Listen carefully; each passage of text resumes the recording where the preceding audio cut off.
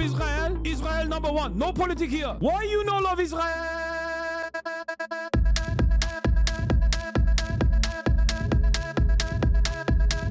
Oh, you hate it?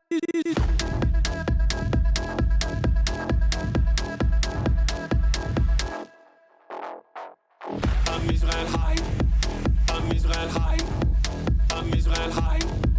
I'm Israel high. I'm Israel high. I'm Israel high. I'm Israel high.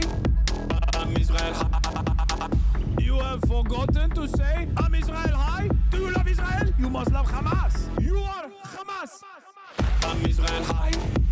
I'm Israel high. I'm Israel high. I'm Israel high. I'm Israel high. I'm Israel high. I'm Israel high. I'm Israel high. Oh, Israel not number one for you. Oh, anti-Semitism. Israel, small nation. Israel, tiny nation surrounded by scary Muslims. Ah, you are anti-Semitism. You are Hamas. You are Hamas. No politics here. Say Israel number one. Tweet Israel number one. No politics here.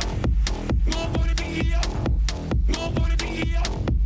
No politics here. No politics here. No politics here.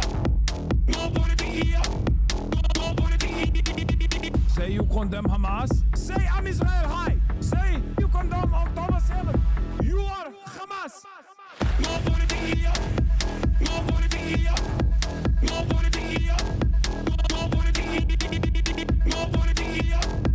No politics here. No politics here. No politics here. What's going on, everybody?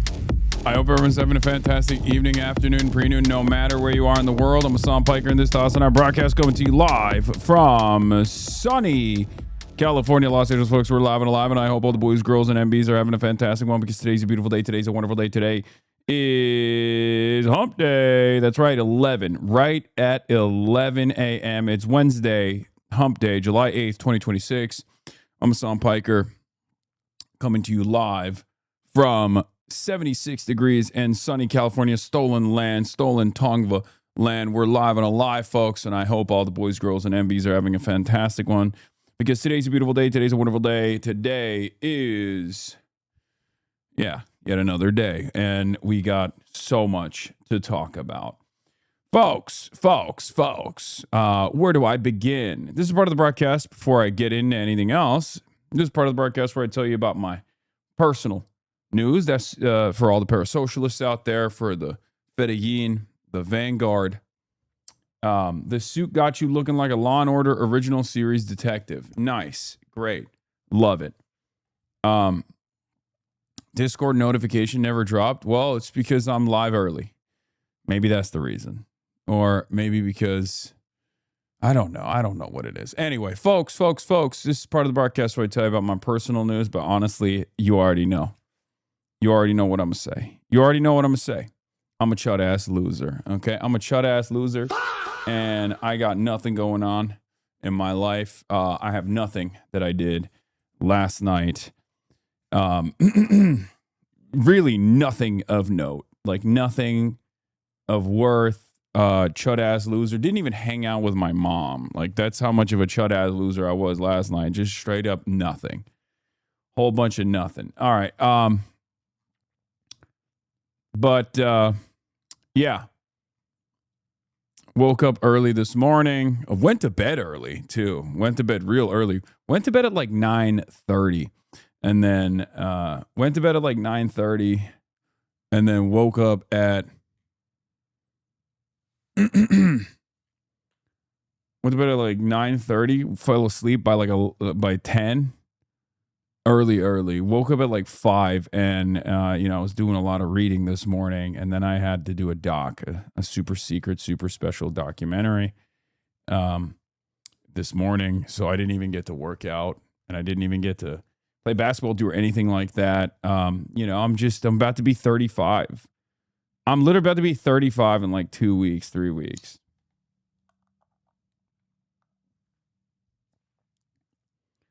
Can you collab with Doug and add some more things to do with channel points? Sure. Why not?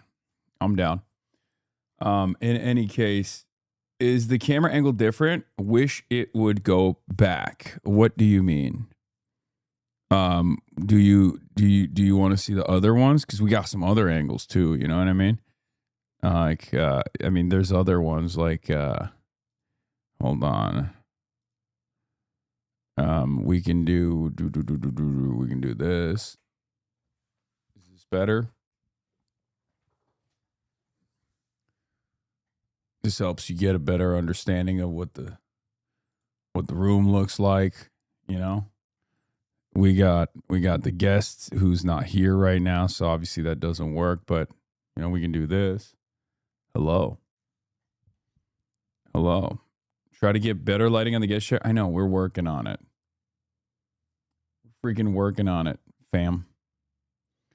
Mamdani cooked FIFA. Yeah, I saw that. We'll cover that as well. But yeah. Hello, Hasan D. Pooker. Mr. Hasan D. Pooker, good to see you. Thank you. In any case, folks. We're live, and I hope everyone's having a fantastic one. Yeah. Yeah, personal news-wise, that's pretty much it. There's not really much going on. I have a lot going on in the world that I need to cover. We're waiting on Graham Plattner's announcement, so there is going to be still more. There's definitely going to be more Graham Plattner coverage. I know many of you hate it, but we'll also, of course, talk about the Islamic Republic of Japan.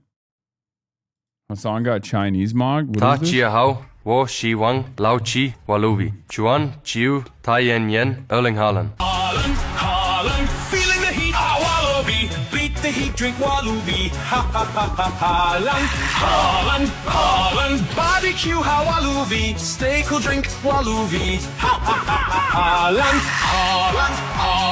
watching the game, Wallaby, keep your cool, drink Wallaby, Haaland. Haalande, ha, wang la chi, pa shang kuo, he, wang lao chi. I like that Haaland has totally leaned into just looking like a beast. Okay. I think that's a pretty interesting and deliberate choice from Eric Haaland. No hate, by the way. Obviously, you know, he's dope. He's awesome. I like him quite a bit. But it is also funny that apparently the meme in China is that he eats babies. I mean, he looks like he was drawn in an anime as a villain. You know, he does look like Majin Buu. It's true.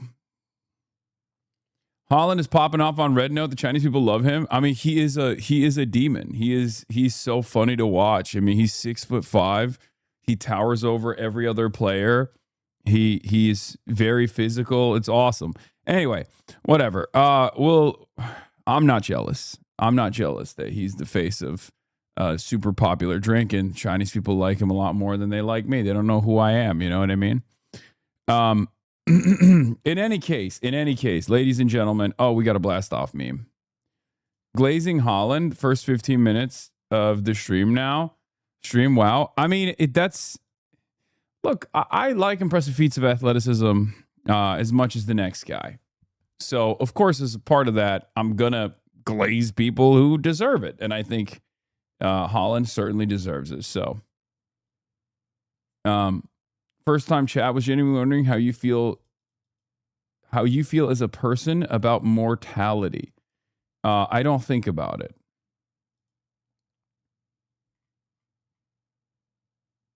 I don't think about it at all. I got your blast off meme. Don't worry. I got your blast off meme. So,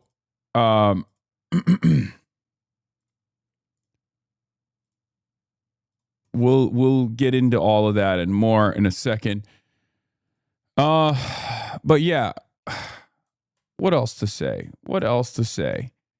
Other than not much is going on in my life, like I said. We got the Abdul versus Haley debate that we're going to be obviously looking at. I covered it live last night while eating. And we got the Plattner fallout continued. Waiting for statement. The KIRK trials going on. U.S. strikes Iran. Is MOU dead? NATO summit continues. Is Mitch McConnell alive? And then an Elijah Manley interview. Get in now. Some interesting comments about Mitch McConnell. Yeah, Mitch McConnell, you mean my boyfriend? Yeah, that's right. It's time to come out and say the truth. Yeah, I was sexting him last night. Like I was yeah. I can't wait to go to DC and see him. So we can have gay sex or as we like to call it, sex. Yeah, we're dating. That's why his wife flew to China. Yeah. I got it, UB. Stop spamming. Okay. I got it. Jesus Christ.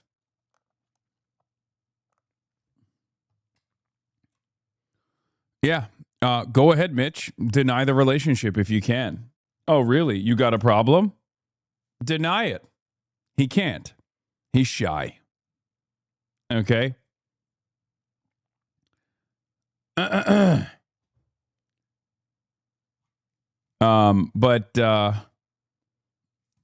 Mitch McConnell, very much alive. Let me tell you, okay, alive, sexy.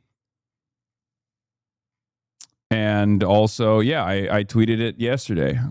Just got off the phone with Mitch McConnell. We had phone sex. Okay. Yeah. A lot of people are talking to Mitch. I'm one of those people. It's cool. He told me it's okay. It's okay to reveal to the world that we're dating. How did he sound? Was he into it? Yeah. No, he yeah. Genuinely curious. Why would they lie about him being alive? Because every state has a different set of rules, but from what I understand, Kentucky needs to have a special election if he's dead. Like if the senator is incapacitated, then Kentucky has to potentially put together a new special election. And there is some suspicion, not from me, but from others, that if there was a special election that takes place, that Thomas Massie could possibly run, and they're worried about that. They're worried about him running. Now, of course, our boy, our guy, Charles Booker, right? Charles Booker's running for this seat. So no matter what happens, it's probably better that Thomas Massie doesn't, end up running. I mean, it could be the coolest set of circumstances, obviously, would be for Charles Booker to win. So Thomas Massie would only be a senator for 4 months, lol. Yes. I know, but it would be nice to have Thomas Massie for 4 months as a senator from Kentucky.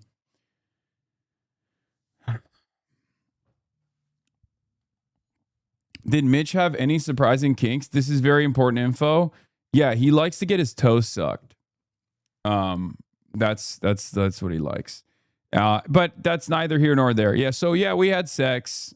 We had phone sex, and we're gonna have sex, gay sex, also known as sex. And go ahead, deny it. Go ahead, Mitch, deny it. The people deserve to know that we've had a gay relationship. You can't deny it. And that's why your wife escaped to China, because she didn't want to deal with the fallout. So, yeah.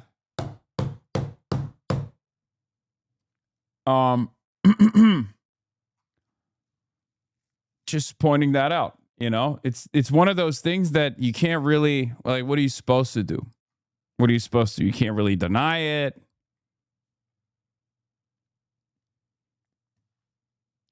Yeah. No shot, Mitchka Bagu shaking my head. I love powerful men. That's what it is. Anyway, so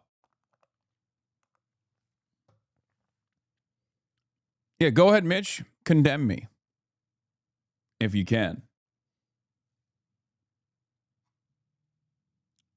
Yeah.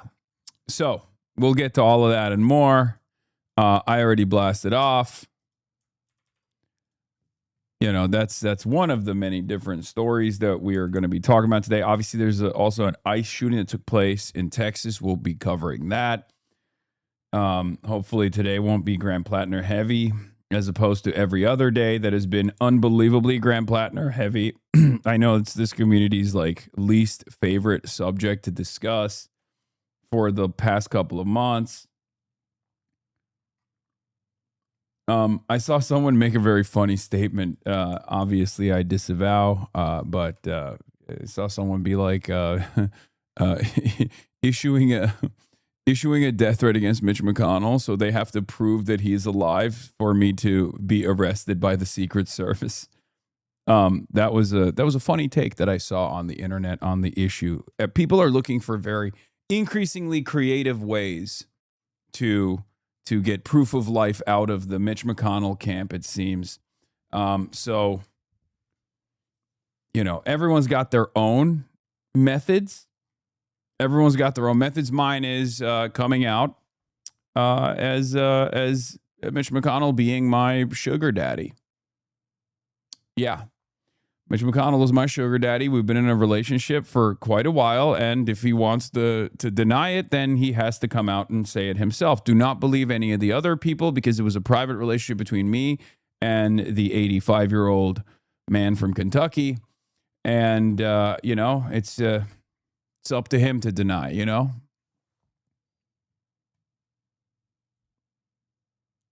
After Pride Month, yes, we think those sorts of things are better kept to ourselves. We wanted to make sure that we waited. Until after Pride Month, because we didn't want to take away from Pride Month festivities. You know what I mean? Once again, go ahead, disavow it.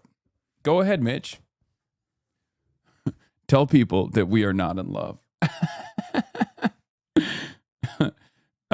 Imagine a reporter going to Mitch's spokesperson saying, Hasan Piker has come out and said that he and Senator McConnell had gay phone sex. Would the senator do something like this with a person who said America deserved 9/11? Yeah. ADL and AIPAC coming out and being like, Mitch McConnell has to disavow Hasan Piker.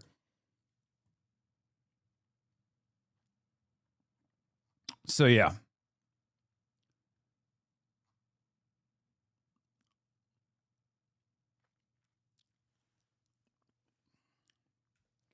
Are you going to canvass with Count Binface? I don't know what the hell's going on in British politics, but I'm not going to be canvassing with Count Binface because I famously am not allowed to enter the United Kingdom. So, not exactly certain how I would be able to do such a thing. In any case,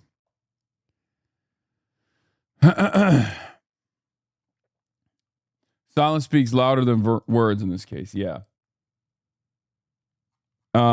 Okay. So where do we begin? I mean, there's a lot that has taken place, of course. Maybe do we have the playlist from Themasius? Themasius, you got that playlist?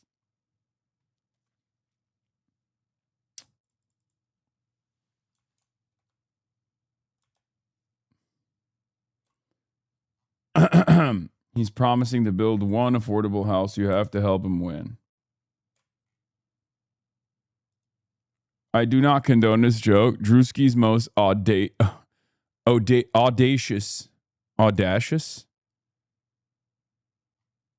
skit yet. Thank you for the playlist. Joe Rogan just released an episode with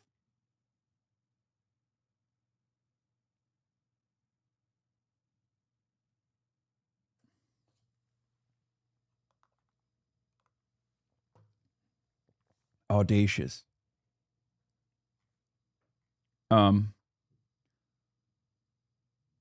Coworker Wig clocked you and Tadic here. In a suite that he got with like only Turkish fans. So they all went fucking crazy. They smell like dog surgery. And too. they all smell really good. They smell like cologne, and they all were going us.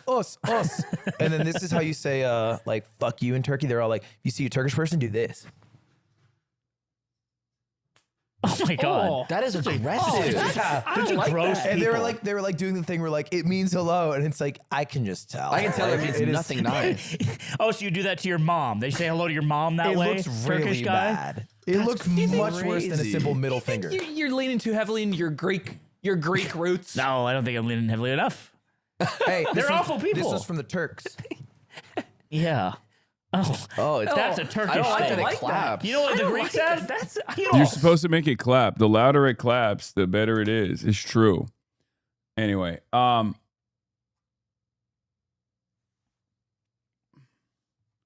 Slime is being anti-Turk there. It's kind of messed up, but we'll allow it. He's still the GOAT. Anyway, cream pie by washed Belgium's B team. Well, they got cream pie by the Turkish team too. So we, as always, the Turks were carrying. The Turks actually, Senator Mitch McConnell, 84, calls GOP allies from hospital to dispel internet chatter. He's brain dead. There's no way. There's no way that's not. New York Post didn't actually. That's a joke, right? They did not put the phone sex because that would be really funny. Okay. Yeah, so they're trying to weekends of Bernie him because they don't want, even for 4 months, for an anti-Israel senator to potentially win that special election for that special seat for a special boy. But yeah, we're gonna start off with some Graham Plattner news. As you guys know, credible accusations came out on a Politico piece that has been the primary focus of the national run that the Democrats are on right now, considering that Graham Plattner, who was a relatively popular and left populist veteran, Blackwater mercenary, and all around red flag haver, has been outed as a rapist by one of his former girlfriends. And of course, this has been a firestorm in Maine Democratic Party politics. Graham Plattner immediately said that the accusations were false, and then still obviously entertained dropping out regardless because, the accusations are not false. Okay, plenty of evidence for it. Regardless though, that's neither here nor there. I feel for the people of Maine, including the victim, especially the victim. There's been some back and forth. I think Graham Plattner wants to have a say in the process of who gets appointed, whereas the Maine Democrats are trying to figure out, are they going to do some kind of like election? Are they going to do some kind of like, super fast election? Are we going to relive the 2024 issues with the no primary that took place? Are the main Democrats going to select a candidate that is left populist in the similar vein to Graham Plattner's agenda that clearly was, regardless of his, regardless of his moral failings as an individual, his campaign was objectively popular, and that popularity led to 150,000 Mainers voting for him in the primaries. And of course, it's important to make sure that agenda is still is still followed through on. It's going to be quite difficult to make this swap. It's going to be quite difficult to make this swap, but in order to ensure that a left populist candidate takes on that role, whether it's by way of a special election or through a delegates process, hopefully the main Democrats do not fuck this up, which of course they probably will, but let's see. So, per source, PLATNER campaign has sent volunteers a 2-question survey with a 48-hour deadline. If the Democratic Party hopes to harness our movement and avoid disillusioning the hundreds of thousands of supporters who came into the fray because of our movement's policies, it must consult the feedback and proposals of the people who built and sustained this. Right? What message do you have for the Democratic Party? What message do you have for Graham? Another source passed on a text for the campaign. I'll just post text so I don't share the link. This is Ben Chin, Graham Plattner's campaign manager. We've said from the very beginning that this campaign was never about Graham, but a movement of working people united to take back power.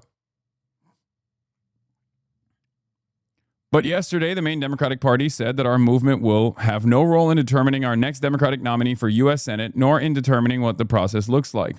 Instead, under their watch and direction, they allowed the D.C.-based Democratic Senatorial Campaign Committee to send staffers to plan a potential nominating process behind closed doors.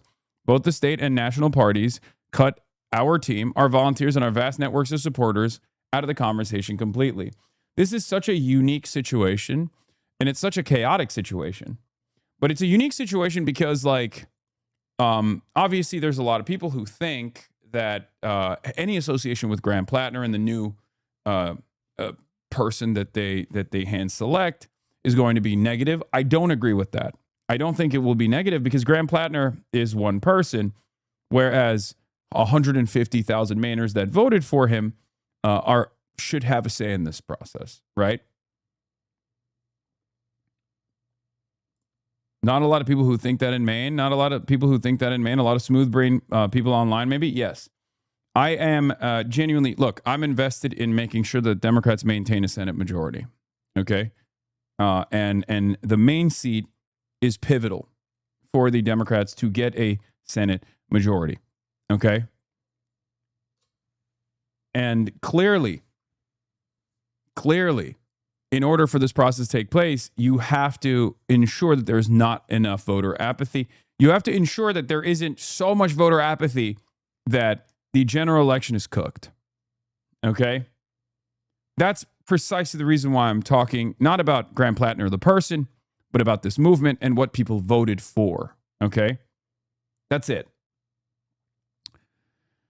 So, that's something to pay close attention to, and it's very strange that a lot of people are not paying attention to it. They're just talking about Graham Plattner.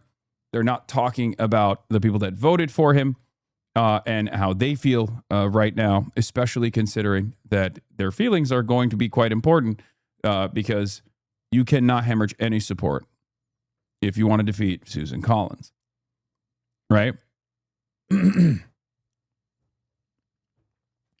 Graham Plattner obviously also has some leverage here, despite the fact that he has been roundly criticized and condemned by virtually every single person. And every single major person that endorsed him, campaigned with him, has unendorsed him. He has no leverage? No, that's not true. He does have leverage. He could just stay in. Do you understand how much leverage there is right now in his hands? He could just be like, I'm going to stay. I'm not going to drop out. And then what? That's crazy. I mean, he could just cook this entire thing. He could destroy this entire process. That is not even, that's Like, we are hoping that a guy who was dumb enough to run and a bad enough person, a narcissistic enough person to be like, yeah, I got some rapes under my belt, but I'm running for office in this pivotal fucking year, in this pivotal fucking race. That guy could just as easily turn around and be like, yeah, I'm staying. What do you mean? Like, we're hoping that he does the right thing. Okay, well, the doing the right thing would have been not running for this position. That would have been doing the right thing, right? Doing the right thing would have been, hey, I got some weird stuff in my background. Take a look in the vetting process, which hopefully would have caused the people to say, yeah, we're not going to go with you. We're going to go with someone else. So we're expecting this guy to do the right thing on what? If you were to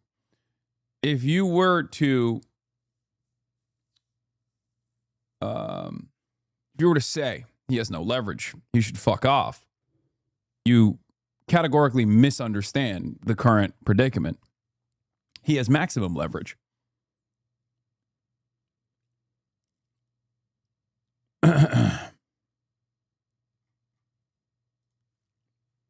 That's it. So, going back to this, Ben Shin, Graham Plattner, campaign manager, but yesterday the main Democratic Party said that our movement will have no role in determining our next Democratic nominee for U.S. Senate, nor in determining what this process looks like. Instead, under their watch and direction, they allowed the D.C.-based Democratic Senatorial Campaign Committee to send staffers to plan a potential nominating process behind closed doors. We firmly believe that the supporters and volunteers who built this movement deserve to have a real role in any nomination process. If the main Democratic Party hopes to harness our movement and avoid disillusioning the hundreds of thousands of supporters who came into the fray because of our movement's policies, it must consult the feedback and proposals of the people who built and sustained this. Your feedback will be sent to the main Democratic Party via this form. So yeah. And then there's a survey link, but I mean, I feel like that's a straight up, that survey link is gonna get nuked. So I don't even like that they tried to do it like that.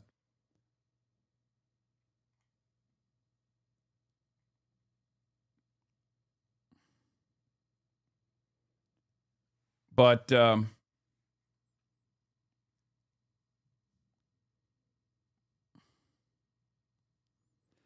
do you think this is just a desperate attempt to stay in the race? No. I don't. I don't think so. I think he's trying to use his last level of he's trying to use his leverage that he has to try to have somewhat of a say in the decision-making process here. But then again, I don't know. But I do know this. Out of all the scenarios, there are some where Susan Collins definitively wins. Okay? Susan Collins definitively wins for sure. Okay? If the Democratic Party comes in and by way of the main Democrats puts Janet Mills on that seat after she convincingly lost, right? There's no coming back from that.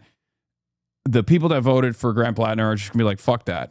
Graham Plattner might even stay in the race in that process, right? And then you have to do a write-in candidacy for Pill's Mafia. Okay? And I don't even think they're going to do that regardless. I don't think they would do that because that is the dumbest thing that they could possibly do. That's the easiest defeat of all time. I think there are some other candidates. There are some other candidates, some not tarnished by the Graham Plattner association, right? Troy Jackson's association with Graham Plattner would, possibly be weaponized against him.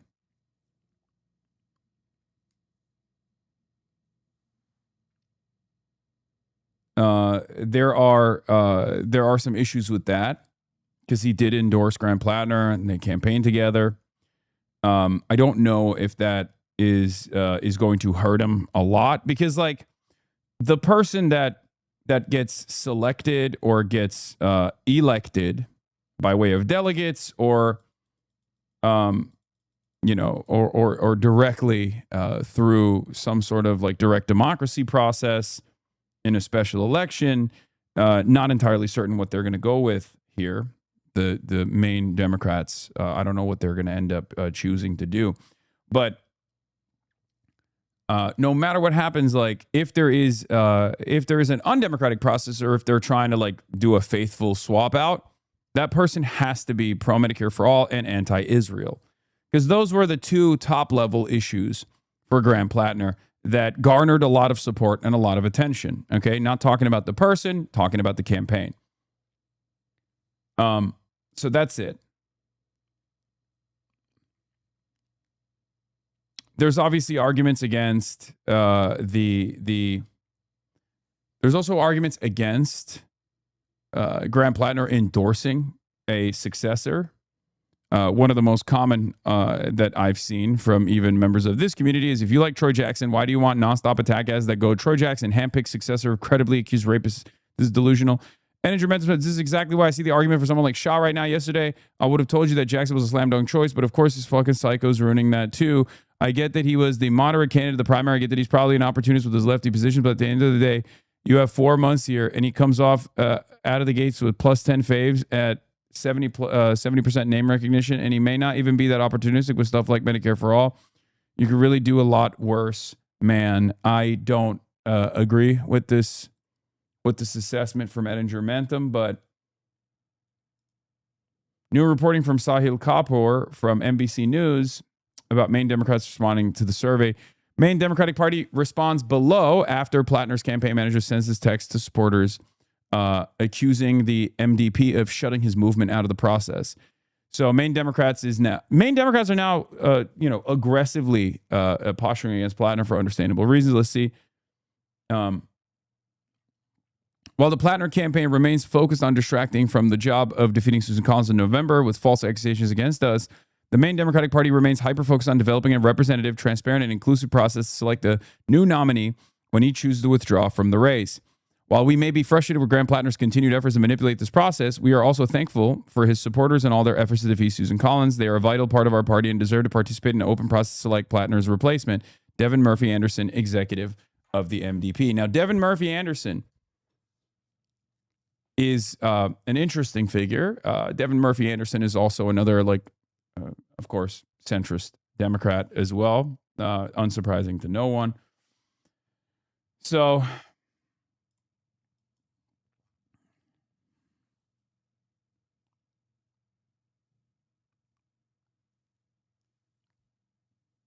no matter who's picked, the Republicans will associate them with Plattner. They'd be stupid not to. Yeah. Yeah, the Maine Democratic Party already did not want Graham Plattner. That's not a secret, for the record. They did not want Graham Plattner at all.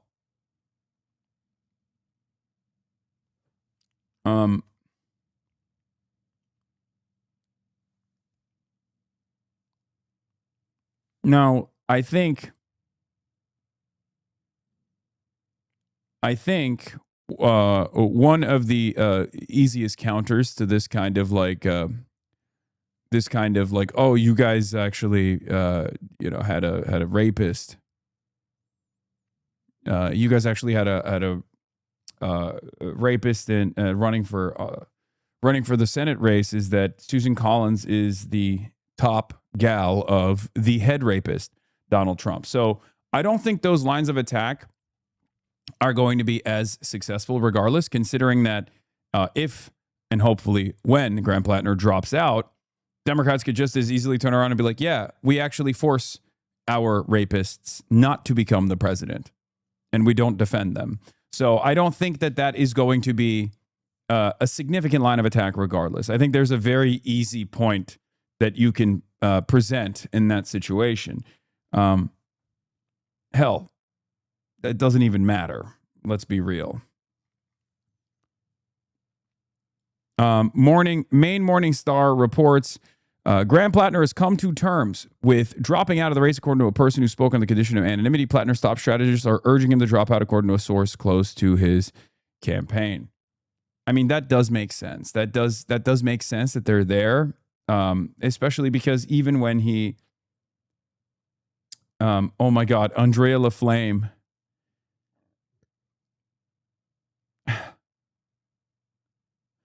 That would be really funny. The blue sky hand selected pick, Andrea LaFlame. Stop.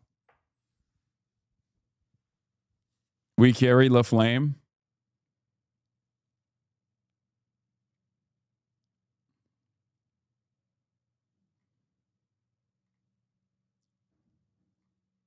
So, who is that? She was a writing candidate. She has like 4 IG followers, and I am one. Yeah, she was a writing candidate that the blue sky liberals tried to put ahead of Graham Plattner, and I think one of the funniest things that took place in that race was that she got more retweets on blue sky than she got votes in this writing candidacy that she had. Like, I think she got like 800 total votes or something, which was very interesting to watch unfold.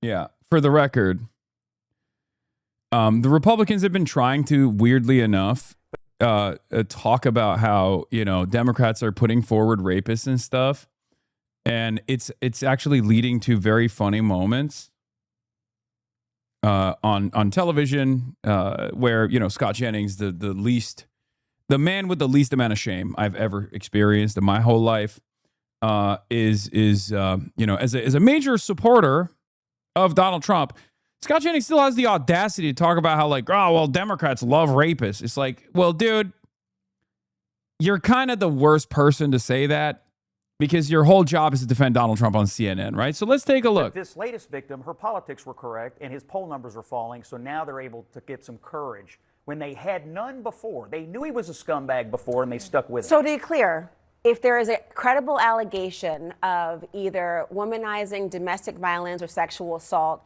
no one in a party should ever stand by the candidate? So here's the problem. She got too excited. Okay? She should have just let him respond. Okay? She should have just let him respond. Because if that is your statement, and I'd love to hear from you on this, if that is your blanket assertion, I got to tell you, Herschel Walker should have been out. Donald Trump should have been out of the race. You've got Roy Moore shouldn't have been running. I could go on in candidates, and I know that's not the ultimate test, but there's a hypocrisy. It's tough. It's tough when you got a really good one in the chamber and you pop it. But unfortunately, I mean, she's right, and she makes a brilliant point here, brilliant observation that we've all made. But she should have held the alt and let let my man speak. To it. And I'm not in any way, just so we're clear, I have been a rape prosecutor. You know I'm not condoning any allegation of sexual assault. But the question I have politically for you, MSC, is the idea of...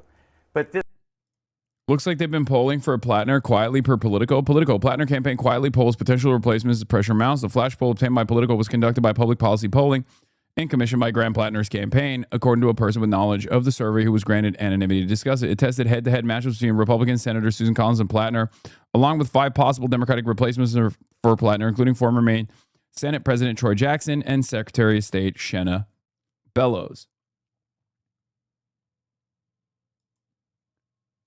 Yeah, here is the here is another one of these insane moments. Again, like, no Republican, like, this is a intra-party affair, okay? Let's be real. We are having our inside conversation here, okay? anytime a Republican tries to come into the conversation and tries to use this as an opportunity to be like, see, Democrats love rapists or whatever, everyone should get together and immediately dunk on them, okay? Because, I'm sorry, you have no leg to stand on in this conversation. As a matter of fact,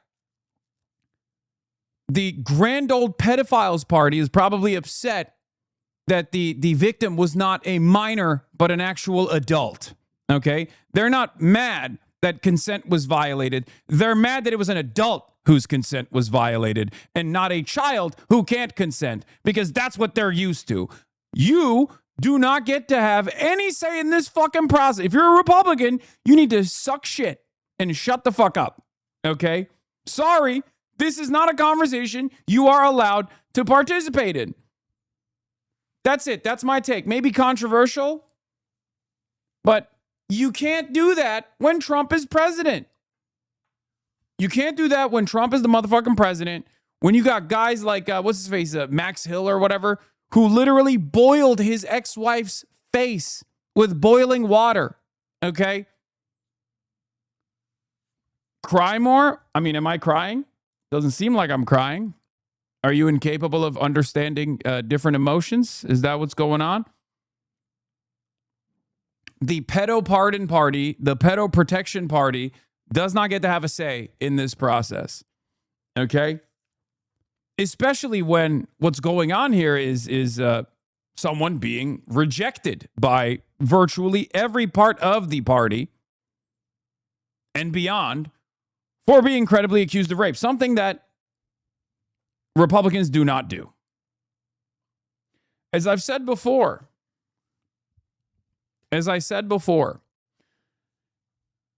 the Graham-Plattner rap sheet has now officially reached the Pete Hegseth rap sheet. Nazi tattoos and credible rape allegations. He should be Secretary of War. No one on Fox News is allowed to criticize Graham-Plattner or the Democratic Party. Sorry, you're not allowed. Max Miller. Yeah, that's who I was thinking of. Sorry.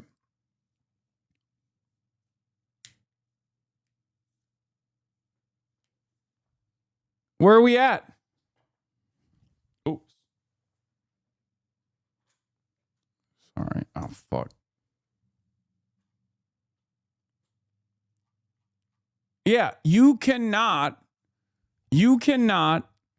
complain about the Democrats when the Democrats are in a last-ditch effort trying to ensure that an alleged rapist is not on the fucking Democratic Party ballot, when it's probably better for their chances to keep him on and just solidify support behind him.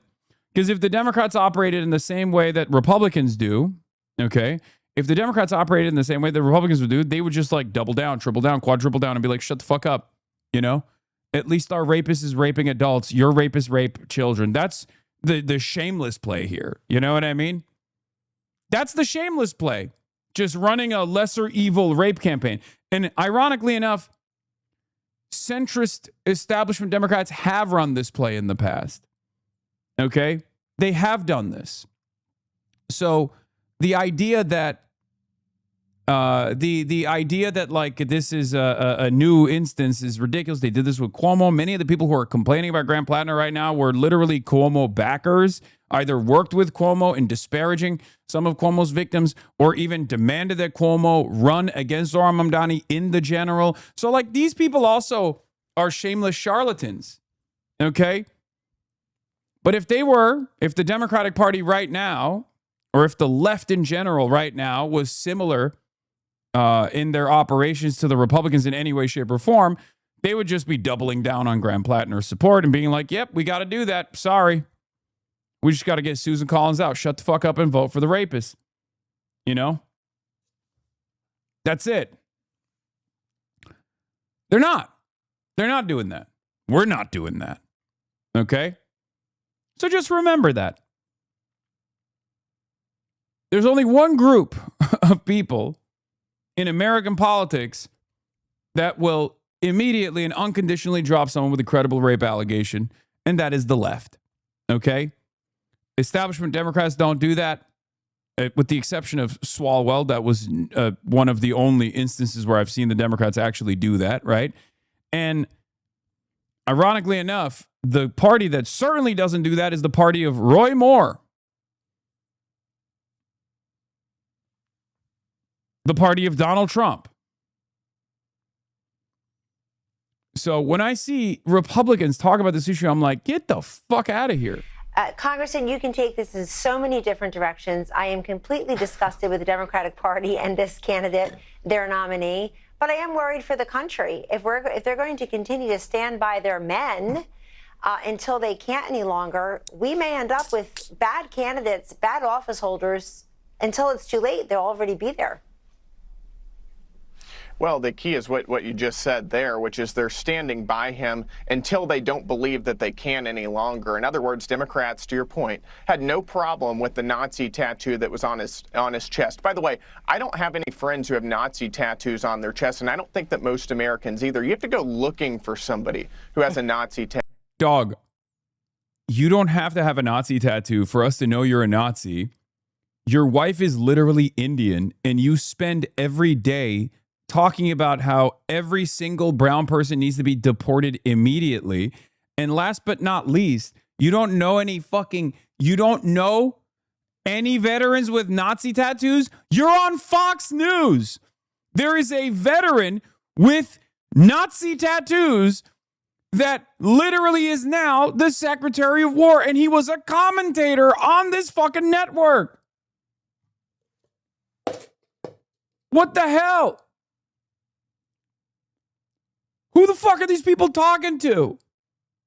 Tattoo on their chest. They didn't have a problem with that. They didn't. I guess it's because, well, I was about to say, Pete Hegseth also has the Templar tattoo on his chest. So technically, he's not even able to get away with semantics on that one. So yeah, there is not even... You can't even make a semantic argument, be like, well, Pete Hegseth's like kafir tattoos on his arm. Like, no, he has one on his chest too. As a matter of fact, that's the reason why he was not allowed to participate in protection detail during the inauguration. He wrote a whole book about it because the National Guard looked at his tattoos and said, hold on, that's a very common white supremacist tattoo. You're not allowed to do the protection at the inauguration for Joe Biden. He wrote a fucking book.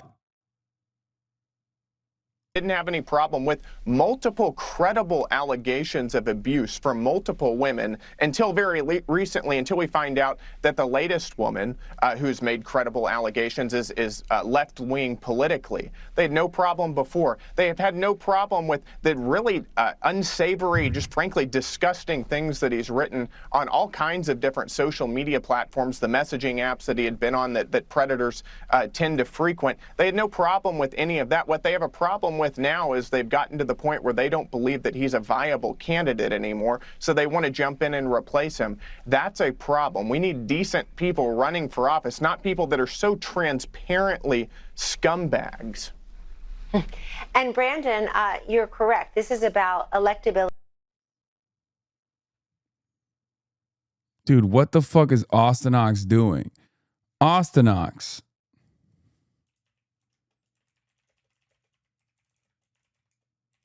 Hold on.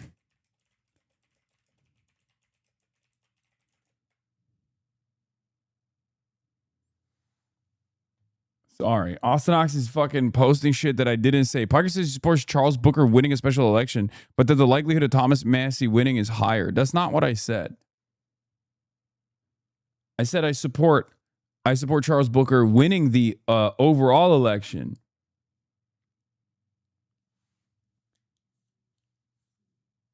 And giving a 4-month window to Thomas Massie potentially. Anyway, it doesn't matter. He misunderstood the statement I was making, and he just like got me. He's about to get me fucking canceled. Fox guy talks about decent people. His favorite president currently was on Epstein Island. Yeah, he's just like, Weird question, but do you not believe him about the Nazi tattoo anymore? What do you mean?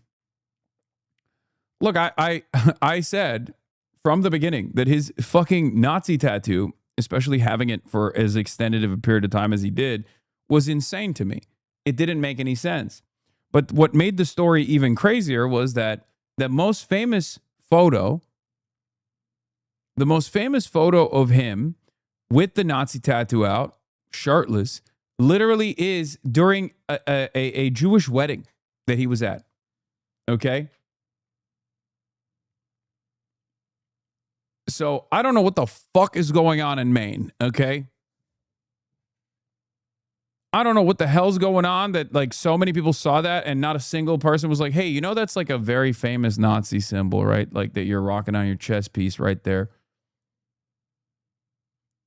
But yeah, in any case, yeah, it's just, he was screened by the military. I guess they didn't give a shit about it either, which is also strange.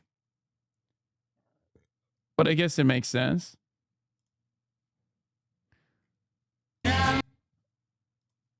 Me 11 beers deep, trying not to puke on a state trooper when he asked, do you know why I pulled you over?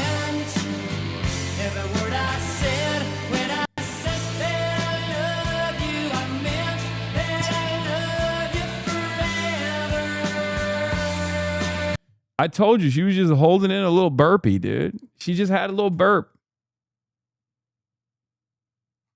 She just had a little burp in her mouth. It happens to the best of us, okay? Well, Haley Stevens not the best of us, but Stevens is doing tech YouTuber GPU performance graphing. Yeah, graph crimes for sure. 42% to ABDULvsHALEY, 41%. Finally, she got like one C-rated pollster to give her a marginal edge. Totally within the margin of error, by the way. And it's really funny that she was like, yep, we're winning. What gives? Israel struggling to control her body. Her true self is trying to break free out. Yeah, this part of the debate devoured. What is this? Questions are off. Now, here's the thing about it. There is no left or right. Most people out there aren't asking, where do I fit on the left-right spectrum? They're asking, can I afford my groceries when I go grocery shopping? What's going to happen if I get sick or my kid gets sick? Why does my kid's school look the same way it did 30 years ago when I went there? And the answer to that question is that for too long, politicians on both sides of the aisle have taken the same corporate corrupting money. I'm the only candidate on the stage, just up, down. frankly, the only candidate running for U.S. Senate who's never taken a dime of that money, which is why the real issue is about the people locking you out of your politics versus the people being locked out. And I will stand always on the side of the folks who are locked out.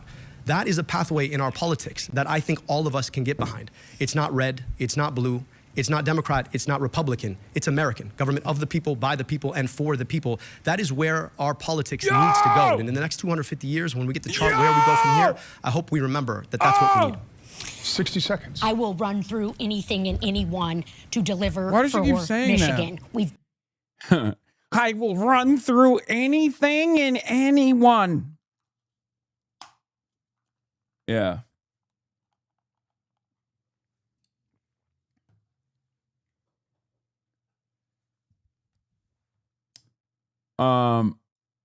Hasan Diddy Piker, you have the biggest heart on for Palestine. You would have your own cuck brothel in Palestine, you big fat window licking bitch, and maybe touch some grass. You political bullshitting loser.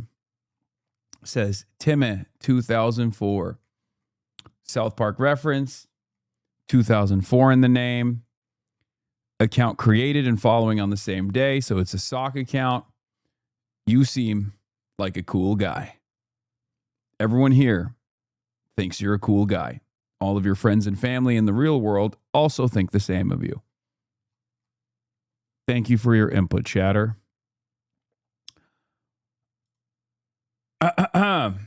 Yeah, Andy Bashar is demanding some answers about Mitch McConnell as well. But let's get to a little bit of situation monitoring. Fears that the war with Iran may be resuming. President Trump says he believes the ceasefire is... I mean, it is resuming. All right, I got to pee. I'll be back in a second. Can continue after the U.S. and Iran traded dozens of attacks overnight. The U.S. says it struck more than 80 targets while Tehran launched missiles and drones at Bahrain and Kuwait. Oil prices jumped on the news. This all comes as President Trump meets with NATO allies in Turkey. Ed O'Keefe joins us from Ankara. Ed, good morning. Vlad, good morning. The strikes overnight appear to be the most extensive carried out by the U.S. since talks with Iran resumed less than 3 weeks ago. And while NATO leaders here are standing by the president for launching the attacks, their worst fears have been realized yet again, as he's once again questioning why the U.S. is a member of an alliance not willing to help with the war in Iran. I think it's over. I don't want to deal with them anymore. They're scum. You know what scum is? They're scum. They're sick people. President Trump opening the NATO summit by declaring, in his view, the agreement with Iran is off. There's something wrong with them. They're cuckoo. Appearing visibly angry, the president repeatedly criticized Iranian leaders. They're liars.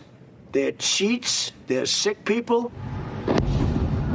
His comments came hours after renewed U.S. strikes on Iran. Thick orange smoke seen rising over Bandar Abbas, home to Iran's main naval base. U.S. Central Command launched what it called a series of powerful strikes hitting more than 80 Iranian targets, including air defense systems, radars, and at least 60 small boats, all after the U.S. says Iran attacked 3 tankers in the Strait of Hormuz. I think what you did last night was absolutely necessary. It was a very strong response. Trump also revoked a waiver allowing the sale of Iran. Mark Rutte is the biggest cuck on the planet. And I guess it doesn't really matter. He's not going to have a future career in anything. But you know, he's burning his remaining credibility, or I guess he doesn't really have any credibility. This position doesn't require him to have any credibility either. So, oh God, Mr. Daddy, Mr. calling Trump daddy, Mark Rutte, sat there and was like, "You've done such a wonderful job blowing up Iran, Mr. President." Okay. Will you be joining Bernie and AOC to speak for Abdul? No, I will not be at those rallies. I will be somewhere else during that time. Unfortunately, I'm going to Michigan later, closer to the election. So yes, I will be missing the cool-ass Abdul rallies with AOC and Bernard Sanders, but I'm very excited that they're happening.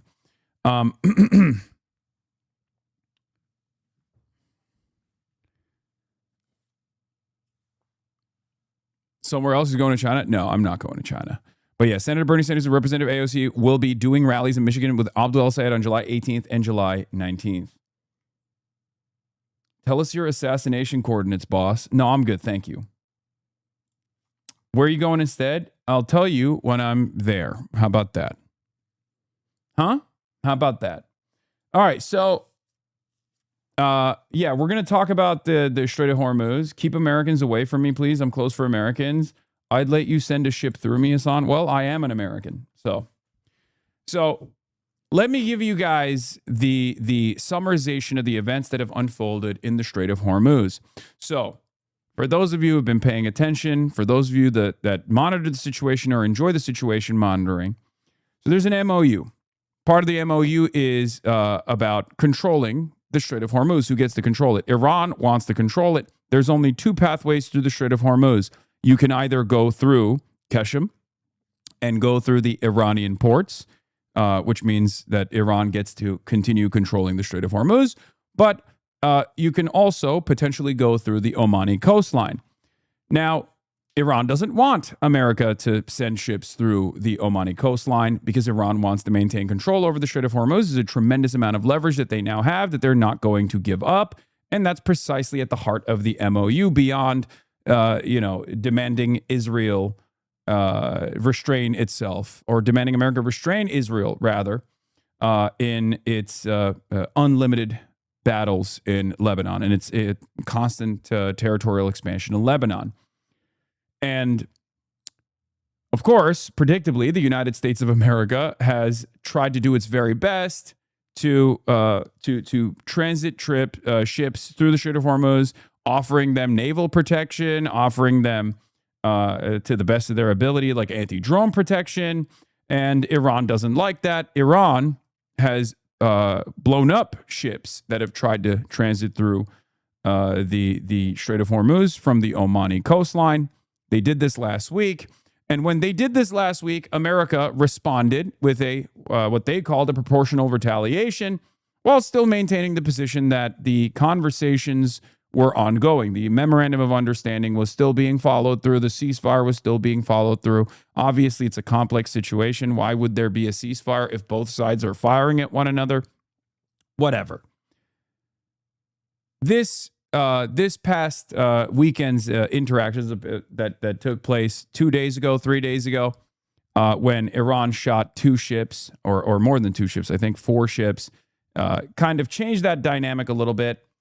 And America, yesterday, in the last 24 hours, engaged in not just a proportional retaliation, but a retaliation that they called a punishment, right? Iran struck 5 ships trying to transit through the Omani coastline, and America retaliated by shooting Iranian positions, Iranian ports, and did not stop blowing up Iranian targets for an extended period of time. And before people say, why is Iran attacking ships that are transiting through the Strait of Hormuz by the Omani coastline? Because Iran has maintained the position, understandably, that gives them maximum leverage. Iran has maintained the position that they will control all the ships transiting through the Strait of Hormuz. Like, they get to have a say in who passes through. They've said that they will allow all ships to transit without any impediment, but they have to go through the Iranian coastline. That's it. The MOU is pretty clear on this, that the Omani route is not within the MOU's parameters. The Omani route is not within the MOU's parameters, and that all of the ships have to still go through the Iranian route, the Iranian coastline. So America's actually not following through on the MOU at all, right? And they're doing this deliberately. And the reason why they're doing this is because I think the United States of America wanted a little bit of respite, a little bit of ease on the oil and gas markets for a couple of weeks, because we were reaching critical supplies and critical shortages on the strategic reserves that have been released to make up for 20% of the entire globe's oil and gas needs. And part of that was also offering a release on the sanctions that previously existed for Iranian oil tankers. And those sanctions are back on as of yesterday. So those are the 2 major things that took place. The United States of America not only attacked Iran, and not in a proportional manner, by their own admission, in a manner that was seeking out a punishment and escalation. And then Iran has since then started attacking American military bases, American critical assets in Bahrain, Kuwait, and the like. And seemingly they will continue this tit for tat. Donald Trump in the process came out and said the MOU is done. No more dealing and wheeling with these people. These guys are, barbaric. They're animals, whatever.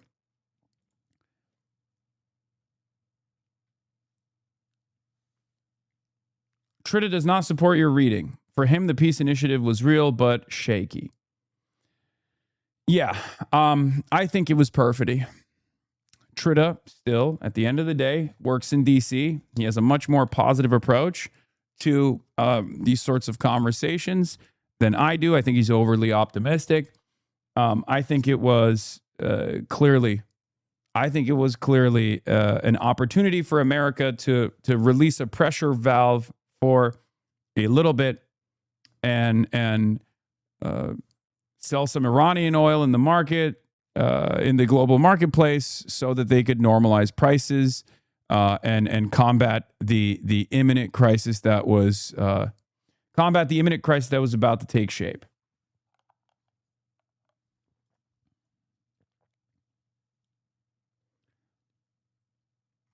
Here's J.D. Vance admitting as much on the Michael Knowles show. There are a few things that we want. We want durable commitments that are verifiable and backed up by inspections that Iran will denuclearize their entire country. Okay, we're going to see how we get there. Number 2, we want to see what kind of an arrangement actually exists in the Middle East between not just Iran and the United States, but the GCC, Israel, Lebanon. We're going to play that situation out. And then on the Strait of Hormuz, I mean, I think you actually said it well, which is that the strait is open in the sense that to oil traffic, we're seeing more oil come out of the Strait of Hormuz. And some days, actually, more oil coming out of the strait than came out before the war even started. So there's this element of the where the world oil economy is kind of getting back into gear. That's going to take a little bit of time, but you've already seen the prices come way down. Now, what the cynics will say is, well, if you look at the number of ships that are trafficking, that's actually down from the pre-war start. But they're mostly talking about cargo ships and other vessels. At least so far, what we've seen is the oil traffic has reached its pre-war height. So I think what the president has told us to do is use this MOU to sort of refill the world's oil economy, to refill some stocks, and then to see where the hand is. And now here's the problem. This doesn't fix it. The only thing that can fix it is a permanent conclusion to the hostilities, a permanent cessation of hostilities, and allowing ships to transit through the Strait of Hormuz.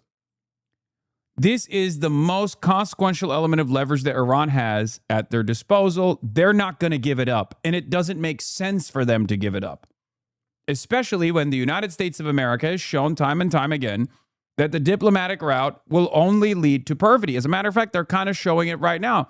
So Iran knows, regardless of what the reformists versus the hardliners and their differences in opinion on the Iranian side, there is one reality that everybody understands. A reality that even a child can understand. They have to fight militarily and win militarily whatever autonomy, whatever sovereignty that they desire, right? For them, for the Iranian side, the calculation is simple. The Strait of Hormuz allows Iran to have tremendous leverage over the global energy markets, and it allows Iran to demand sovereignty, not by way of diplomacy, but by way of constantly having that threat, that leverage over the global energy markets, but where they could just say, look, we're going to shut down the Strait of Hormuz again if you try to fuck with us. It makes sense. It makes total sense. And given that the strategic oil reserves are at critical levels at this point, where they've basically dried out all around the world, especially in the Asian markets, but certainly even in the United States of America, they're reaching critical levels. This little moment of respite from the memorandum of understanding is only going to extend the timeline. But until there is one of two options, until America goes to war with Iran and this time around successfully defeats Iran militarily, something that they failed to do in the last 120 plus days, right? Or follow the path of diplomacy and concede on the demands that Iran is making.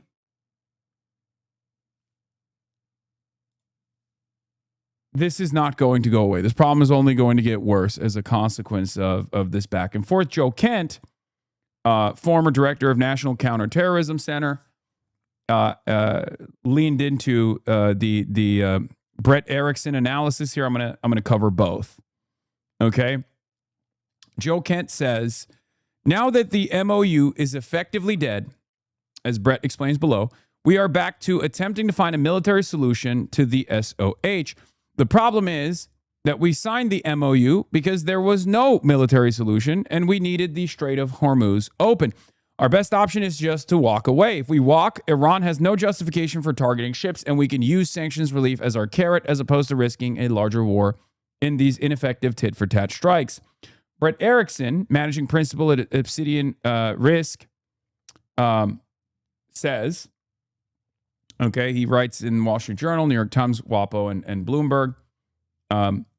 Brett Erickson talks about the sanctions waiver being taken away from Iran here, because that's the other side of the story. That's a very significant part of this conversation, because America didn't just strike back at Iran. America also took away the sanctions waiver that they had given to Iran so that Iranian oil tankers could trade in the global commodities market, right? This obviously allowed the markets to stabilize a little bit. But now that that's been taken away, there's market volatility once again. Okay? Before we get into that here, I'll show you, obviously, the U.S. Strategic Petroleum Reserve is now at 19 million barrels, is critical. 19 million barrels away from estimated minimum operating levels. There will soon be no longer a safety buffer to protect the world from further losses out of the strait. Okay?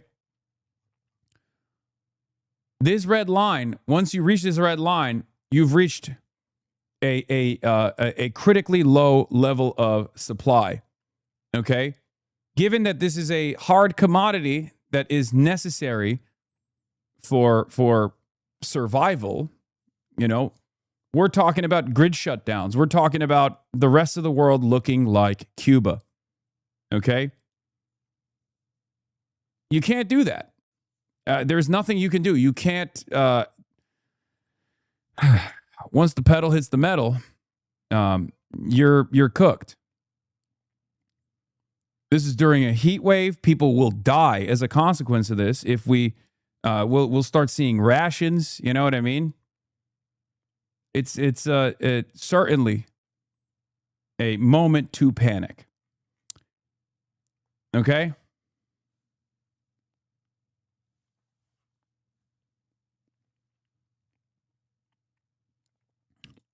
Brett says, moments ago, the United States revoked the general license that lifted sanctions on Iranian oil. This is the other side of the story beyond the strikes on Iran that CENTCOM admitted was a punishment and an escalation. Unlike the previous strikes on Iran, when there was a tit for tat between ships transiting through the Omani coastline and then America punishing Iran or retaliating towards the Iranian centers that were, you know, launching drones and whatnot. The significance of this move cannot be overstated. It is a complete destruction of the memorandum of understanding between the United States and Iran. Two things need to be highlighted right off the bat here. One, Washington had justification for doing this after Iran struck multiple vessels crossing the Strait of Hormuz via the Omani route in the last 24 hours. Two, this was an incredibly stupid move from Washington. Something I have highlighted since its original issuance on June 21st is the General License X is more politically damaging for President Trump than it is economically game-changing for Iran.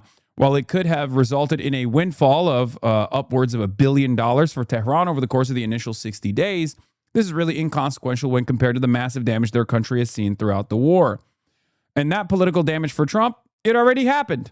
You can't put the genie back in the bottle. He's already taken those blows. Exactly. And it, I think, wasn't that consequential. I think sanctions relief for Iranian oil in the last 60 days is not necessarily all that politically damaging. As a matter of fact, I think it normalized the markets, and therefore it limited the amount of political damage he would receive at the domestic level because gas prices skyrocketing are far more damaging. Because Americans, by and large, don't pay attention to these sorts of things. And Donald Trump had already lost the war and had lost the battle. And therefore, he had already incurred the political damages of diminishing American force projection capabilities at the domestic level. At the international level, we have not even seen the beginning of that story yet, right? So the oil sanction waivers were the only notable upfront concession that Iran received for the joint lifting of blockades in the Strait of Hormuz. The frozen assets being released is orders of magnitude more important for Iran. But as of yet, not a penny has moved. It's not just the frozen assets being released that's important, because that's like almost $100 billion worth of frozen assets, and that's huge. That's a huge windfall. That is an absolute necessity. The $300 billion in additional economic aid that would come from the Gulf partners and maybe some American businesses, also a big deal as well. But outside of that, the consequential element, the most consequential demand, aside from restricting Israel's behavior in Lebanon, was the removal of not just the secondary sanctions, but the primary sanctions as well. This would open up the Iranian economy to the rest of the world. This would be a huge deal, right? That's the biggest deal for Iran. That's what they want. That's the whole purpose as to why. That's the whole purpose as to why Iran has even engaged in any sort of enrichment of uranium beyond civilian levels. It's a leverage that they've tried to maintain so they can draw America back to the negotiations process, so they can turn around and negotiate the release of all sanctions on the Iranian economy, right? So as of now, says Brett Erickson, not a penny has moved. I don't think that's correct. There was some money that was sent, for the record, to Iran by way of the United Arab Emirates.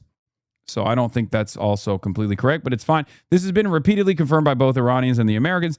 What this revocation does accomplish is a complete and total destruction of the memorandum of understanding between the United States and Iran. I do agree with that. That this is it's over. Like, they're basically saying the memorandum of understanding is done. We're lighting it on fire, right? This is far more detrimental to negotiations and an end to the permanent cessation of hostilities than a tit-for-tat response to the vessel's strikes by Washington. This destroys the entirety of the MOU. Did Washington have some justifications for revoking this waiver? Absolutely. I don't agree with that either. Is this a catastrophic move for securing an enduring cessation of hostilities between the U.S. and Iran? Absolutely. I do agree with that. Was this an insanely foolish move from the Trump administration, given that the political blowback has already been received, the relative insignificance of this waiver, and the irreparable damage to the U.S.-Iran negotiations? Absolutely. He wrote these comments in Washington as well. He said that this is not a small step by Washington. This is a major step by Washington. Now, considering that Iran had valid reasons for assuming that America would not engage with them at the diplomatic level, given that they had received perfidy from the American and Israeli side over and over again during the previous bouts of diplomacy, sanctions relief, or at least a waiver, a general license for Iran to sell oil in the global marketplace, was supposed to be the first good faith, the first good faith concession that America could make. Okay?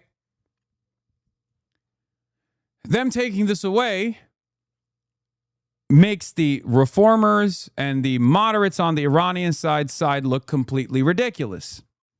Okay?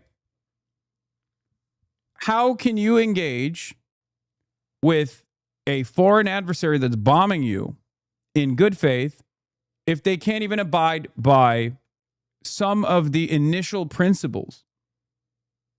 Because remember, this memorandum of understanding is to just bring them to the negotiation table so they can have a longer cessation of hostilities agreement. Okay? 131 days, and we're back to square one. A lot of the concessions, a lot of the demands being made for the memorandum of understanding were so that Ghalibaf and Arakshi and the other, diplomacy side could justify going to the table with America, as opposed to the hardliners on the IRGC side that recognized that the only way to deal with America was through hardware, through, military victories, by punishing the rest of the globe and stopping the transiting of oil tankers through the Strait of Hormuz, creating an international crisis where the rest of the world would blame the United States of America. That's where we're at. So now the ball is in Iran's court once again. But yeah, Joe Kent says America should walk away from this deal now that they've destroyed the memorandum of understanding, and then dangle sanctions relief as a carrot. Meanwhile, CENTCOM is also talking about removing their military assets and their bases entirely from Saudi Arabia, Kuwait, and Bahrain, and then moving them to Israel. Completely misreading the situation. Why do you say that? Oh, you're saying America's completely misreading the situation.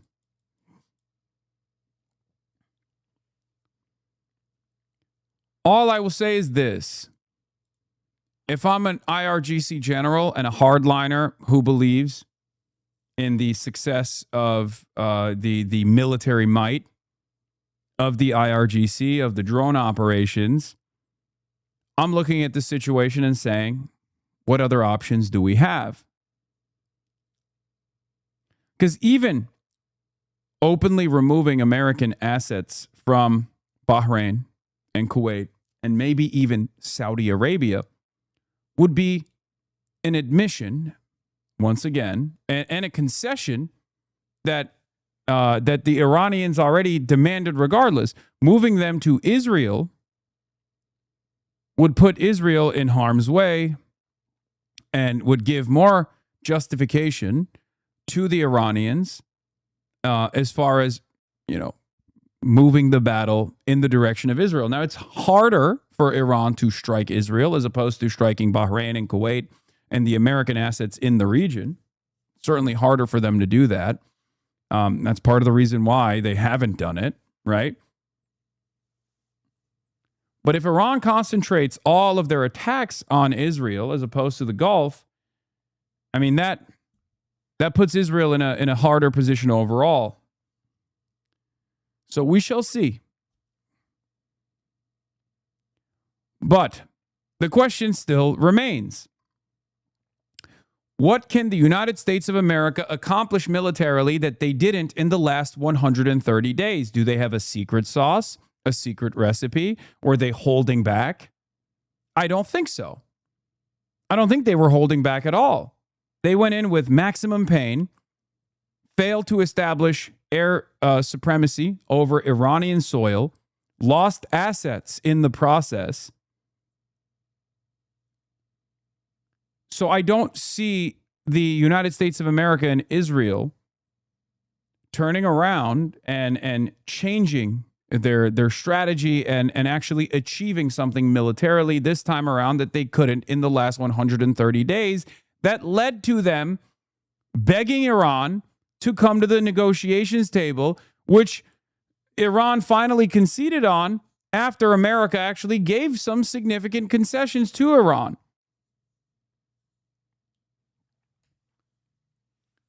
The only thing that remains that the United States did not utilize was boots on the ground military warfare, or obviously nukes. As I've said this repeatedly, if the Iranians are willing to make the commitments that we would like them to make and are willing to back those up with verifiable milestones, then we are going to change our relationship with Iran. And if they don't do that, then nothing has really changed except for what we've already accomplished from the military campaign, which is a lot. Right. So we kind of have two options here. We have the option of pursuing a long-term deal with the Iranians, but that requires a significant change in their behavior. We have the option of banking our wins, and then, of course, doing things on top of that if the president feels that we have to. And I think both of those options are very much in play, and the president's going to let this play out. But what's happening right now is he's letting those options play out in an environment where there is significantly less pressure on the world energy economy. But there isn't. The pressure valve is released only for a couple weeks at best. What now? What now? You get a moment of respite, but once again, one of the craziest parts about this is if we're talking about the domestic considerations,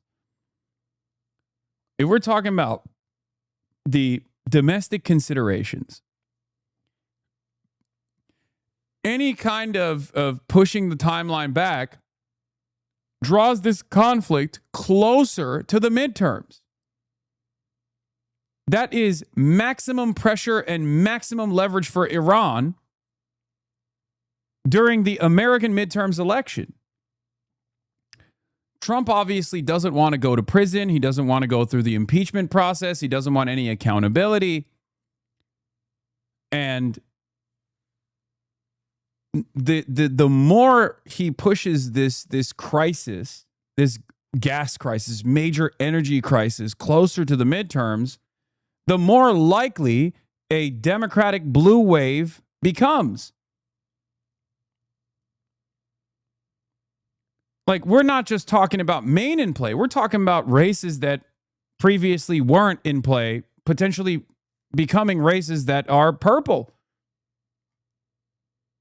We're talking Charles Booker might have a shot at becoming the next senator out of Kentucky. Okay? We're talking about significant flips, depending on how bad the pain gets for the average American.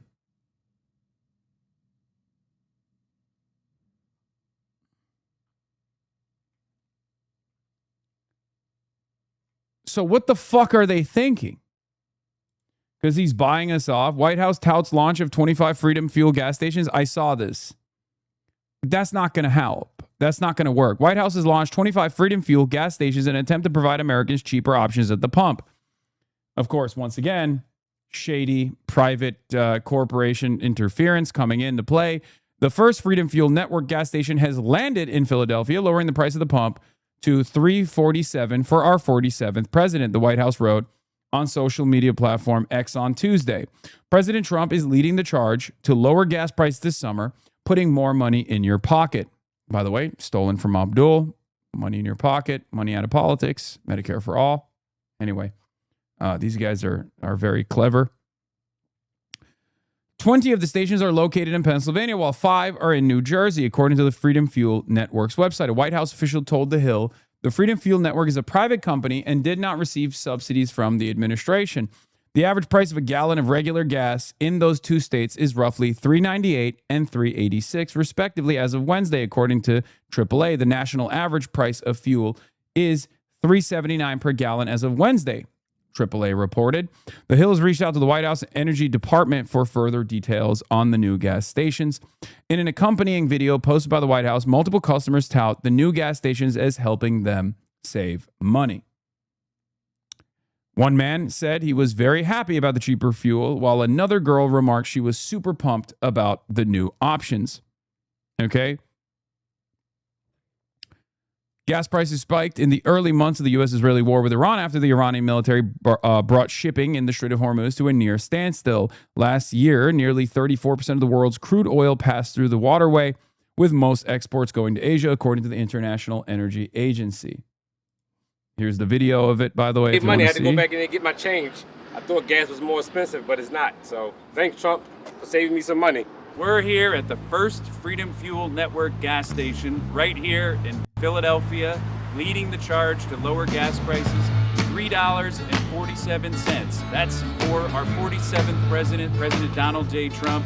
The price of gas here is 50 cents lower than the Pennsylvania average gas price. 4th of July, gas prices are coming down, which is great. I am very happy about the cheap gas prices. Happy 4th of July. Hopefully everyone has a great holiday. Super pumped the gas prices are lowered. I'm just grateful. Right now, we're in a difficult time in this world, but it's nice to see some stability that we can enjoy. Definitely appreciate the lower gas prices. Oh yeah, definitely. When I saw it, I thought it was fake news, but I'm glad it's true.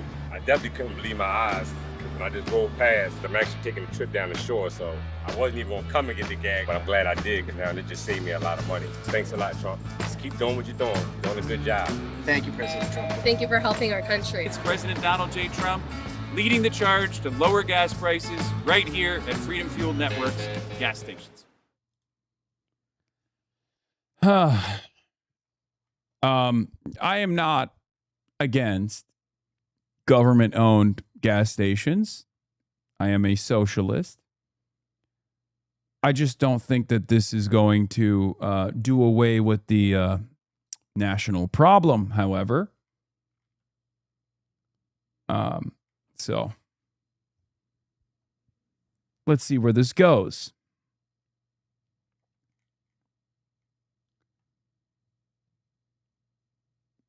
This is just another shady loss leader discount chain. They exist everywhere. Is this the Chud bread line? Kind of. And this is my biggest frustration with right-wing critics of what we've done over the last few months in Iran, is that they don't realize how completely they were losing the political argument because of what was happening to world energy markets. Yeah. So what the President of the United States has done... You're talking about the critics who want more bombs dropping on. Their attitude is just drop bombs and drop bombs and drop bombs, and they can't really articulate to what end. And what the President is saying, I'm willing to drop bombs, and he's clearly shown that he's willing to drop bombs, but only if it serves an objective. And so what he's doing right now is taking a lot of pressure off of the world economy, the world energy economy in particular, while not giving up a single one of his gains and while preserving a lot of optionality. I think that's a very good place for us to be in, but there's uncertainty because no one can be certain what the Iranians... No, the Iranians are the unstable party here and not Donald Trump. You know what I mean? It's very cool. But yeah, Trump now says the Iran ceasefire is over, folks. Iranian oil on the world market. In response, a top Iranian warned the era of bullying and extortion is over. It leads nowhere. We don't fold. Iran retaliated with attacks of its own, saying it launched strikes on 85 American military targets in Bahrain and Kuwait. The attacks came during a pause in negotiations as Iran holds a massive days-long funeral for Ayatollah Ali Khamenei, the supreme leader killed on the first day of U.S.-Israel attacks on Iran. We said, go and do your funeral stuff. And instead of that, they start shooting rockets at ships. At the summit, the president also unloaded on alliance members for not doing enough to help the U.S. against Iran. We protect them, but they're not there for us. Think of it. Doesn't work. But the conflict in Ukraine is also a top concern. Trump says they're close to a deal with Russia. It's too bad it took so long, but I think there's going to be something's going to come out. Even as he meets with Zelensky, the president said the fighting between Ukraine and Russia doesn't affect the U.S. That's the kind of rhetoric that worries NATO members here in Europe, who are, of course, much closer to the war. The president also said again, he's still interested in controlling Greenland. Remember that? He said European leaders' refusal to let the U.S. take control of Greenland is what's hurt his relationship with NATO. The world's largest island is, of course, controlled by Denmark, and its prime minister this morning reiterated Greenland is not for sale. Natalie? Ed O'Keefe in Ankara, Turkey. Thank you. Trump also did a press conference.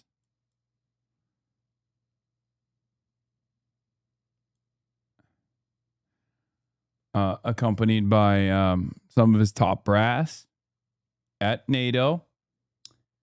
But going back to the crisis, the situation monitoring and the crisis that's imminent. One, the IRGC shot down another U.S. MQ-9 Reaper UAV drone in the Bushehr province.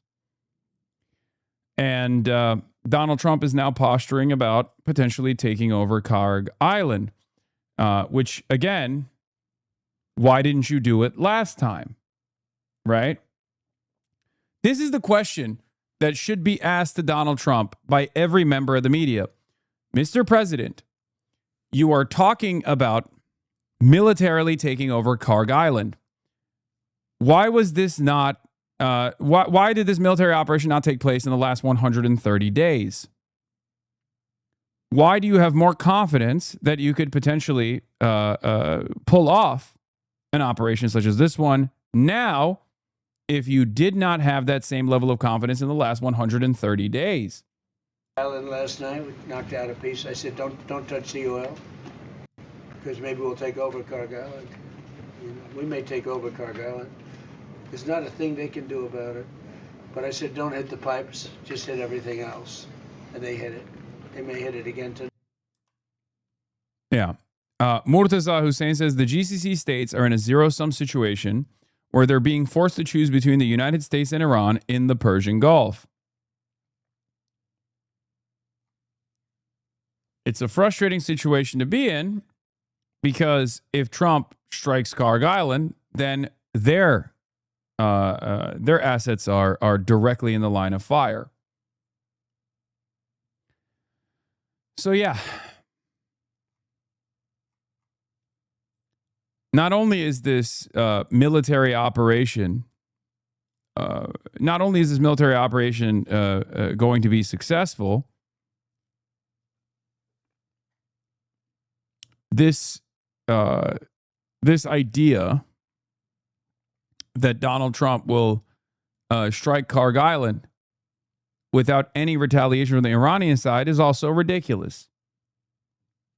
And if the goal here is to ease the tensions over who gets to control the Strait of Hormuz, the only solution here is diplomacy.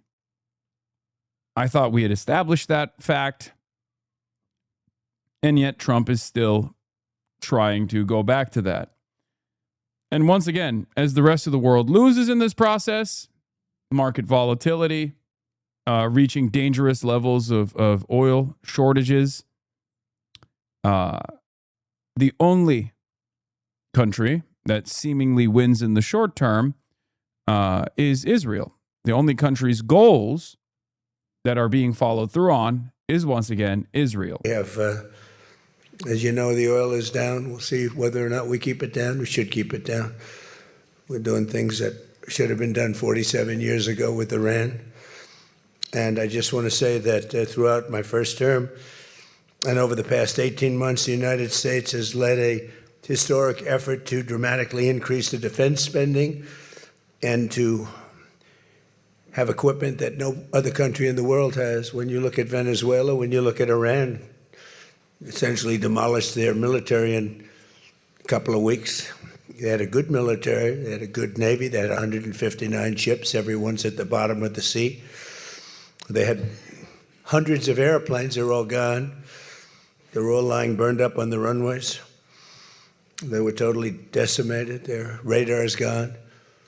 Everything's gone. Their leaders are gone, frankly. And their combat capability is pretty low. They have a small percentage of missiles left. They have some of the launchers, missile launchers left, call them launching pads, but most of that's been destroyed too. So we have the strongest military in the world by far. Not even close. Everybody admits it. Last year's summit in the Netherlands was great also, and we achieved an unprecedented agreement to increase the annual defense spending, and it's the benchmark, raising it from 2% to 5% of GDP. By the way, oil isn't up because traders have left the oil market because they're sick of being stolen from by insider trades. So oil will sit at $100 until it's not, and it more than doubles. I feel like that's an insane statement.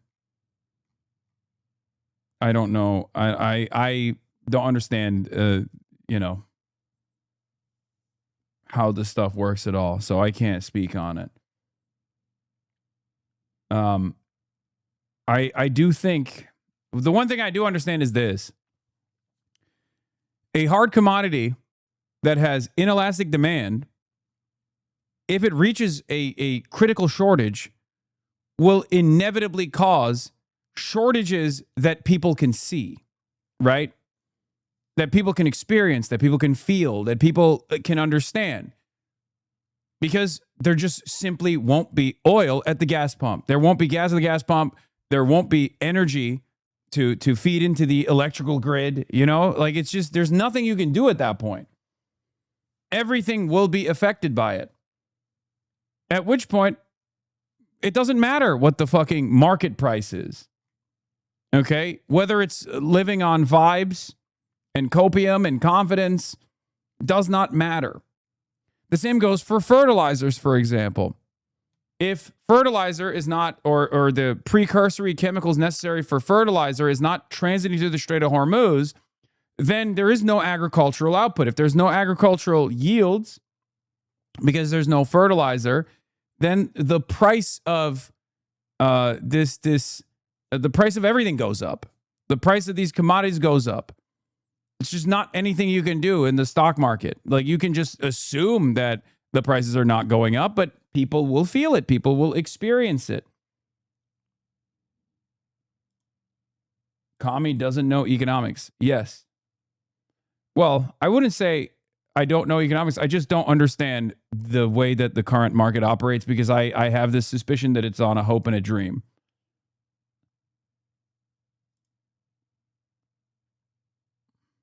It's not vibes. Traders are getting mollywopped by the corruption, so there's no liquidity, so prices don't move.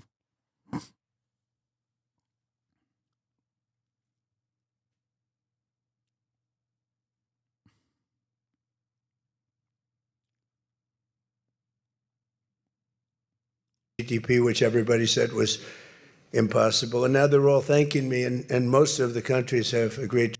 Yeah. U.S. crude stocks in the Strategic Petroleum Reserve fell by another 6.2 million barrels in the week ending July 3rd, dropping to 319.5 million barrels, the lowest since April 1983, according to the Department of Energy data reported by Reuters.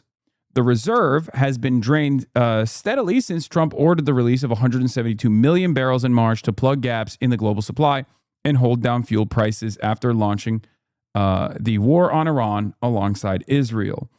Since the war began at the end of February, total U.S. inventories, commercial and strategic combined, have fallen by nearly 121 million barrels to 734 million. Once the full 172 million barrel release completes, the SPR is set to fall to roughly 243 million barrels, its lowest since 1982. That is near the reserve's estimated operational floor between 150 million barrels, below which the underground salt caverns that store the oil risk losing the pressure needed to maintain their structural integrity, per industry analysts.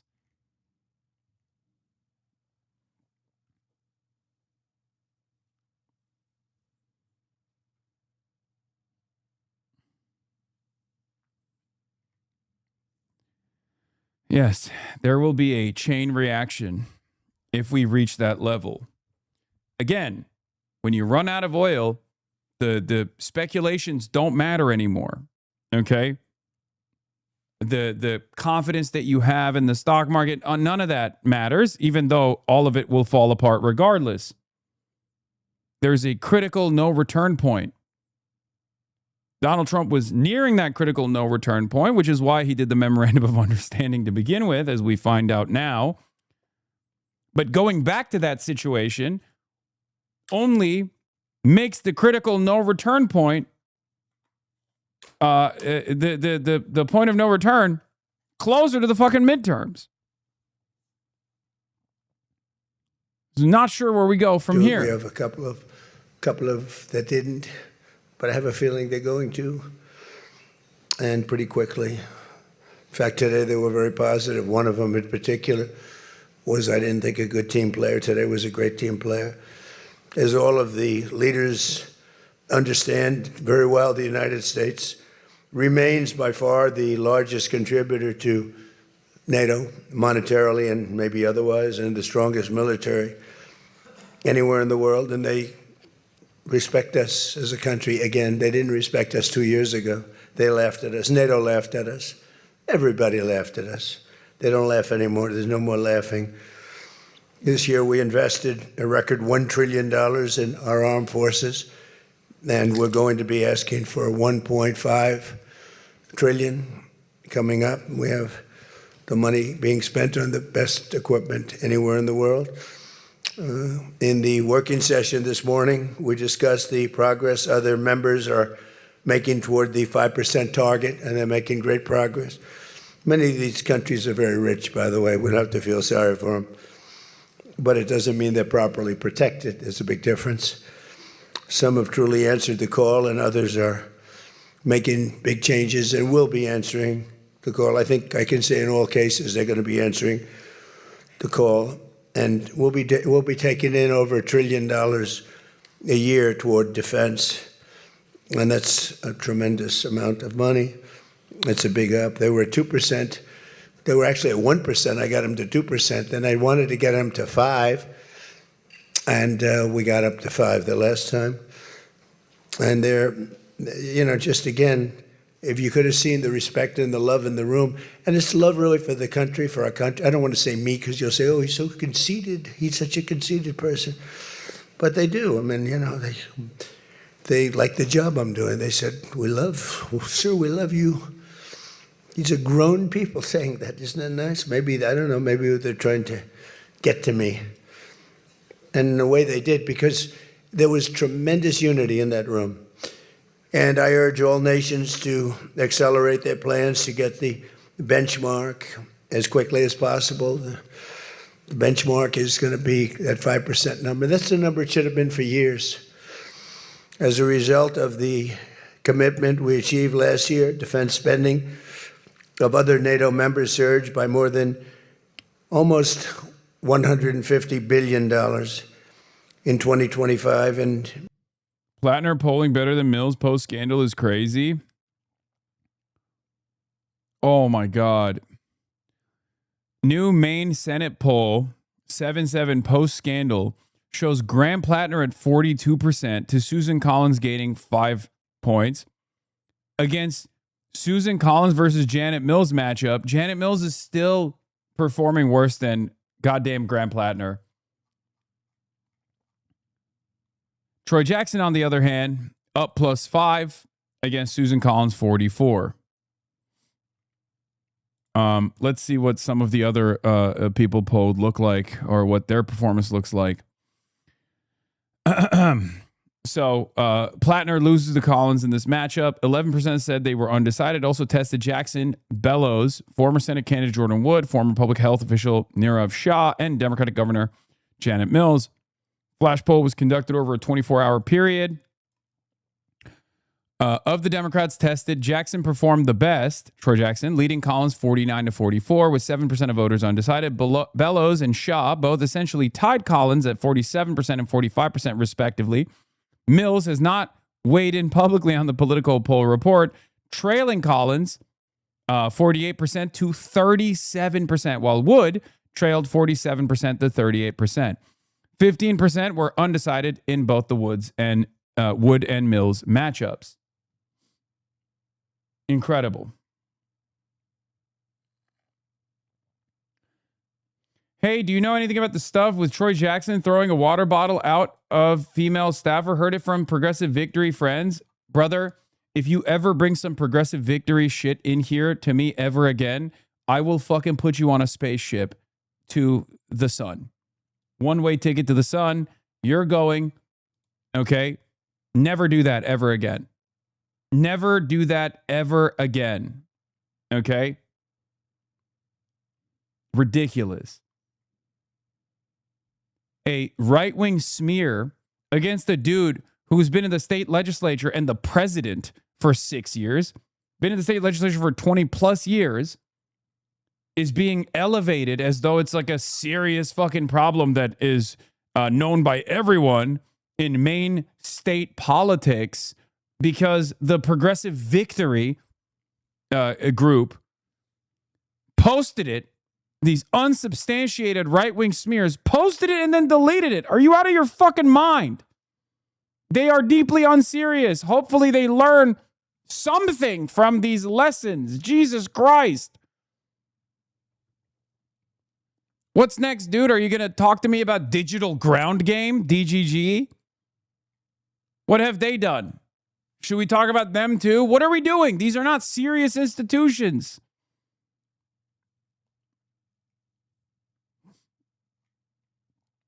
Please stop. Some of you see like a group on Twitter with a fucking check mark and immediately go, oh, this must be valid. Stop, please. Not every organization is like a serious organization. Progressive Victory openly admitted that they are an unserious organization afterwards. They're like, oh, we're just a bunch of live stream chatters. I mean, come on.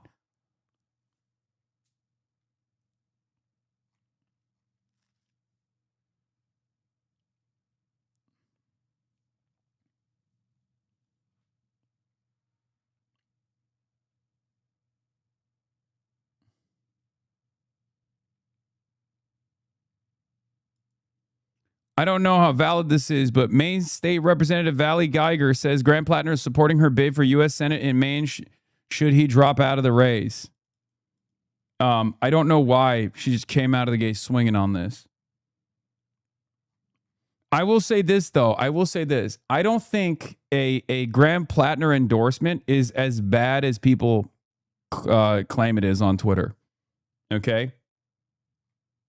That's all I'm saying.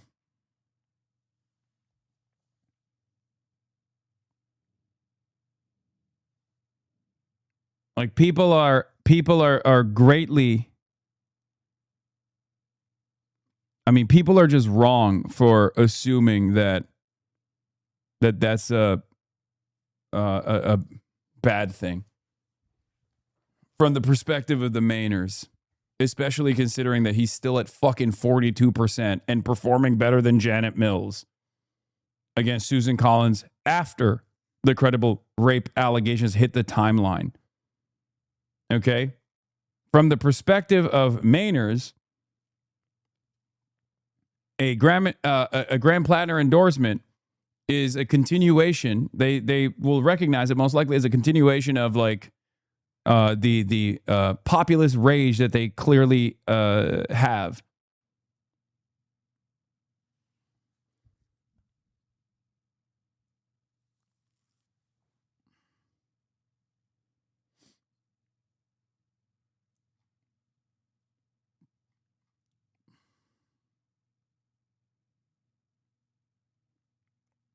Apparently, Plattner made the announcement. I don't know. There's a lot going on, man. People think his endorsement is bunk because they think he's an operative. He's not. He's just a rapist. You are wrong. Most Mainers hate the fucking guy after it came out that he's a rapist.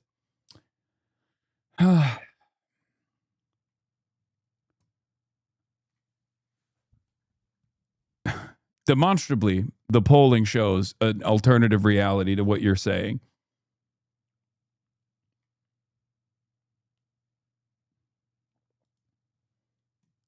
Yeah. I've learned that it'll be a caucus over a convention, but still missing a few details, says David Dayen. Saying that the process will be inclusive and that Plattner supporters will participate in the open process a step forward and recognize the rejection of any backroom deal. But the process should be developed by now, as time is of the essence. Everybody get on with it, says David Dayen.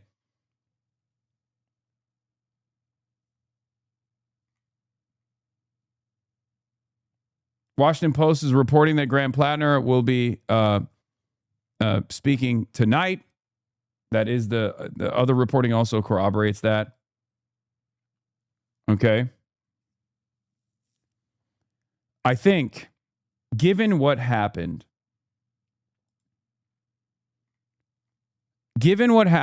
with Kamala Harris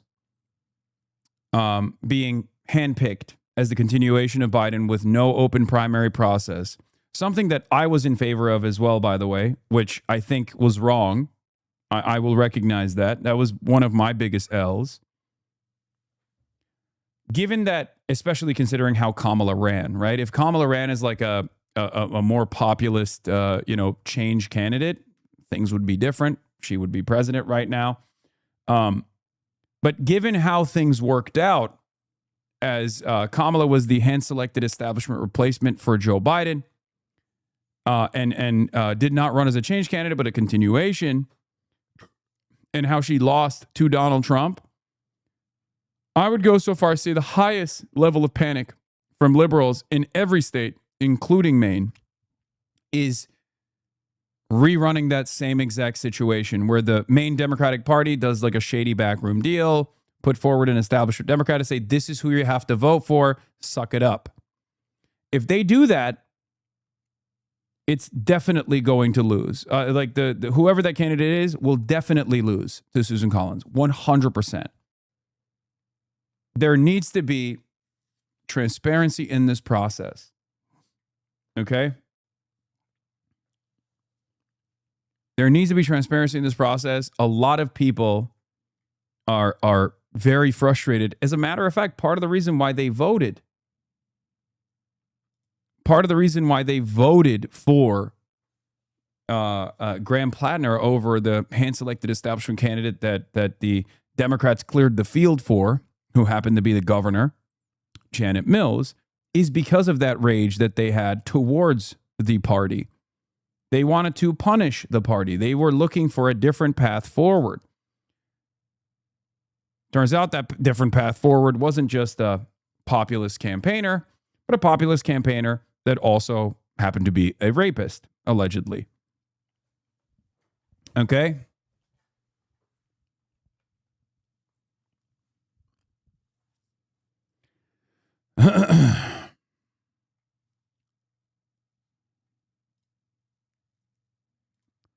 Maine State Representative Valley Geiger, D. Rockland, says Graham Plattner wants her to take his place on the ballot and run against Susan Collins in November. Maine's Total Coverage spoke with Geiger on the phone on Wednesday afternoon before Plattner made any formal announcement and said he called her on Monday night and said he was throwing his support behind her. He said, Valley, you're a fighter.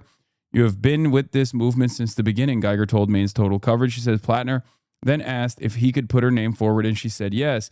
Geiger says she's heartbroken by the allegations against Plattner, but that he can't run for the Senate. The Maine Democratic Party did schedule an emergency meeting at 4:30 p.m. on Wednesday. Geiger, a Democrat from Rockland, represents House District 42. Her currently serving her third term. Geiger sits on both the Labor Committee and Energy, Utilities, and Technology Committee. What is this? Kyle Kalinske? Okay, dude.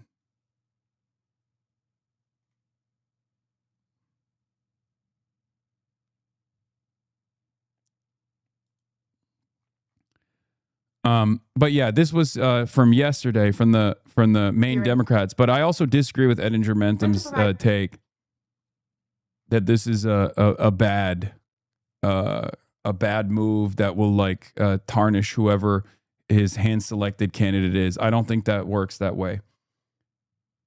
Not only does he have tremendous leverage over this process because he can just choose not to drop out, which would be devastating, but outside of that, I think like given that 150,000 plus Mainers voted for him, he still has a lot of swaying power over the election. Okay. That's what I think. It looks like the reports about him trying to make his departure conditional on him getting to choose a successor are true, utterly embarrassing behavior on his part that could turn this into an even bigger disaster for his supposed movement. Don't like him, but fully disagree. You should fully use his leverage as the nominee to replace him with someone with the same politics voters elected him for. Under the threat of staying in and handing the race to Collins, it will be an anvil around the necks of everyone who supported him. You cannot play fast and loose about defeating Republicans like this. No, I think here's why I disagree. Because I think the Graham Plattner victory, from the perspective of Mainers, was a victory over the establishment Democrats. This is a continuation of that same exact resentment politics that has built and has grown in the heart of many Mainers who ended up voting for the red flag-induced alleged rapist. Okay? So this, if anything, doubles down and offers more credence to whoever the hand-selected candidate is that will be anti-establishment. That's what I think.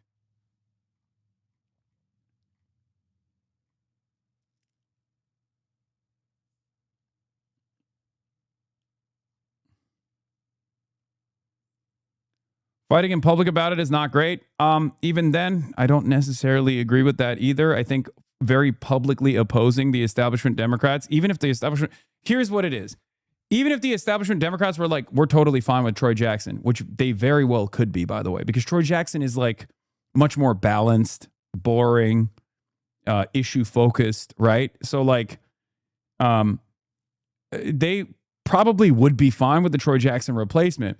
But if there's a seeming battle between the establishment forces and Graham Plattner here, that actually boosts the legitimacy of Troy Jackson. I think it boosts his left populist anti-establishment credibility.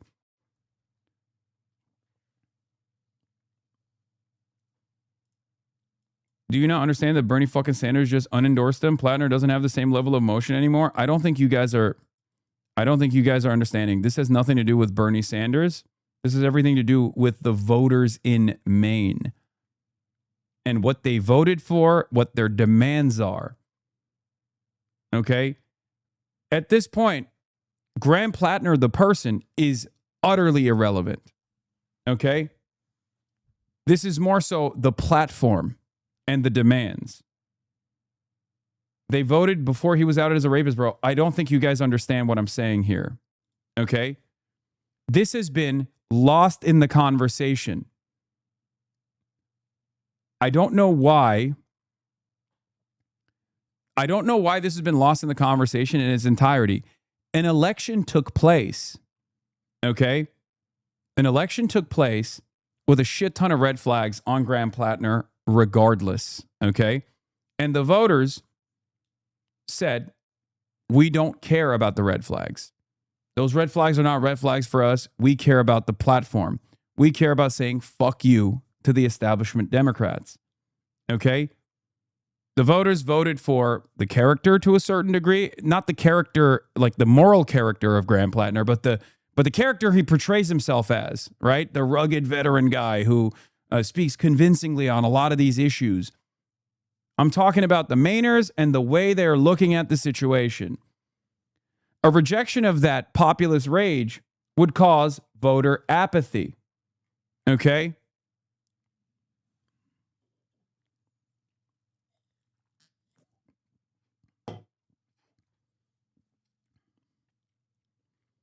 Given the fact that he's still outperforming Janet Mills by like 7 points after the voters that were polled knew that he was a rapist, alleged rapist, I think there's still plenty of fucking anger in the tank.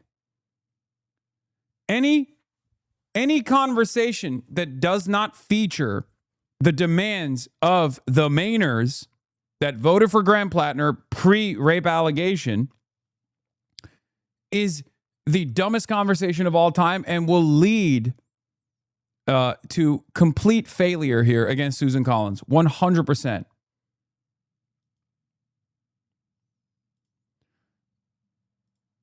The low-key lawyer at the center of the search for a Plattner replacement, Charles Dingman, chair of the Maine Democratic Party and a progressive, would play a key role in choosing the state's Democratic Senate candidate if Graham Plattner leaves the race. This is from Tim Balk. If Graham Plattner withdraws from the Senate race in Maine, the task of finding a new Democratic nominee will fall in part to Charles F. Dingman, a progressive with a soft-spoken professorial style, who is the chair of the Maine Democratic Party. Mr. Dingman, 72, a lawyer from rural Leeds, Maine, who enjoys hiking mountains, sometimes two a day, has been in his role for about a year and a half. But now with Mr. Plattner's campaign appended by a rape allegation that he denies, Mr. Dingman's position has taken on a new urgency.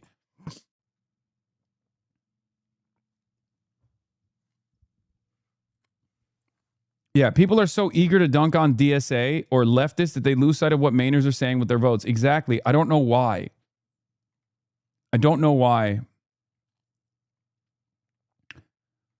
Part of the reason why the person, Rasico, who is the rape victim, didn't come out initially was because of the calculation even she was making. Okay? And part of the statement after she came out as being victimized by Graham Plattner was still the idea that she agrees with his politics. Okay? Like it's crazy to me that people are just like casting all of that aside. None of this is to say that Graham Plattner should remain in the race, mind you. I'm saying he should drop out. But the reason why I'm bringing this up is because the policies and that platform, that left populist rage, still very much remains at the heart of a lot of voters in Maine. Okay?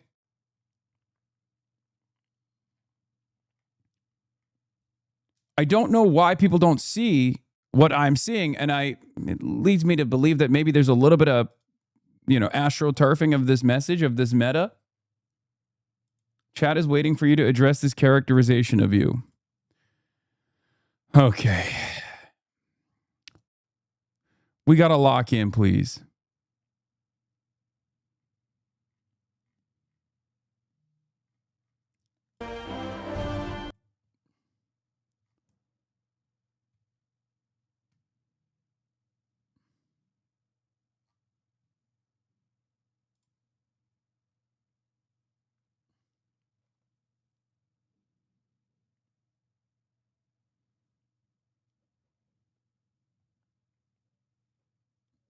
It's perfectly understandable that a lot of leftists are going to resist the idea that there's value to a rapist endorsement. It's not really that hard to understand. I know, but we're not having a conversation about like the morality of the situation. We're having a conversation about the pragmatic nature of this decision. Okay? Analysis does not equal endorsement. I can't believe I have to repeatedly say this even at this point. I've made my position on Graham Plattner very clear. Okay?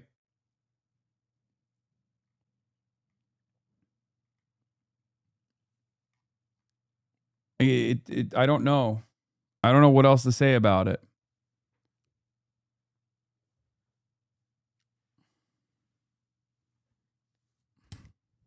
We're not talking about online leftists. We're talking about fucking Mainers, man. We're talking about people in Maine.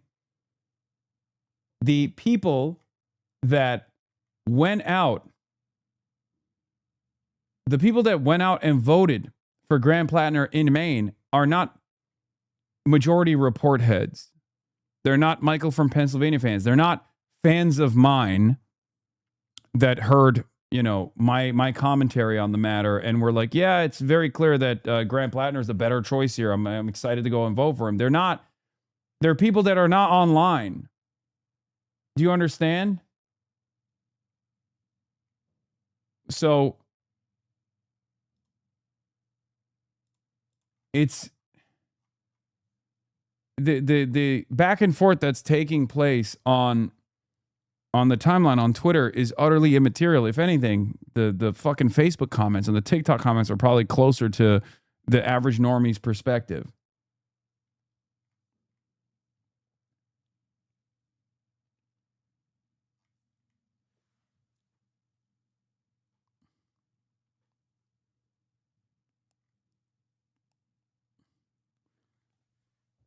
It's the same reason why it's very frustrating that whenever I talk about like the qualities of the candidate, when I talk about Graham Plattner and like what was so appealing about Graham Plattner for a lot of people, they immediately go, oh, you're defending him. Oh, you love him. You want him to be your boyfriend. You want him to be your dad. No. Okay. I'm talking about what was appealing, what drew unbelievable turnout in the fucking Senate primaries in Maine. Okay. When I say he's a great communicator, okay, that doesn't mean I like the guy. And that certainly doesn't mean I think he should be the senator, whether today or even before. Okay? It's very stupid because I've seen a lot of that happening on the timeline where people are like, oh, Hassan Piker said Graham Plattner's, comms is really fucking good. It is. It was. He won. It's so strange. What utility is there to deny that?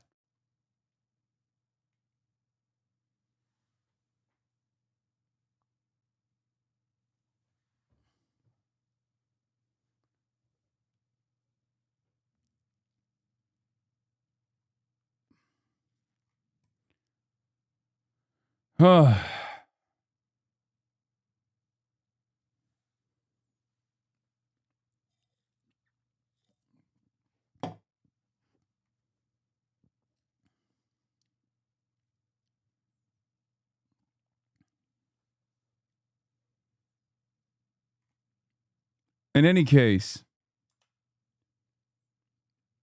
that's a brief update on the Graham Plattner situation. Trump also fielded some questions where he talked about communism, apparently, in this press conference. So we're going back to Ankara. We're going back to NATO. On communism, you've been issuing a wake-up call to Americans at home about the dangers of communism. And now you're speaking on the world stage. What's your message to people both living under communist and... Like, again, the problem is that you dismissed the first accusation saying it wasn't credible. You're failing to realize that the first accusation you dismissed is not credible. When you lock someone in a room that is violent, that is a red flag you ignored. Yeah, I still don't think Lindsay Fifield is sincere. I'm going to be honest with you. That's crazy. Lindsay Fifield literally spent most of her political career denying bodily autonomy to women and denying credible rape allegations like the one that I recognize as a credible rape allegation against Graham Plattner when we were potentially discussing the appointment of Brett Kavanaugh a person who had credible rape allegations that Lindsay Fifield worked as a political operative to deny, who then turned around, not only turned around and did that, but also Brett Kavanaugh turned around and denied bodily autonomy to 100 million plus women in this goddamn country. Okay? What I said at the time was if she had contemporaneous conversations and a credible rape allegation, it wouldn't matter if she's a Republican operative or not.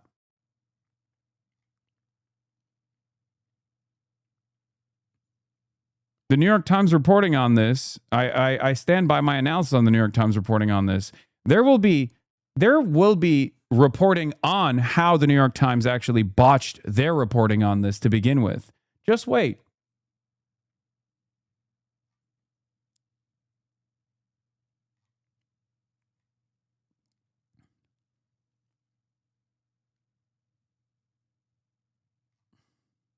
This is not about like, oh, she's an imperfect victim, so I don't believe her. Paired up with the New York Times reporting that actually took Rasico's statements as a troublesome experience. Don't you feel like that's an entirely different type of report?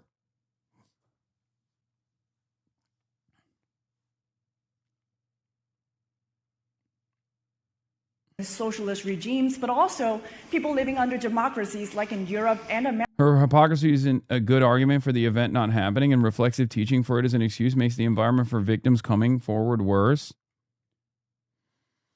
America,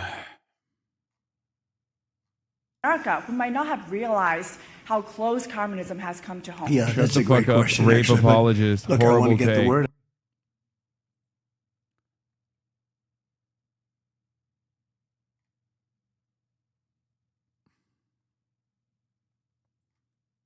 Okay, we're moving on from this. We're going back to the Trump NATO, the Trump NATO statements.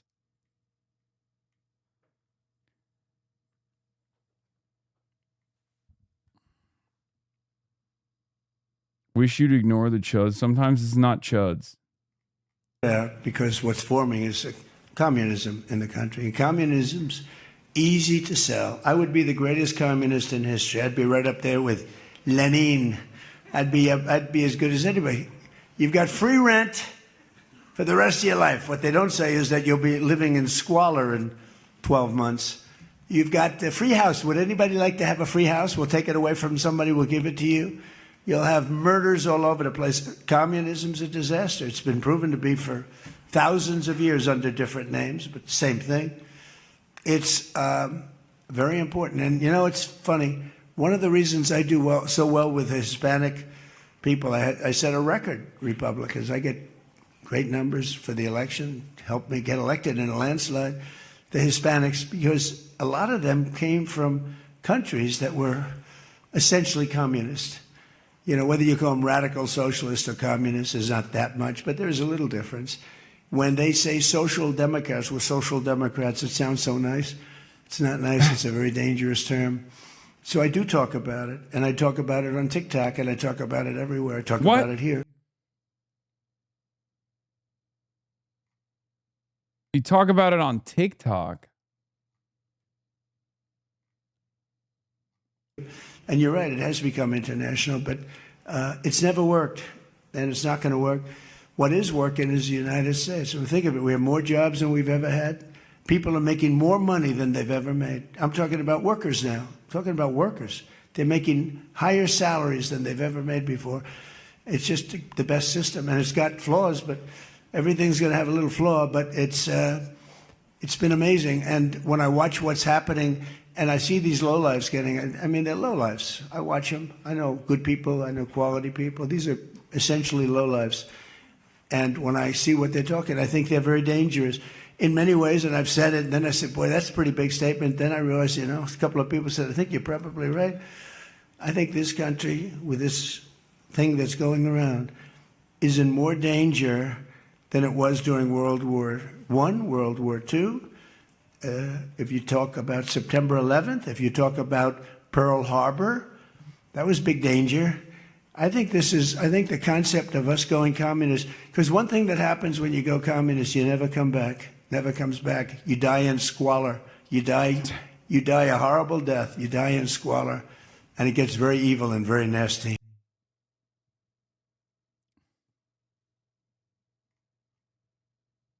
Great stuff, Mr. President. Thank you.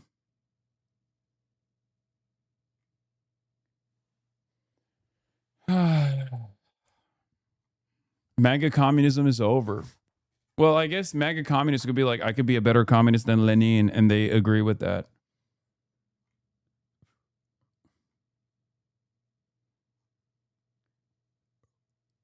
Ay, ay, ay.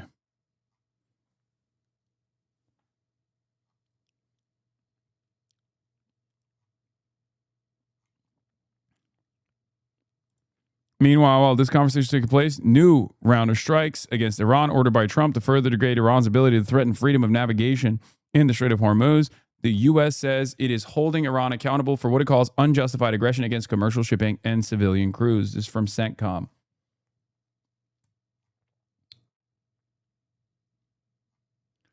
So back to the same tit for tat back and forth. Great. Much of that money is being spent on American-made equipment. They all want American-made equipment. We're pushing very hard to have the defense companies. They're great. We make the best equipment. The Patriots and the Tomahawks and everything we have is considered to be the best. Not by me. It's everybody wants it. I wish we made it faster because we could sell as much as we could make. And as you know, I had Lockheed and every one of the companies, all of the companies who are Raytheon as an example, Boeing. So many of those great companies are now building plants. They had big plants, but they were using them 24/7. I said, that's not the way to do it. You have to build more plants. You don't have to just go overtime.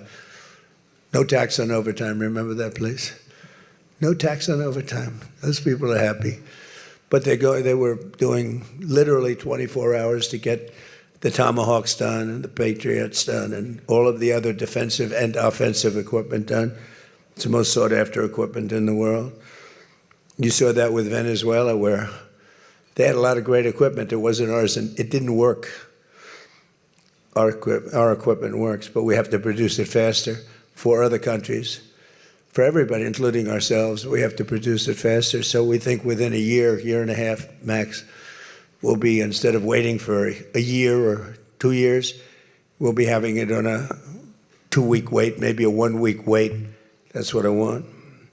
And it'll do really well. A lot of people are, just waiting. They're waiting. They want to get this defensive equipment, maybe in particular the defensive equipment, but offensive and defensive. Much of that money is being spent on American-made equipment. That's the money that the European and Canada are spending, European countries mostly, and Canada.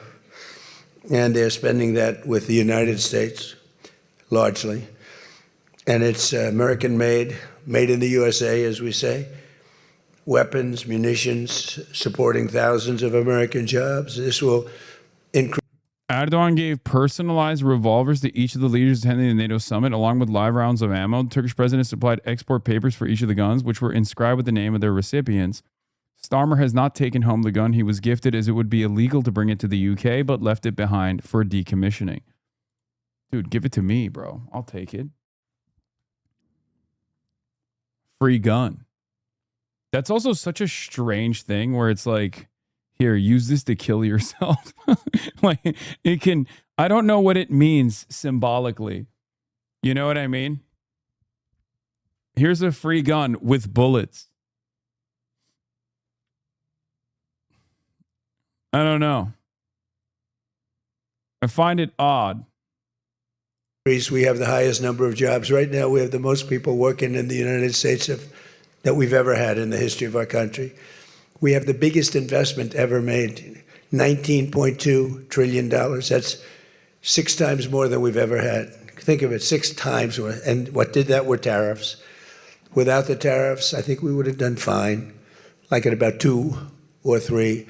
The last administration had much less than 1 trillion invested for 4 years. We have 19.2 trillion invested in 1 year. We haven't gone into the extra almost a half a year, 1.5 years. Those numbers won't come out for a little while. So we have 19.2 trillion, not billion, not million, trillion with a T, invested in plants and equipment that's being built all over the country. Eli Lilly is building plants, big drug, Merck, all of them. The drug companies are building. The car companies are building like crazy. In fact, as you probably saw a big announcement yesterday, Toyota is leaving Mexico and they're going to build one of the biggest car manufacturing plants in the world in Texas. That's because of the tariffs, because we don't mind if you build in Mexico, but if you build in Mexico, you have to pay 25% tariff. If you build in Japan, or if you build in any place, now China is a much higher tariff. It's 100% tariff because we don't want to lose our jobs. We don't want to have our workers lose their jobs. We have the largest number of plants being built for the most money ever. Brother, I don't want to sound alarmist, but with the NATO summit wrapping up with an emphasis on increased defense spending / increased Russian and Ukrainian tensions, renewed Iranian escalations, are we not inevitably heading down towards another world war? I mean, one could maybe make the argument that we already have this world war that's happening, right? I mean, there is war happening all around the world. America's at the site of all of that conflict. America's in the scene of the crime everywhere. But,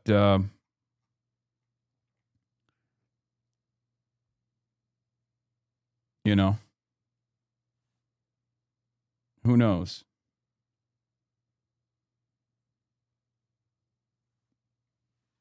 But yeah, one thing is clear. De-escalation is not imminent. Russians obviously knew Trump approved giving Ukraine targeting intel for deep strikes on RU energy. Russia answered it this year by providing Iran targeting intel on U.S. bases, radars, and infrastructure. Iran defeated the U.S. Quite a brilliant trade-off. It was from senior fellow at FPRI, Rob Lee, from December, from the New York Times reporting, sorry. But in secret, the Central Intelligence Agency in the U.S. military, with his blessing, supercharged a Ukrainian campaign of drone strikes on Russian oil facilities and tankers to hobble Mr. Putin's war machine. Otherwise, obviously, America would be freaking the fuck out about Ukraine hitting critical Russian infrastructure, specifically for oil and gas. So clearly, the fact that they're not telling Ukraine to stand down implies that they were probably playing a role in the strikes. Which is, again, ironic because it increases the pressure on Trump to de-escalate. Because, again, the more Ukraine gains leverage by successfully striking critical Russian oil and gas infrastructure, okay, the more market volatility increases, the more Trump has to lean into a cessation of hostilities with Iran.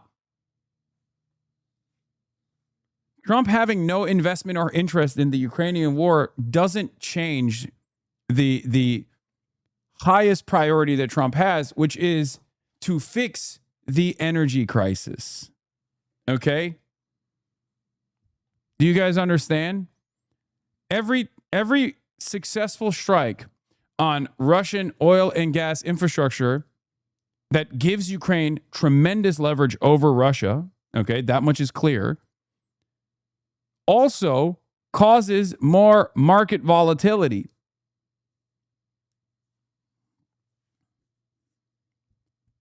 It's this very weird predicament that America's in, where on the one side, the more they give Ukraine bandwidth to strike oil and gas, the more critical it is that they stop the conflict in the Strait of Hormuz. So what do? These are contradictory goals.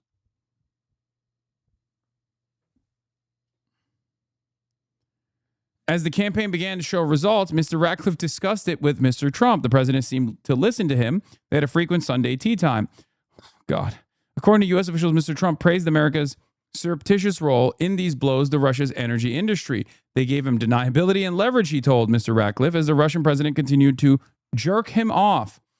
The energy strikes could come to cost the Russian economy as much as $75 million per day, according to one U.S. intelligence estimate. The CIA would also be authorized to assist with the Ukrainian drone strikes on shadow fleet vessels in the Black Sea and the Mediterranean. Gas lines would start forming across Russia.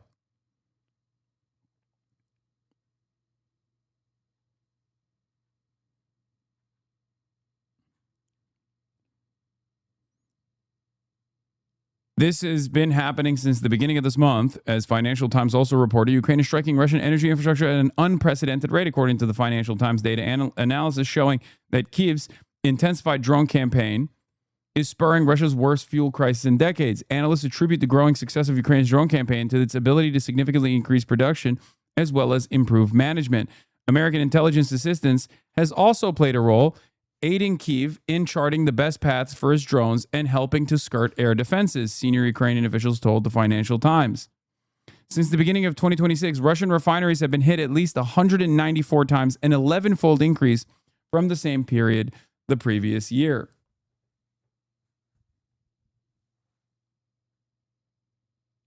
I don't think the U.S. objective in energy costs, it is hegemony. In that case, the U.S. is trying to balkanize Russia and take over Iran makes complete sense. No, the United States, as the hegemonic superpower, has obviously the highest interest, the highest priority interest for the United States is to maintain and stabilize oil and gas prices. Okay? A complete collapse of the international order will happen if there is no more oil and gas. It will ruin everything. But at the same time, Ukraine's successive strikes on Russian oil and gas, the oil and gas infrastructure, has given Ukraine tremendous amounts of leverage. Please stop linking me fucking Mitch McConnell memes leaving the goddamn hospital. Okay, stop.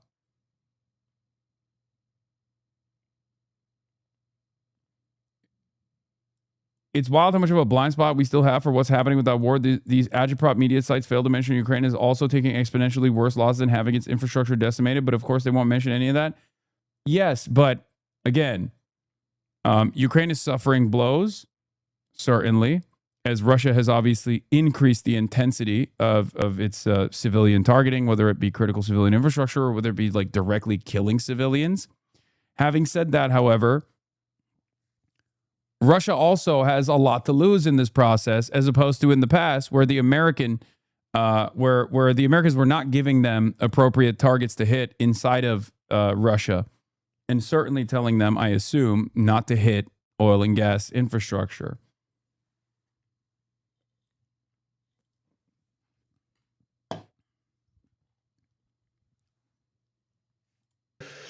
In the history of our country, car plants, AI plants, and all other plants, pharmaceutical plants, chips. We're not giving anything. All we're saying is, if you don't start, we'll give them a year and a half to 2 years to build their plant. If they don't have that, they have to pay 100%, 200%, even 250%. If they make a chip, or if they make a car, if they make pharmaceuticals. So the pharmaceutical companies are moving in at record levels. There's never been anything like what's happening. Let me put it a different way, put it to you in a more broad fashion. There has never been anything like has happened with this country or any other country in the history of the world. There has never been growth. There's never been manufacturing plants being built. We have so many being built. And in the big ones, like AI, some of the AI, we let them build their own electric plants. We force them to build. We don't want it because the old grid that we have wouldn't be able to supply. They need, just as an industry, more energy than the entire country produces right now, when you think about it, which is incredible. So take all of the energy that the United States produces, and that one industry, which is so big, so powerful, it needs more than that. In fact, some people say almost double. So this was my idea. I said, you can never service that. You can't reinvigorate the grid. You can make it better, but nothing like that. You wouldn't be able to build. And we're leading China in AI, in just about everything. But we're leading China in AI. Even in TikTok, I was watching somebody say, oh, the TikTok deal, it's so bad well, because they say the deal was incredible, but they think the word that gets out is bad, except the numbers just came out, and I'm #1 on TikTok, and all I do is talk about communism. Oh, my right? God. So it's sort of good. I used it to get elected, too. But, you know, you have to get your word out. But the numbers came out just a little while ago, and I was #1, some ridiculous number. I never heard of numbers like that, but #1. And all these entertainers are number 27, 29. It's crazy. I don't even understand myself. But where the fuck did this come from, by the way? Where did this come from? Why is he rambling about, what is this? I haven't even seen this. Normally I keep up with all of Trump's like latest fascinations, right? I don't even know where this number came from. Why is he? I'm a numbers guy. I don't see this number. I never saw this number, and I don't know where the Tic Tac decided Donald Trump is the #1 guy.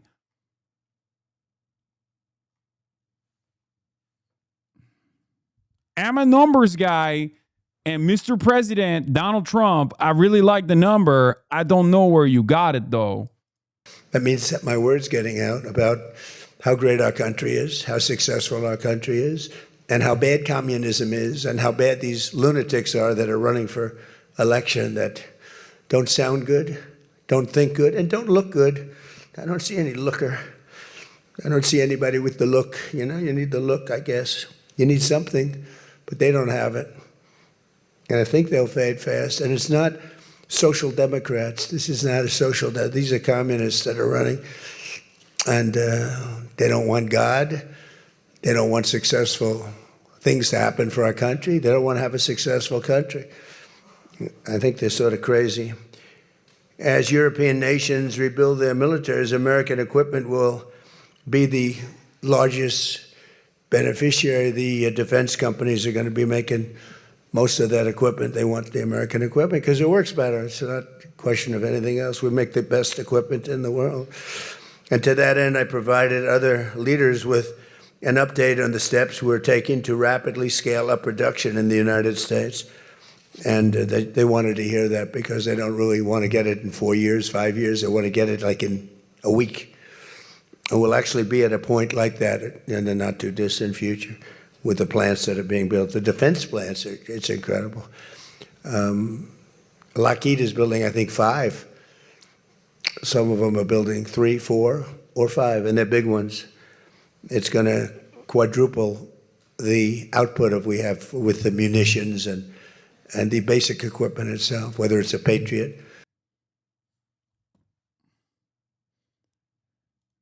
I know you like the number. Donald Trump keeps saying that he's #1 on TikTok. The truth is that he doesn't even make it into the top 50. He has 16.6 million followers on TikTok. Well, Kabilame has 160 million, and Ashel Speeds has 53 million. Not sure why he's lying about the number.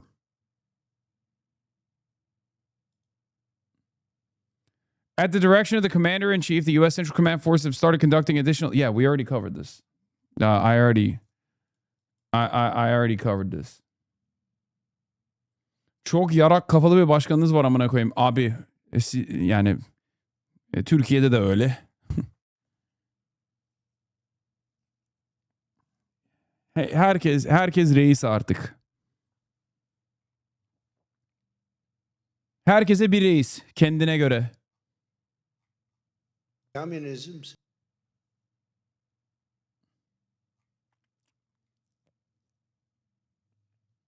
Do you think he uses picture books in his speech notes? I mean, he definitely uses a teleprompter, I'm pretty sure, right?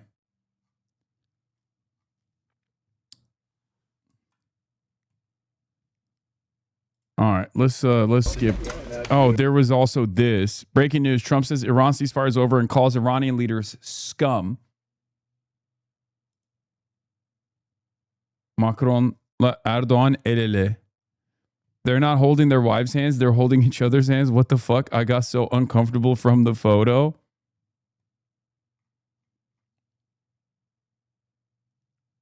Yeah, they're gay lovers.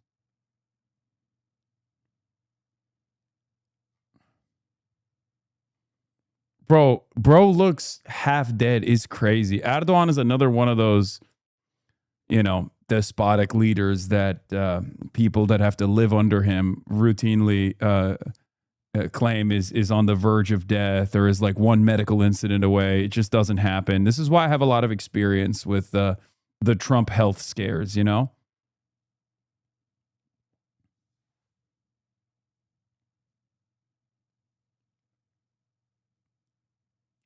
Macron living the dream, married to his elementary school sweetheart, his prior teacher. Okay, dude.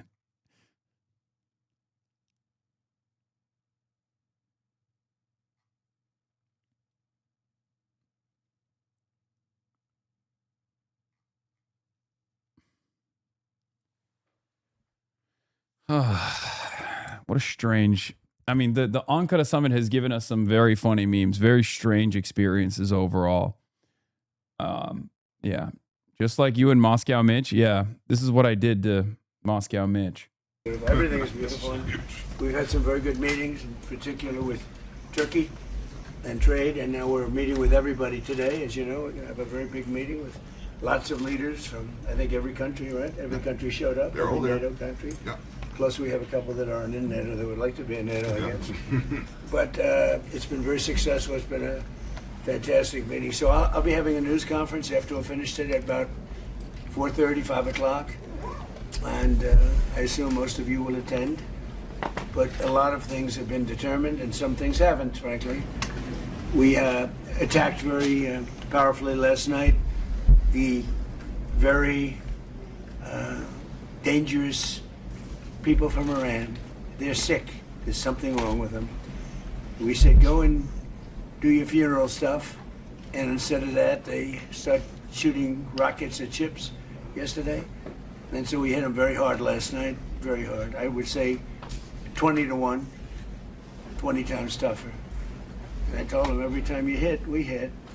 And of course, they're dirty players, so they go after everyone, probably including me. I've been number one on their list for years. And they're a bunch of scum, you want to know the truth. They're scum. And so we don't like them. I don't like them. And they're evil people, and it's the denuclearization of Iran. It's just... Okay. I need people to understand something here, okay?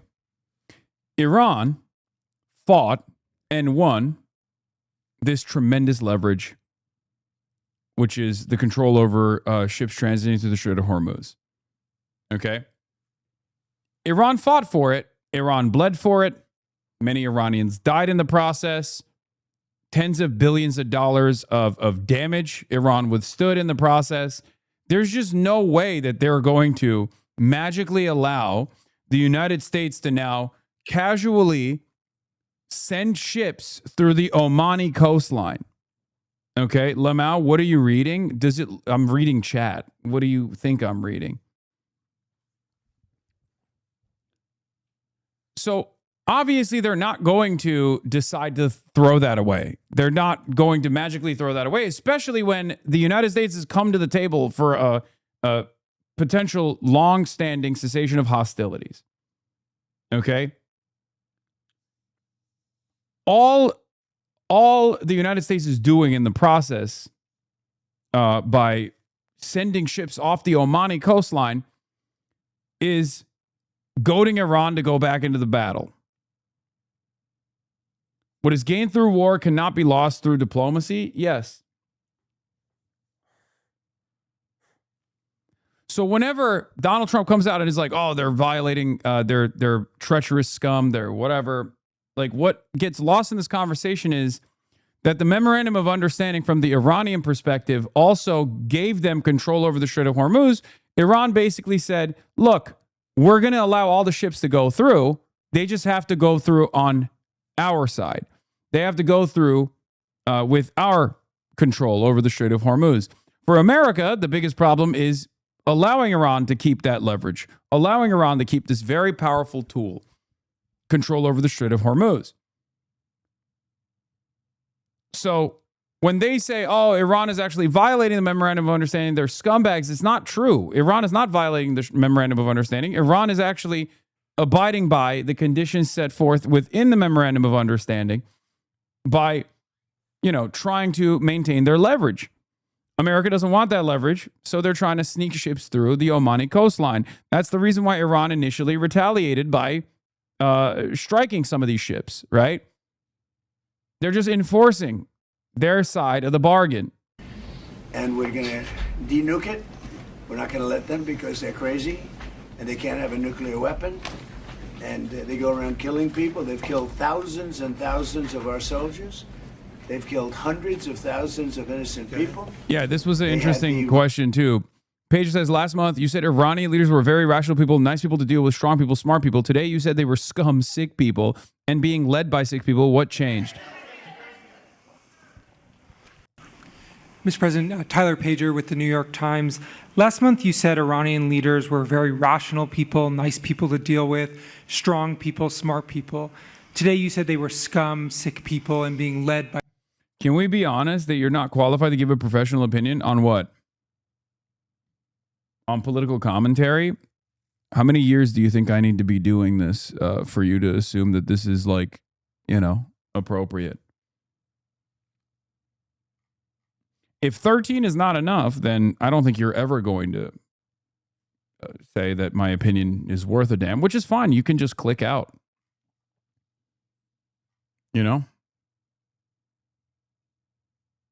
Perhaps it's not my credentials that you are calling into question. It's that you don't like the things that you're hearing from me. So you're calling into question the credentials. Not a lot of people that do political commentary of this sort, especially on the internet, that have even remotely the credentials that I have, ironically enough, something that I don't usually bring up.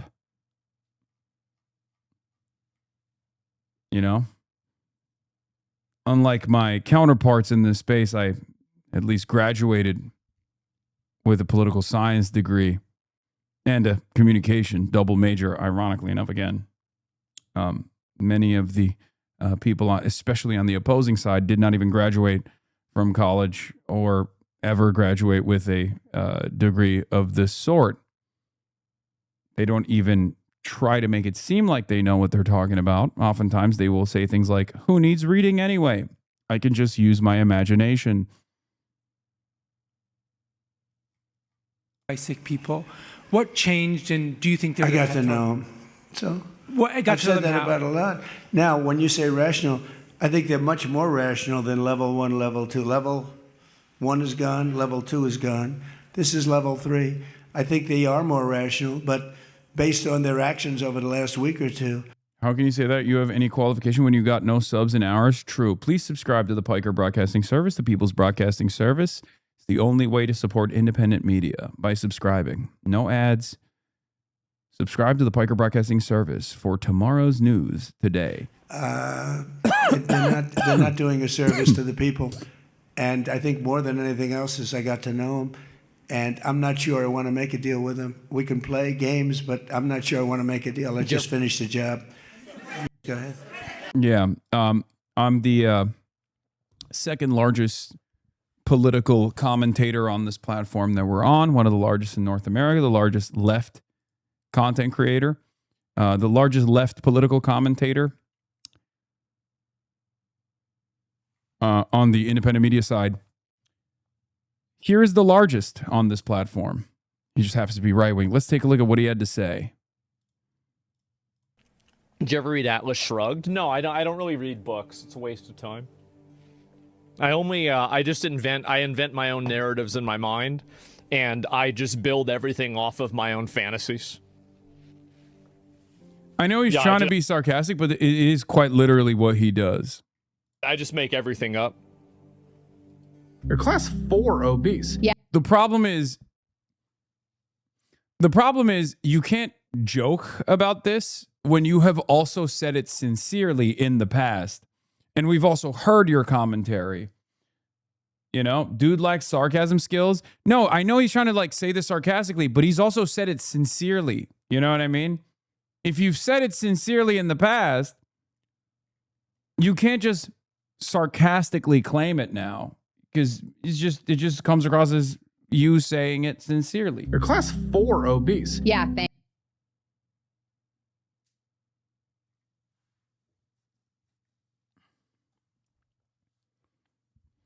Also, for you to say this sarcastically, you would also had to have, shown at other times that you know what you're talking about.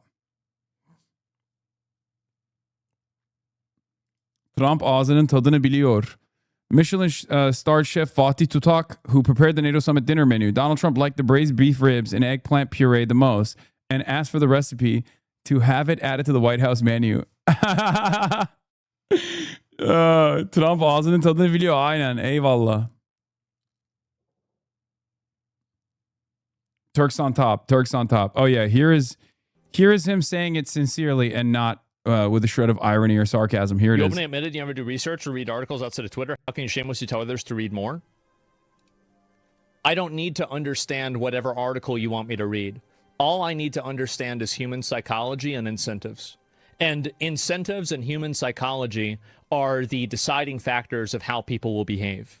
I don't need to read your little special book or your Wikipedia article or anything else besides that.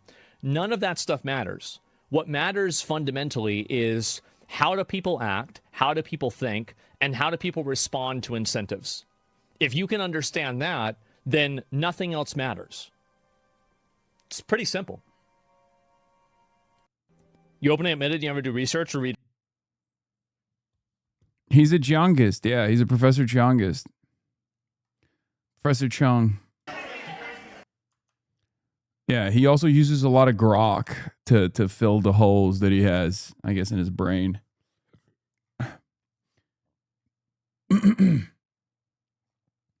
Roadside bomb, Soleimani. I took care of him first term. And that was a big thing. I think it probably would be a lot stronger had he been around because he was a bad guy, but he was an evil genius, but a bad guy. And he was the father of the roadside bomb. The roadside bomb is a bomb that goes on when you're driving your little vehicle around, and it goes on and you have no legs, no arms, and no face. And they've killed thousands and thousands of people. Even the SS Cole was theirs, if you remember that disaster. So I don't like them at all. And frankly, I think we waste a lot of time with them. I think we should just do our business. Can you imagine? They start shooting bombs, actually missiles at ships yesterday. Saudi Arabia, Kuwait, a couple of others, and they don't. I don't think they know what the hell they're doing. But they're bad people, very bad people. I think they're incompetent, by the way. Because if they were competent, they would have made a deal a long time ago. Like, how about 47 years ago? So they've been in trouble for 47 years. And we took out their first set of leaders. We took out their second set of leaders. They want to take out the U.S. leader, me. I'm on every list. I saw things this morning. I'm on every single one of their lists. And so far, I guess I've been a little bit lucky, but that maybe doesn't last very long because that's the way it goes. But we have great people. But these are evil, sick people, and we have to rid their cancer. They're cancer. And you know what you do? You got to cut out cancer early. And that's the way I feel. And I want to thank Mark. He's been a great Secretary General of NATO. I'm not happy with NATO because of what they did with Greenland. And I'm not happy with NATO because of the fact that they didn't want to help us with the #1 state sponsor of terror. That's Iran. They were unwilling to help us. Now, in all fairness, I didn't speak to Mark about it. I think if I did, it might have been different. But we didn't need help.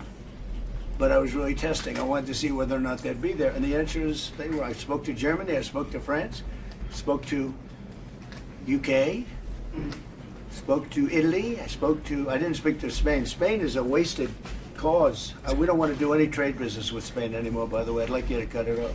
Spain is a terrible partner in NATO. They don't participate, they don't pay. I don't want anything to do with Spain. Cut off all trade with Spain, please. Saying that. Cut off all trade with Spain, please. Like, he genuinely thinks he's a king, I think. Do it now. Cut it off. No more tapas, okay? I go to a restaurant. What the hell is a tapas anyway? It's more expensive for tiny plates. Who the hell do you think you are? Cut it off. We're done with that. Big plates only. No more tiny portions. I don't like it. This is food for ants. Finger foods. Including visits. Okay, we don't want anything to do. Watch them come running back. Oh, they'll come running back. They treat this man terribly. And this man's a good man, too. Great man. They're lucky they have him.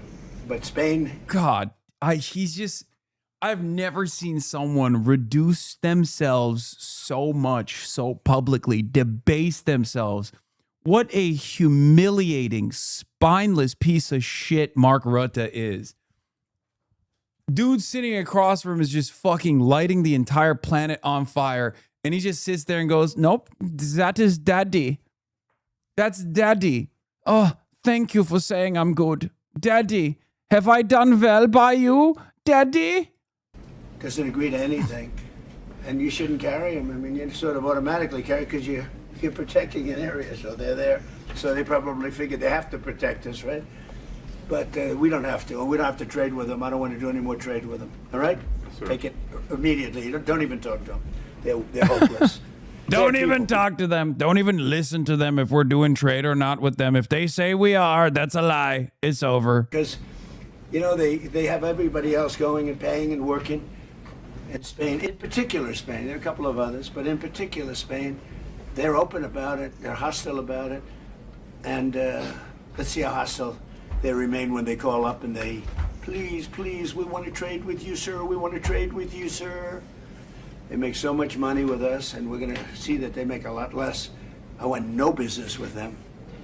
So, other than that, we're having the big meeting in a little while, and I'm going to relate my problems. Greenland is a big problem for us. And the other big problem is the fact that when we wanted them, we didn't want them badly, but we did say, if you want to join us, and they all said no.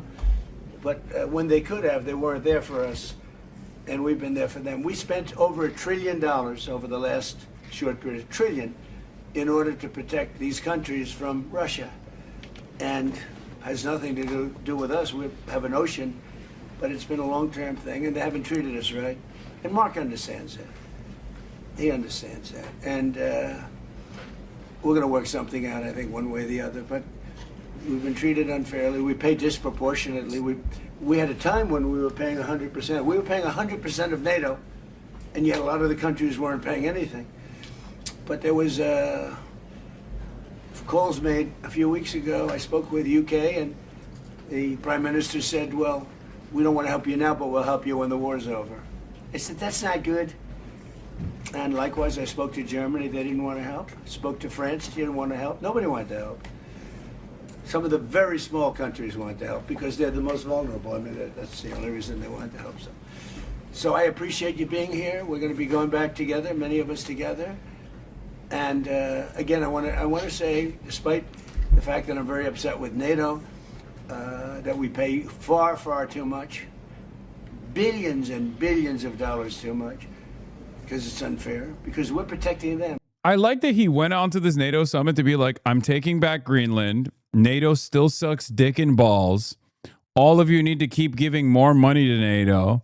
Like, it is just, but we've gotten so used to him doing this every single time that it's not even like seen as a disaster at this point. You know? It's no longer even like a disastrous NATO summit. It's just another NATO summit. Awesome. Meanwhile, yes, this fucking spineless little cretin, Mark Rutte, who calls Trump daddy, got a fucking lashing from a Danish reporter. He asked, you sit next to Donald Trump at moments when he talks about conquering Greenland, talks about lashing out at allies like Spain, things it doesn't seem like the old Mark Rutte would approve of. Does this have any effect on your self-respect when you sit there and say nothing? Out at allies like Spain starting trade wars, things that it doesn't seem like the old Mark Rutte would approve of. Does this have any effect on your self-respect when you sit next to him like that and say nothing?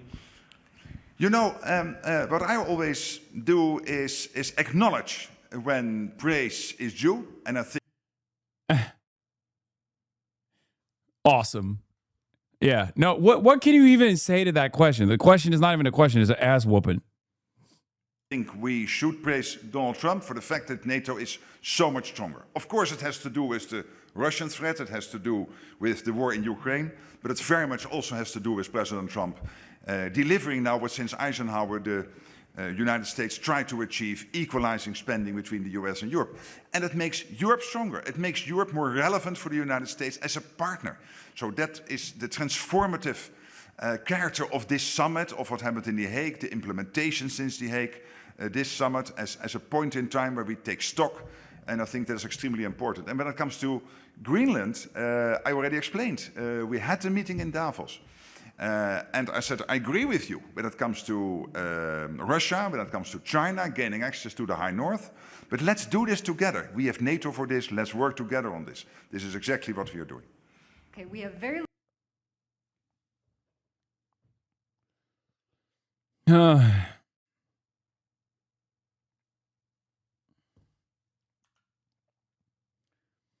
EU is just America orbiter and Iran is a snarker. Am I understanding politics? Yes, you've nailed it.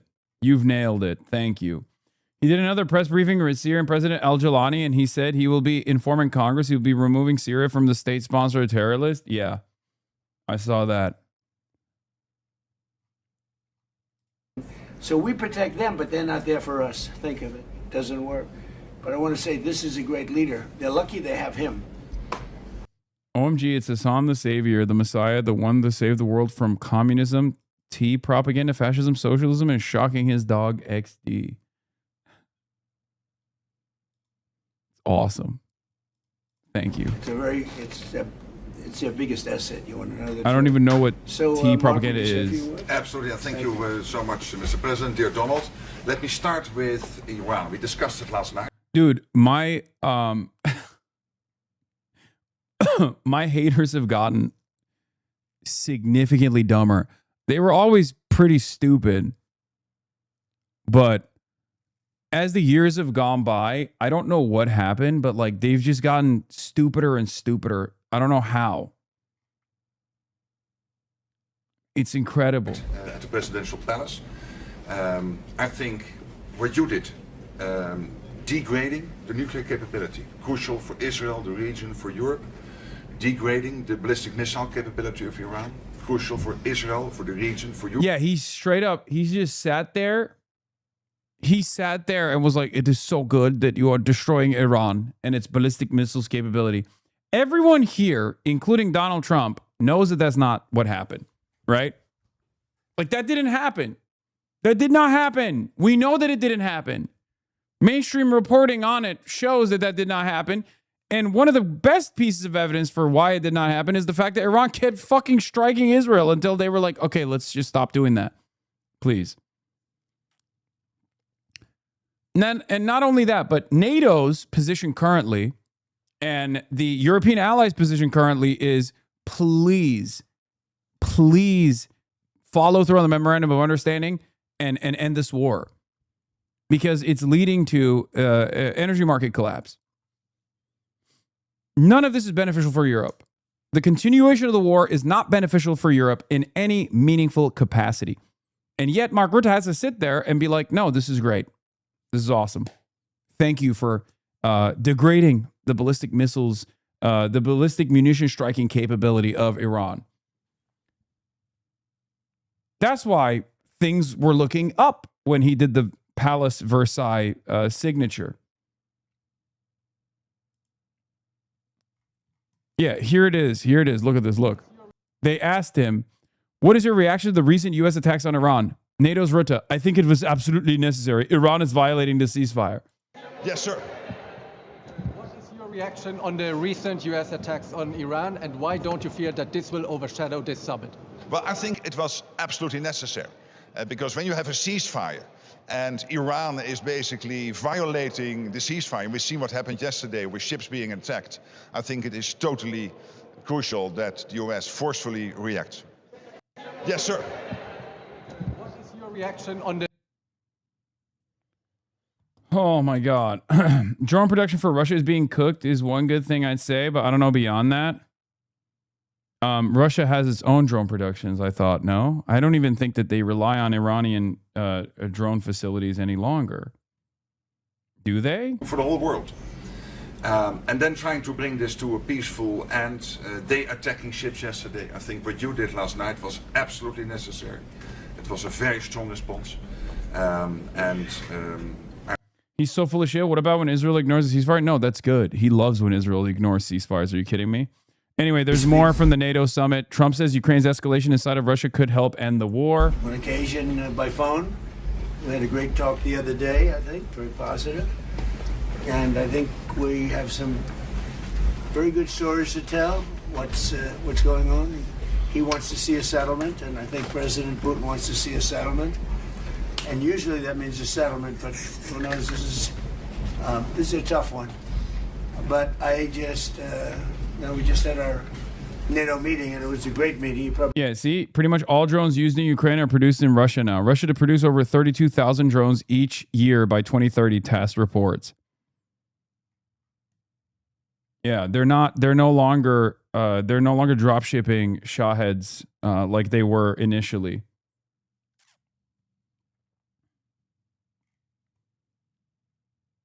Probably heard it was a great meeting. There was a lot of love in that room. A lot of unity, and I don't think it could have been. Marco, what do you think? It couldn't have gone much better. Do you have a feeling as to what you just saw? Very positive. A lot of unity, strength in it. Yeah, really good. Scott, what do you think? Yes, sir. All the Europeans, they contributed you to saving NATO, and they want to do what they're supposed to do and do the right thing. Yeah, there was something very special, and I will say that what they've done with Turkey and President Erdogan has been a friend of mine. He's been a friend of mine for a long time. Strong man, good man, and he's done a fantastic job. Every road is so. That article's from January 2024, lol. Yeah, all the way back in January 2024, they were already changing their production away from their reliance on Iran. Am I wrong? I mean, I might be wrong. I was under the assumption that they were utilizing Iranian Shahed drones, but they swapped over to their indigenous domestic manufacturing. And I could be totally wrong on this, but that's what I thought was going on.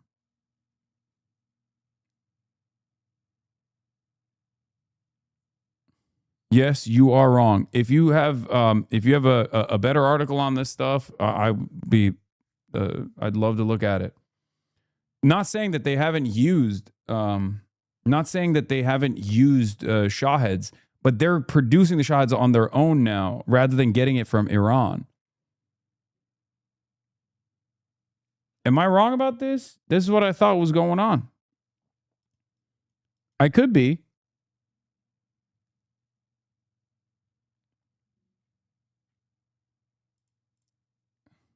Russia lifts lid on secretive drone factory as satellite images reveal rapid expansion at key site. This is from 2025.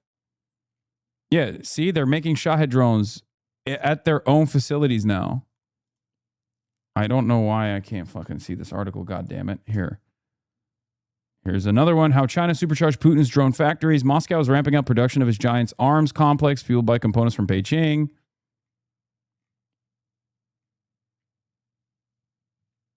In Tatarstan. You are correct. Their domestic product Shahed is called the IRAN-MOU.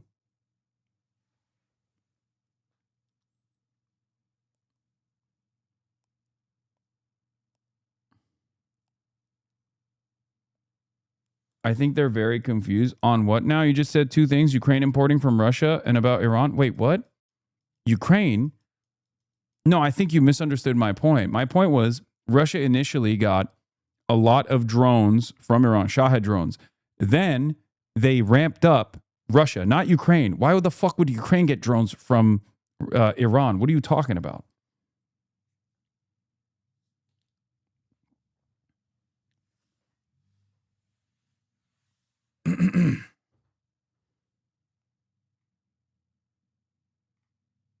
Yes, that's what I was confused about.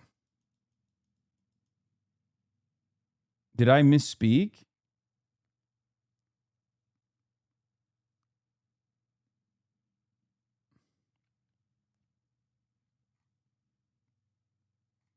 If you rewind, if you subscribe, you can rewind. No, I never intended to say that Ukraine gets drones from Iran. No, I'm talking about Russia. I probably said Russian drones used in Ukraine, and then you misheard me. Everything's perfect. He's from the airport to the destination, everything's been perfect. So we had a really good meeting, and we thought this would be a good time. Yeah, when I said majority of drones being used in Ukraine by Russia, okay, that's where the misunderstanding comes from. I said drones, the majority of the drones used in Ukraine, when I'm talking about by Russia, like the drones being deployed in Ukraine by Russia, are now Russian manufactured. Time for President Zelensky and I to meet, and we'll see what we can do. But we've actually developed a good relationship. It's hard to believe, right? From the Oval Office to now, I think we've developed a very good relationship. And this is not the end. No, this is not. This is going to be the beginning, maybe. Yeah. Just the beginning. And you know, the country has a lot of future. It has such great land, such great assets, such great people. And you have a lot of people. I was with a group in Poland, and you have a lot of people in Poland, and which is a terrific country with a really great president. I happen to endorse him, so, and he's doing a very good job. And they were saying they love Poland, but they really want to go back. You know, you're going to get a lot of people back when this is over. They left some, and they're all. I think they're going to come back. Is this the Zaluzhny article? The one that you just linked me, chatter? The one that says that the European estimates on like Ukraine's successes are overestimating Ukraine's capabilities. There's still a lot more need from NATO. Yeah. Oh, it is the Zaluzhny article. Yes. Valery Zaluzhny reports, the ambassador to Ukraine in the United Kingdom, reports on the Telegraph. He says, do not assume Russia has lost the war. Modern warfare no longer rewards tactical victories the way it once did. The article basically talks about Ukraine's successful strikes on logistics and how much leverage the attacks on critical infrastructure gave Ukraine, something that I've acknowledged, and the steady erosion of Russia's military position as evidence that the conflict is approaching its end. That is a dangerous misreading of the war. It reflects a tendency to interpret events through the lens of individual battlefield successes rather than the wider strategic picture. Modern warfare no longer rewards tactical victories in the way that it once did. Advances in drone technology, precision strike capabilities, and surveillance have transformed the battlefield, making decisive breakthroughs extraordinarily difficult for either side. Saying the Zaluzhny piece basically ends with, Russia is better positioned to win the long-term war, better positioned to withstand the war of attrition as opposed to Ukraine. This is no longer a war of swift maneuvers, it's a war of attrition. Every tactical gain now comes at an extraordinary cost. Positions can be taken, but holding them, reinforcing them, and evacuating the wounded has become increasingly difficult under constant drone surveillance. Success on the battlefield is measured in meters rather than miles, and often at a price that bears little relation to its strategic value.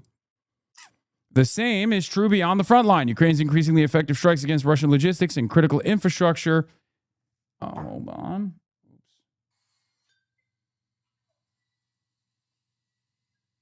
Doors open. Sorry.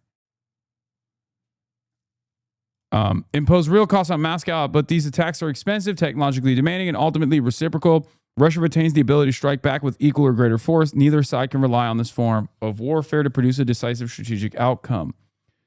The battlefield has therefore reached something close to equilibrium. Russia lacks the military capacity to conquer Ukraine outright. Equally, Ukraine does not currently possess the means to liberate all occupied territory by force alone.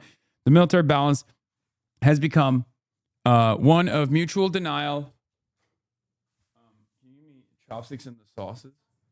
Yeah, the Asian sauces though.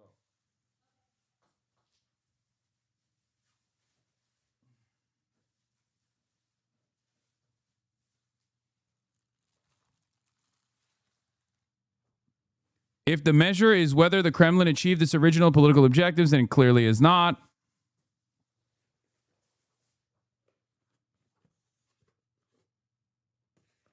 Bros casually delivery come inside his office? No. He's so stupid. Yeah, I just opened the all the doors. You can just like walk right into my home, dude. What are you, fucking nuts?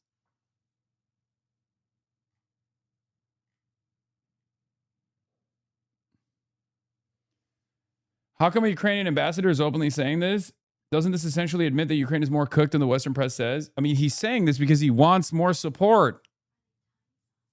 Yeah, not that one. No, those ones. Yeah, thank you. It's fine.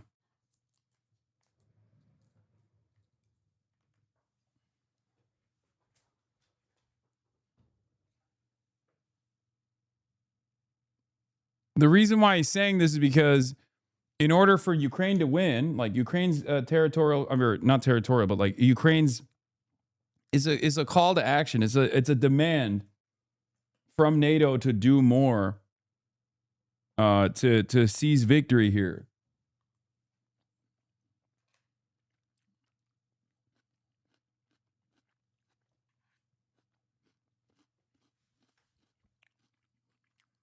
That's what's going on.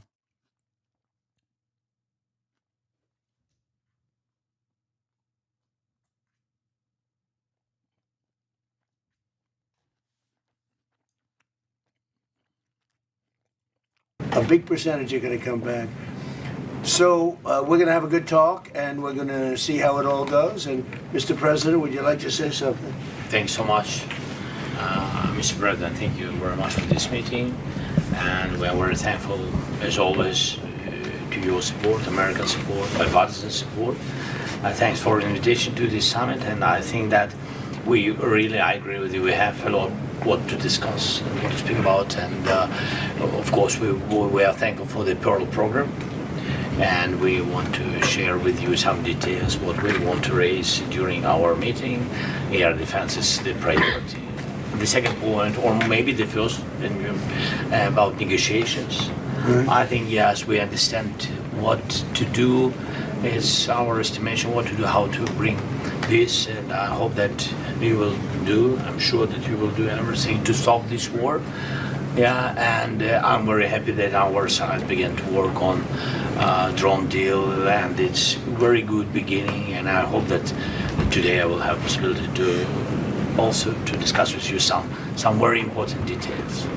Thank you so much. Well, we've settled a lot of wars, and this one is the one that I thought maybe would be the easiest.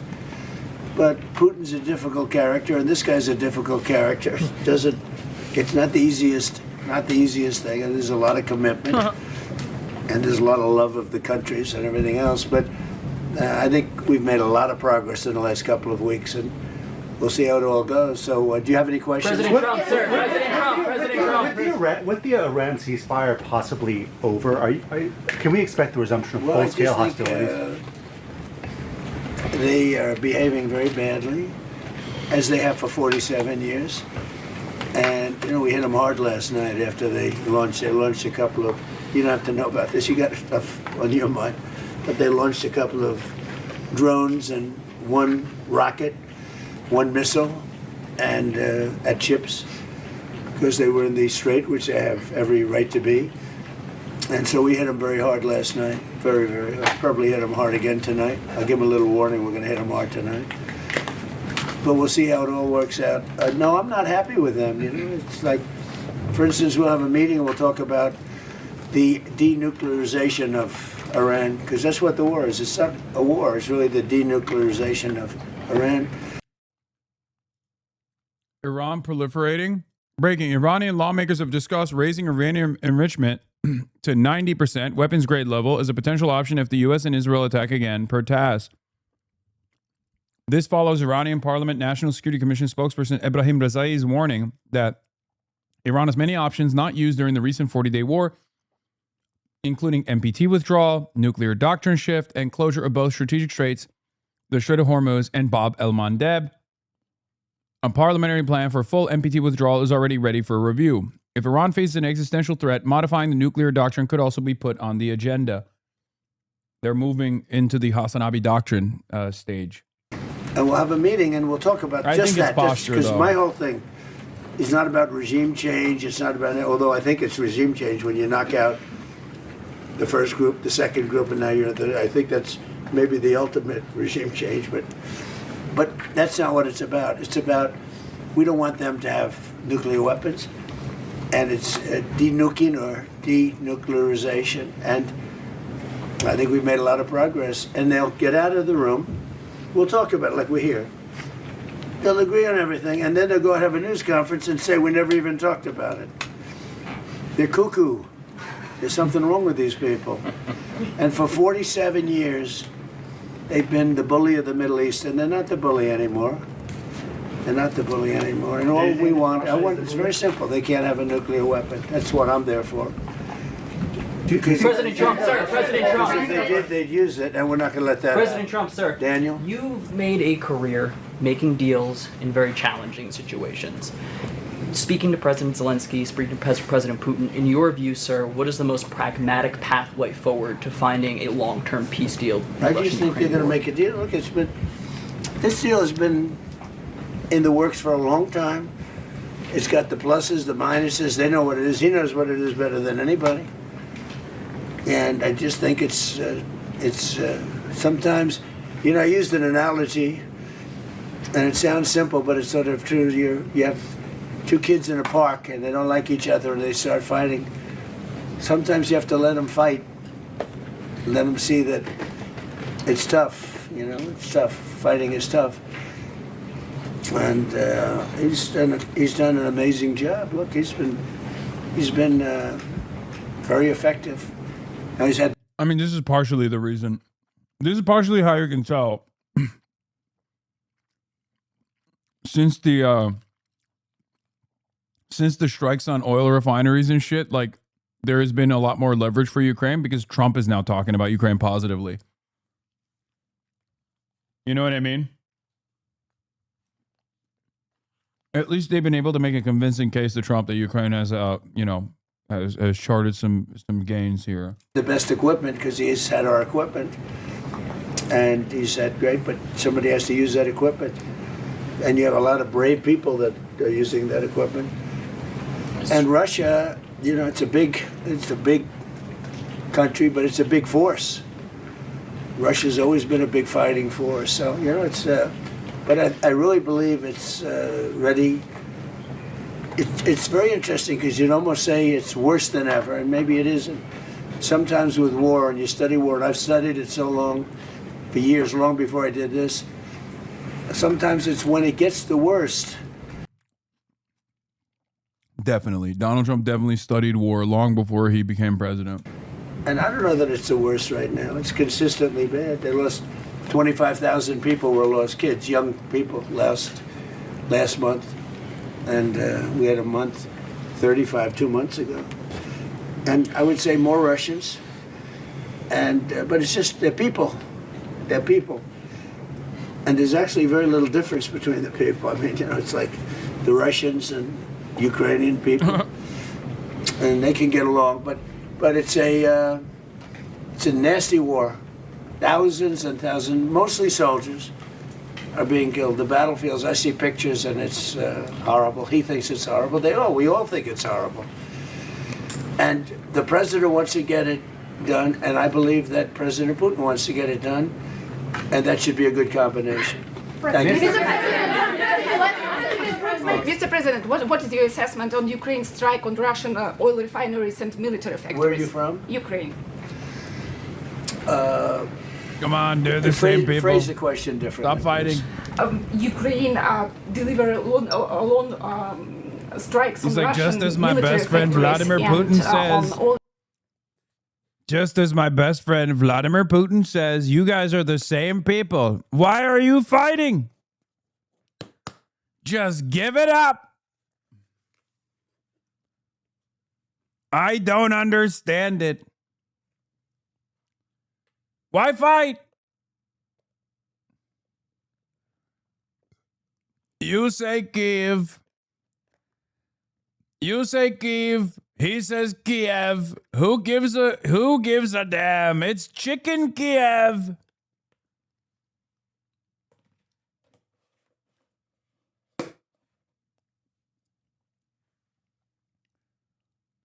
Same language. Refineries, and they ran out of gas. Marco, why don't you answer that? Because you're right in the middle of it. Yeah, no, I think what you're discussing is the ability of Ukraine to reach deep inside of Russia and conduct strikes. I think that's one of the dynamics that's changed in this war over the last few months, and that is that Russians are finding it more difficult to defend their own airspace. And what we hope that means is that it's going to create the space now to negotiate the end of this war. It's an escalation, but it's also an escalation that can help lead to an end. And, Mr. President, what makes you think that Mr. Putin might be seeking for the settlement? So where are you from? Radio Free Europe's Ukrainian service. I'm from Ukraine. Okay, good. Because I talked to him. I talked to him. I talked to President Zelensky, and I think... He's like, Margot, didn't we cut our funding?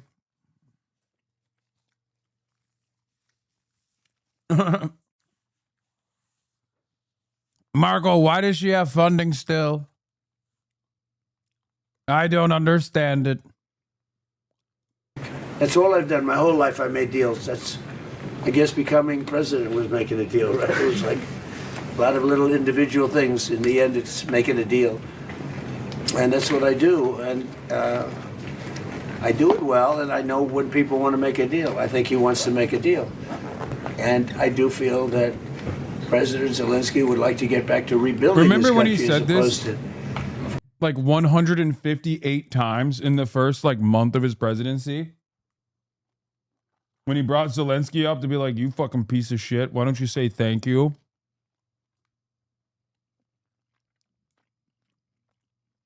That was awesome. you know, having all of this death and destruction. Ukraine has tremendous potential. He understands that. We talk about that. He talks about that more than he talks about the war. You know, to me, I think you might find that more exciting than the war. It's brutal.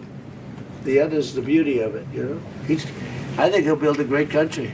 I think he's going to build it. We have a little stake in that country, you know, because we have some land in that country, but we have minerals. It's among the wealthiest. It's among the best land anywhere in the world for rare earth. And Mr. President, Russia is bombing my city account. I look forward to taking advantage of it at the right time. Mr. President, Europe to make Patriot missiles in Europe. He's one of my favorite soldiers. I see him. He's central casting. You, right? You doing okay? Yes. We see him at meetings. He's good. He's done a great job.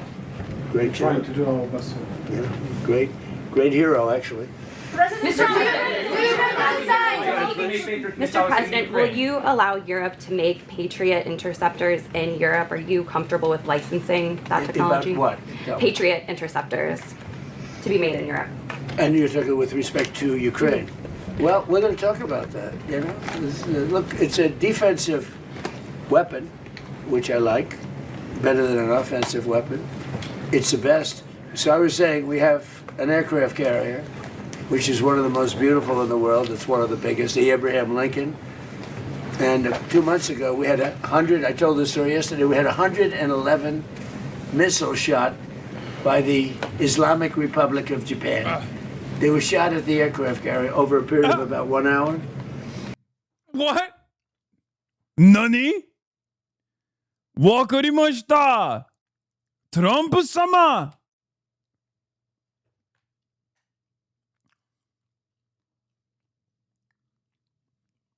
The Islamic Republic of Japan?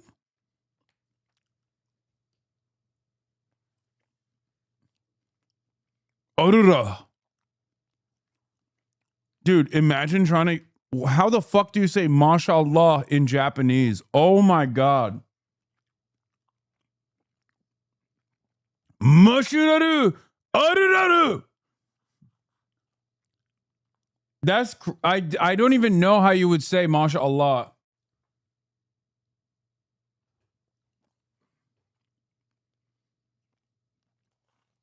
I love this. This is real for me. The Islamic Republic of Japan is real.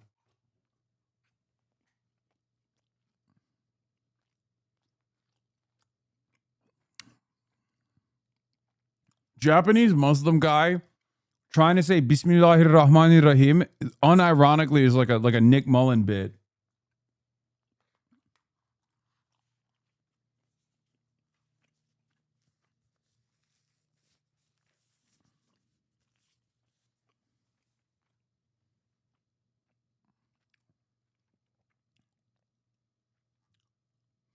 Incredible. 111 missiles going to a very expensive ship, and every one of those missiles was knocked down. Pretty much most by Patriots, but by other means also, as you know. Yeah. Other less expensive means. It's even better when you do that. But out of the 111 missiles, every one of them was shot down. It didn't hit the ship, and bad things happen, right, when that happens. So think of that, over a period of 1 hour, these missiles are coming at you, and every one of them shot down. So I think one of the things we're going to be talking about is, as you know, the companies, we have great power over the companies. Those companies that make the Patriot and make all of the great stuff, the Tomahawks, all of the great stuff. We have the best stuff. Many things. The Patriot's great, but we have many, many great things. You see that with Venezuela. You see it with Iran. Look, Iran has been wiped out. Iran, their Navy's gone, their Air Force is gone, everything's gone.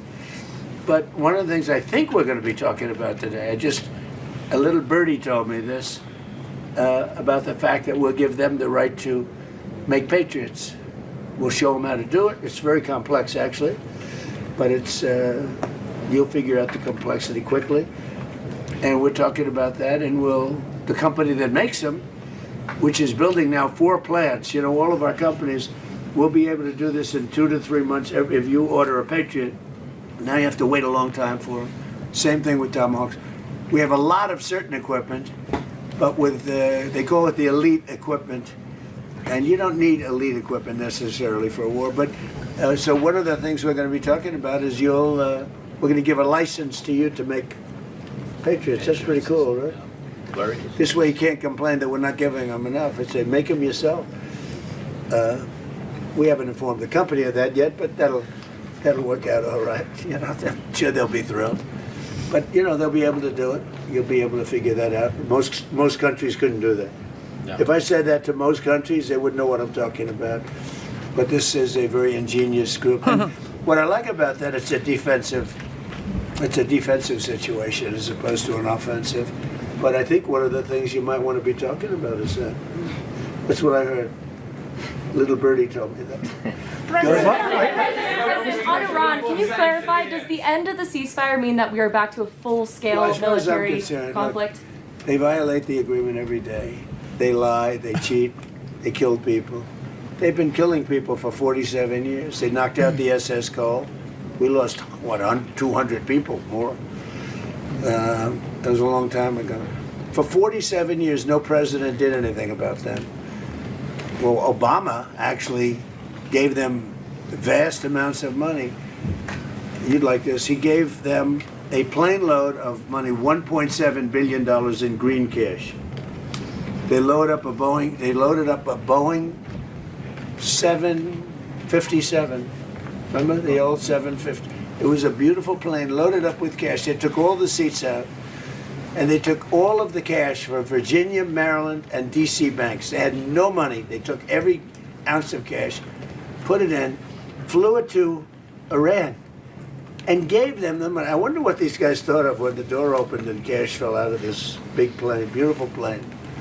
And then on top of that, they gave them billions and billions of dollars. And by the way, they gave it to the wrong country, frankly. You want to know the truth. And it began. That was pretty much the Obama deal. That was one of the worst tragedies that happened. That's what happened in the Middle East. That deal set back that whole situation. They went with it. Frankly, they picked the wrong country.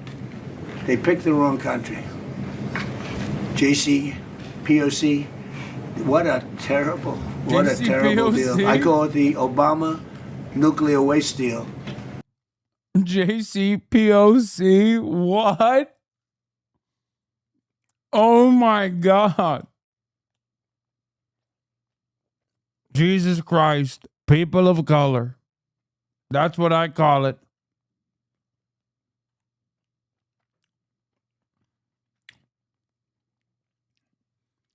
Jesus Christ, peace. I don't, I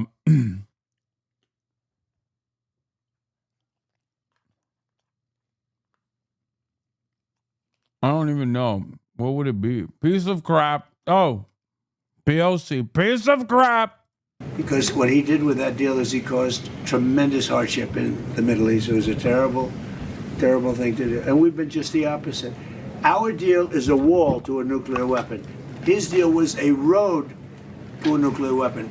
They'll never build a nuclear weapon under our deal. But I don't know if we're going to have a deal. We may just do it without a deal. Because you know what? It's easier. Because these people, they lie and they cheat, and you have an agreement, and they'll go outside. For instance, they agreed, well, we'll never have a nuclear weapon. They agreed. Then they go outside, they have a news conference, or they leak that we never discussed the subject. Now, who would believe we never discussed the subject? Because for me, that's 99.9% of what we're doing. It's denuclearization of Iran, okay? So when you ask, our guys can continue. You know, Steve is great, and Jared, and all the guys. They know him very well. Yeah, actually, they're working on your stuff, too. I wonder which. I picked two beauties. You know what? We settled 8 wars. I got a couple of beauties here. But Steve's great, and Jared's great. You know, they're the right guys. And we'll see what happens. But I will say this. Iran, they've misbehaved for 47 years. They've killed our soldiers, they've killed our people, and they've killed a lot of people all over the Middle East and elsewhere. And the roadside bomb was their preferred, you know, I can't deal with the fact that, like, no one will dispute this, but the JCPOA was successful. If the goal was to stop Iranian uranium enrichment, it was the most successful instance of foreign policy and diplomacy that Obama engaged in.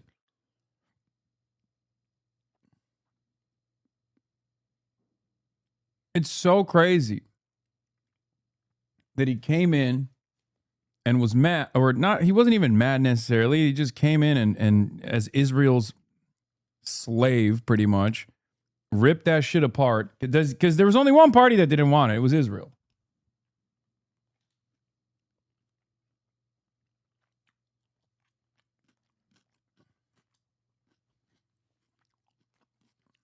And then took it one step further and finally attacked Iran militarily. It's just so terrible.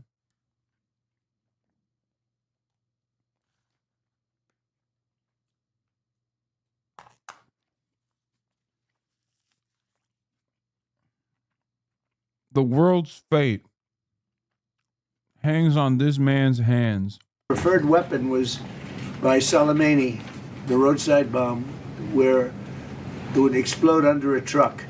We actually built trucks with floors, steel this thick. And then all they did was they made bigger bombs.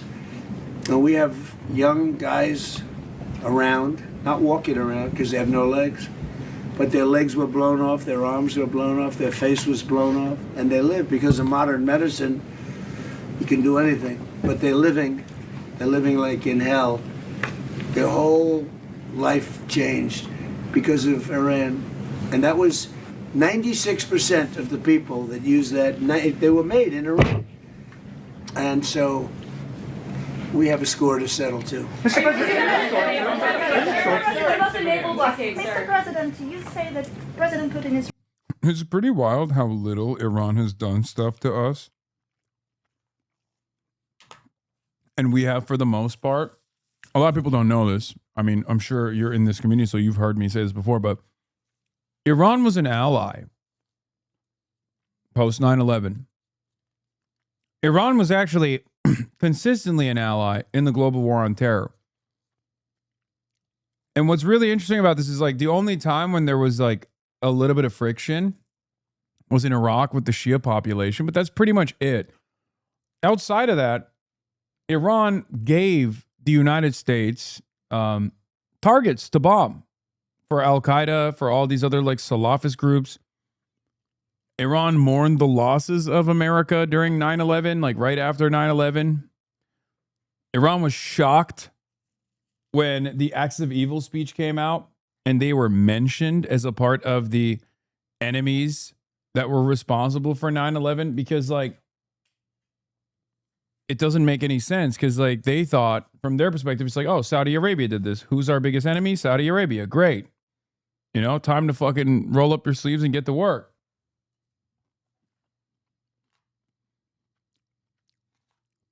America took Iran's biggest ops in the region, like Saddam Hussein, and Saudi Arabia, and we're like, you guys are all the same. How crazy is that? That's got to be like the highest profile racist policy of all time. And people just ate that shit up. And they still believe it. They're like, oh, Iran, Iraq, what's the difference? They're all ISIS.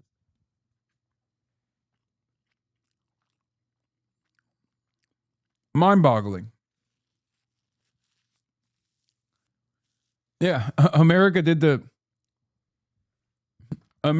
the slop tuber special. Incredible. Ready to finish this war. What if he doesn't? Are you ready to put pressure on Russia? Are you ready to put more sanctions? We have a lot of pressure on President Putin. You know, I don't think he likes what's going on. I don't think he's thrilled with what's happening. There's a lot of pressure on President Putin to get it done. I think there's pressure on everybody to get that one done. A lot of pressure. Mr. President, what's your security guarantee for Ukraine? The guarantee? Yeah, security guarantee for Ukraine. The security guarantee you're talking about? I mean, not that we want to do it. We'll do it to save lives. Look, Ukraine's very far away. We have an ocean separating us. What I'm doing is I'm trying to save lives. A lot of lives are being lost. I also think that it's a country with great potential. I think if this kind of brain power can go toward rebuilding the country instead of fighting a war, I think it's going to do. I think that. My man took the long way home to go, nothing. There's your answer. He's like, oh, security guarantees. Well, Ukraine, you guys are a beautiful country.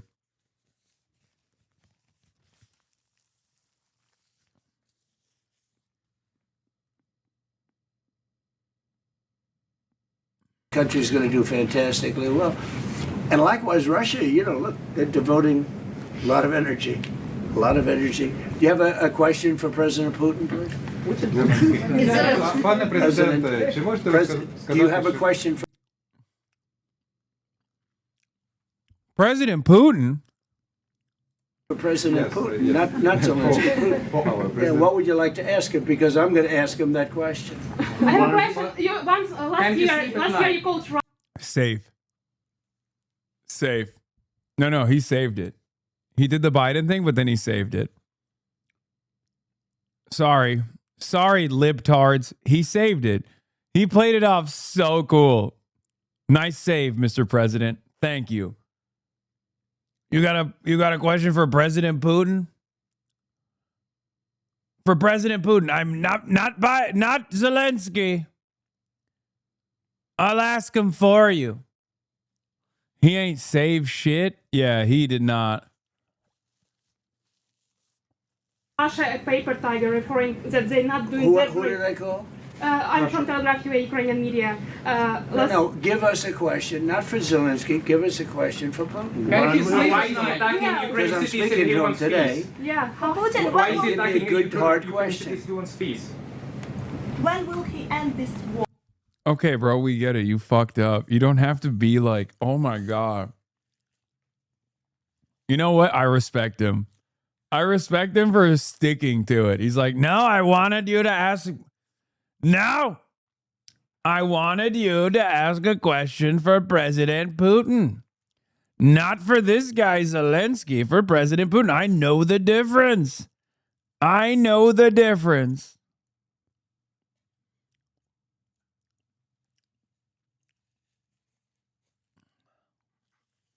Look at Zelensky's face, bro.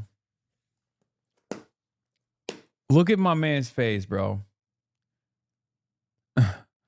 Mr. President, please just let me answer a question. We need more money and Patriot missile. Mr. President, I know I have to sit here and say you're doing all right.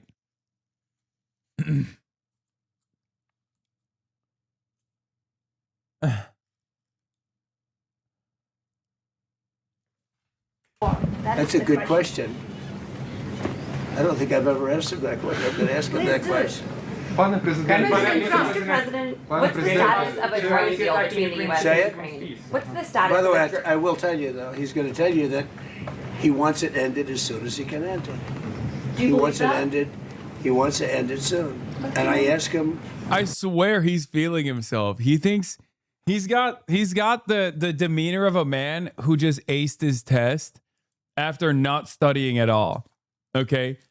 In his mind, he fucking nailed it. Like, he's like, yeah. I'll tell you what he'd say. I'll tell you. Because you want to know. You want to know. I'll tell you what he says.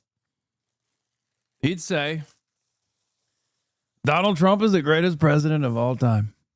No one has ever been like him. He's said it. It's real. It's true. He's said it before. He'd say, I wasn't afraid of Joe Biden, but I'm afraid of you. That's right. Very cool. Aren't I very cool? You know what he'd say? He'd say, #1 on TikTok. And we talk. I talk to him a lot. I talk to him a little bit less, but the relationship is very good. But I talk to President Putin a lot. He wants to end the war. Mr. President, a lot of people don't believe that. Doesn't he want the status of a drone deal between Ukraine? What are President Putin's conditions for ending the war? Do you know what? Well, they were certain conditions that were a little bit different. I think they're changing. I think they're probably getting a little bit better toward some of the things that you'd like. It's been tougher in Russia.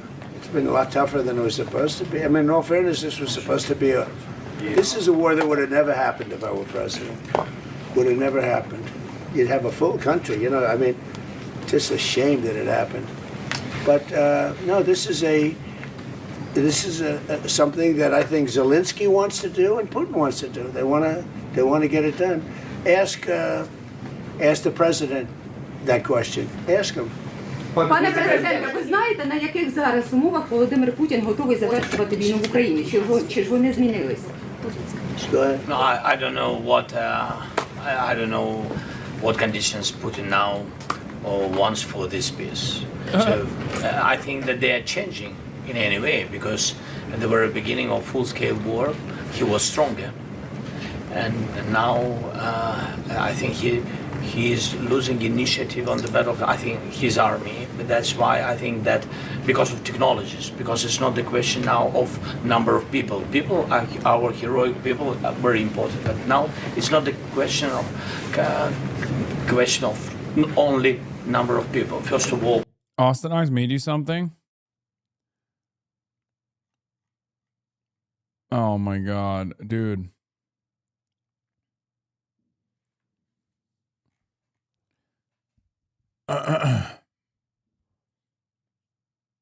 Let's be real. Nobody gives a shit. It never worked for Ukraine.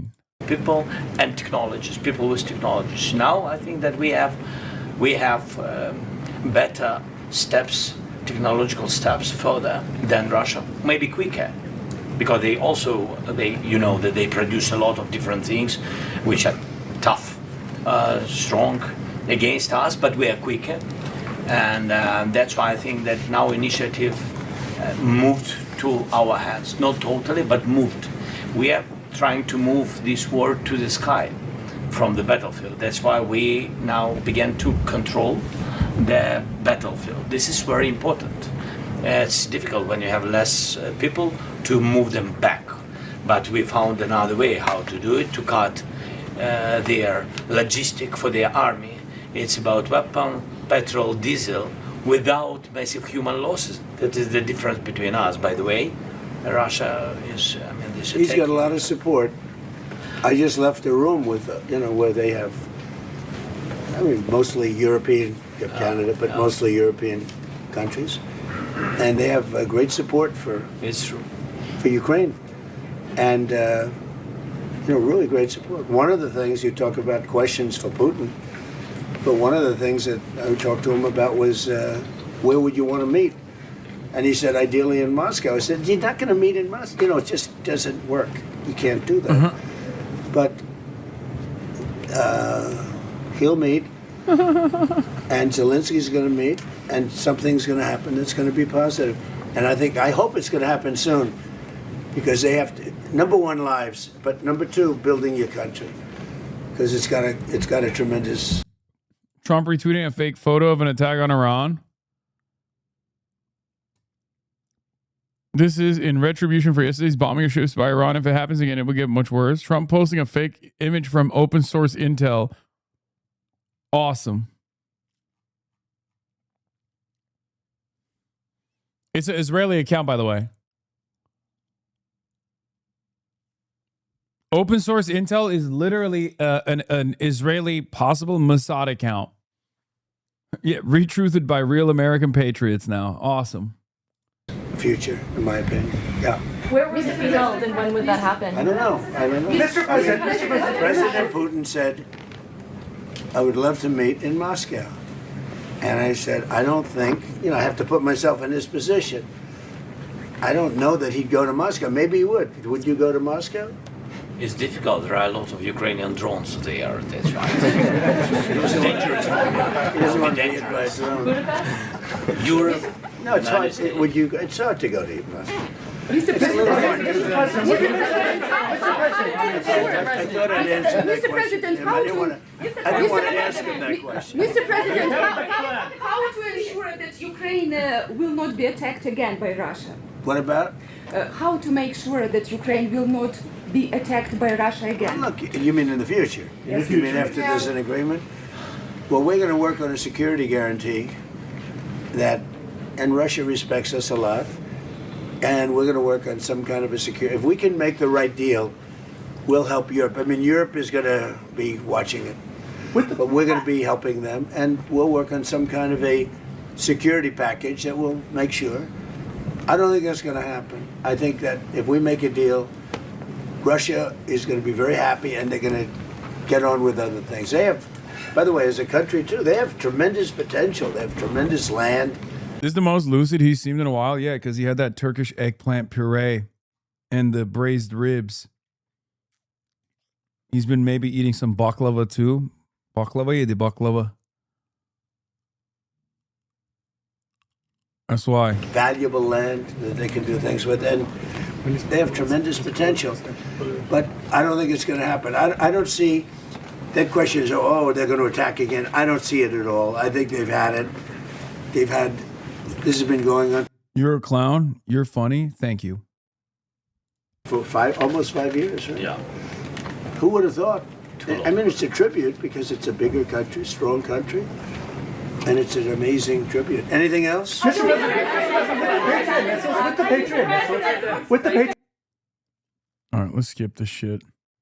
Well, this morning, Maine Senate nominee Graham Plattner. Oh my God. There's no new information on Graham Plattner, right?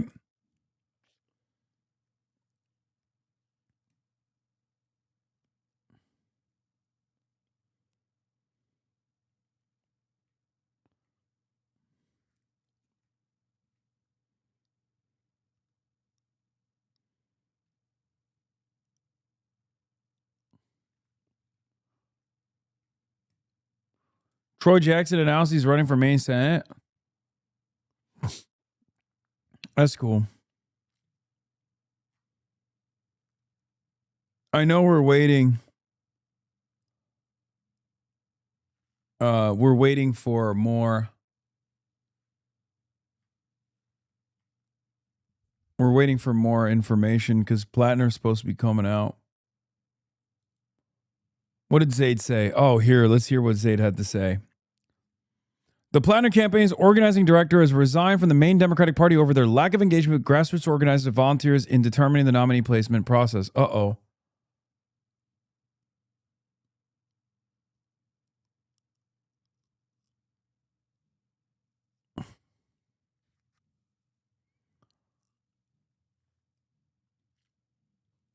Uh-oh.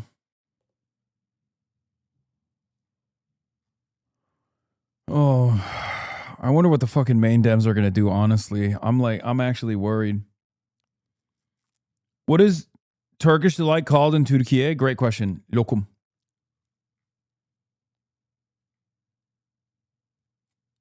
Lokum.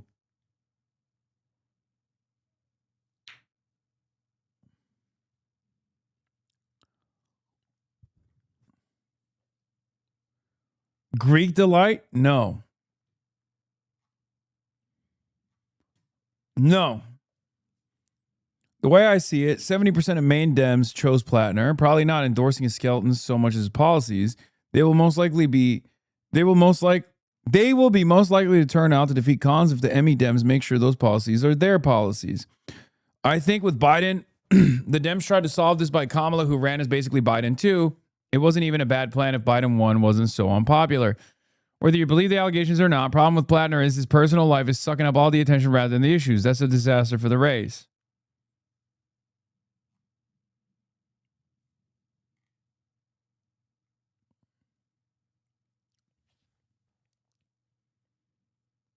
What? Does Turkey have a gun culture like the U.S.? I'm still hung up on the handgun thing. No, we do not.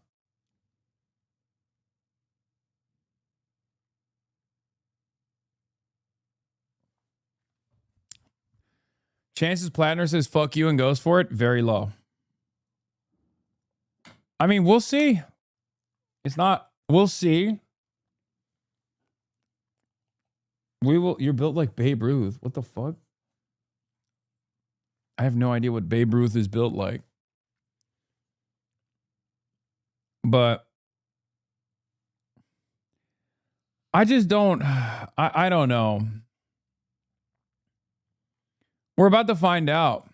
We're about to find out if Graham Plattner is narcissistic to that degree. Babe Ruth is kind of fat. Oh, that's why he's saying that.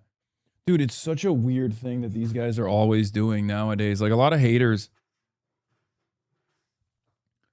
This new thing that they do is like they'll either make me fat with AI and be like, this is what you look like.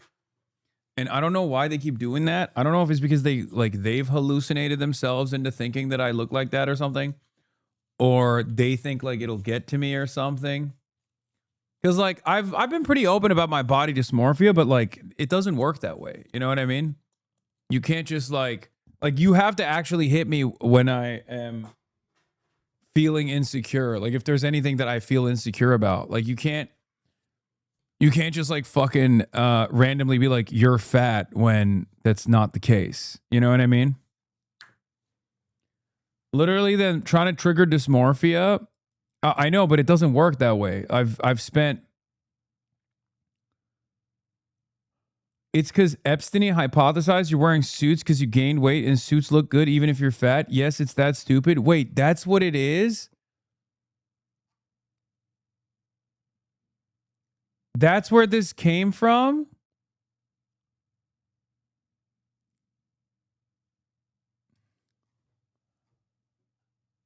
That's so funny. I thought that there was like some other reason why they just kept. I thought it was weird because for all my for my entire career, even when I was actually fat, no one ever said I was fat. So I always found it strange that like in the past couple of months, this has been like the number one thing that they keep saying. And I just and now like Asmin Roach also says it too, and it's very weird. And I think it's really funny because it only makes the people that are saying it look more insane. Because it literally is like when they say like, oh, Hamas, Diddy Piker, the dog striker, 9/11 enjoyer, stuff like that. Most people go, ew, you're gross. The fuck are you talking about? And if you turn around and you're like, hey, isn't this guy fucking fat? Dude, look at this fat piece of shit, right? Most people are going to look at you and go, the fuck are you talking about?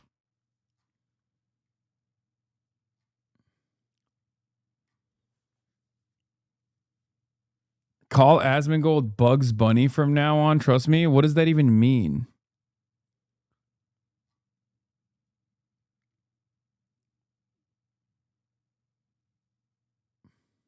His teeth?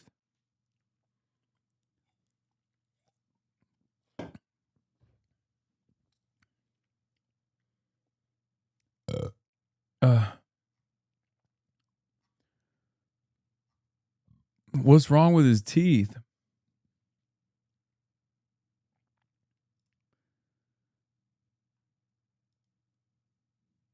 What is this? The recombobulation area. David Crowley will endorse Lieutenant Governor Sarah Rodriguez in the race for Wisconsin governor after dropping out. Yeah, I mean, we know this. Yeah, they're trying to actively and aggressively push for, they're trying to make Sarah Rodriguez happen. They're trying to make Sarah Rodriguez happen because they're worried about Francesca Hong. You got a Haley Stevens, those burps, big dog? Fuck no.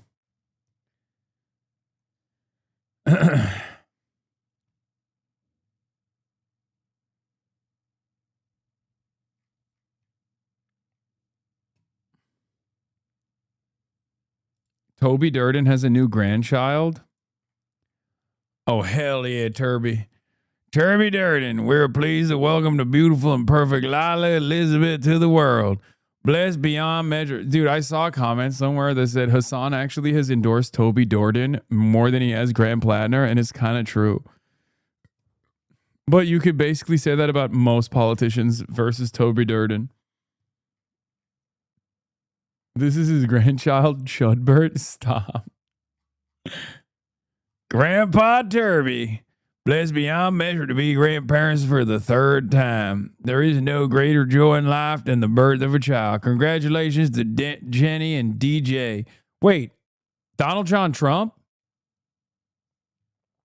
Does Toby know who you are? No, but his campaign manager does, and he fucking hates me.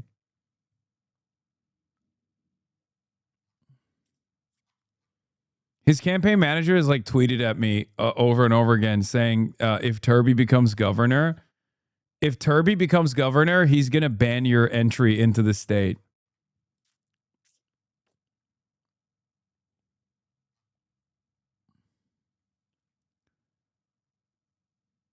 Donald John Bam Margera is the child's full name. Governor. Turby Derby, Governor of South Dakota. Kaya, what are you doing? Huh? What are you doing? What are you doing? You learned. Kaya is a little bit like Turby Derby, honestly. She's like the Turby Derby of dogs.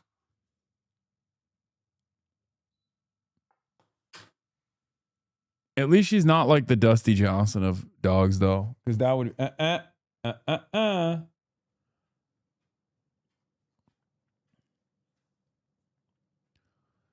Free travel between. I like that you took the threats that he made seriously. Free travel between states is enshrined in the Constitution, is it not? Yeah, I don't think they care.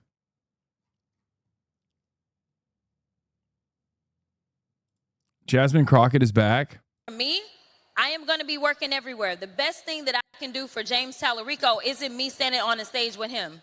It is the fact that I endorsed 5 candidates in the runoff who all happen to be black men in the state of Texas, and every single one of them won, and they're going on to November, meaning that they will pull out more black people to vote. People keep trying to say, well, Jasmine has to go and hold his hand. No, I don't. And don't worry about my math and how it works in my mind. Because the reality is that if you can give people more than one thing to vote for, then you have a better chance of getting them out to the polls. And honestly, some people just not going to be sold on certain people that are running in the state of Texas. So the best thing that I can do is take down ballot candidates who no one's ever heard of and do my best to uplift them and Wait, why not both?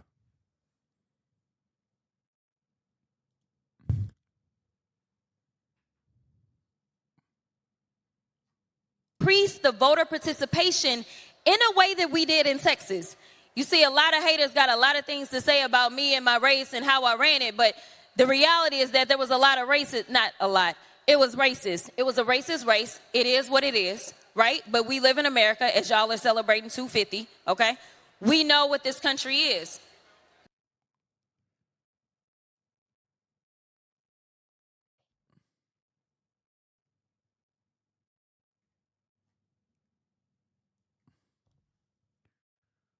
An endorsement only takes like 2 minutes. This is bullshit. Yeah, no, I know. She just doesn't. She's a sore loser. I'm sorry.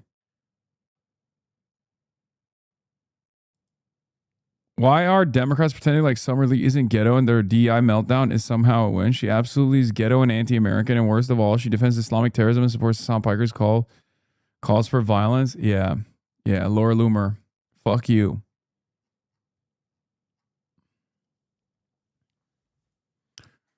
Wait, is she saying that Tallarico's racist? She's saying that it was racism that won Tallarico the primaries or something. I don't know.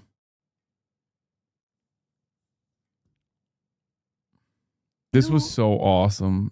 God. You disavow your friend Hasan Piker for inciting riots outside Delaney Hall last weekend? Oh, well, actually, I think that Delaney Hall is a disgrace. Will you disavow your friend Laura Loomer, who calls black women ghetto black bitches? She doesn't mean that. She doesn't mean that. She doesn't mean that. What is this? Have you seen this yard? God, country, Trump, Durden. Oh, God, that's so awesome. That's so awesome. God, country, Trump, Durden, South Dakota. Governor of South Dakota.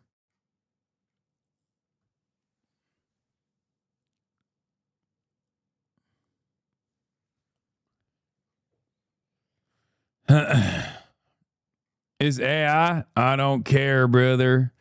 I don't care if it's AI. I know it's real. I know it's real.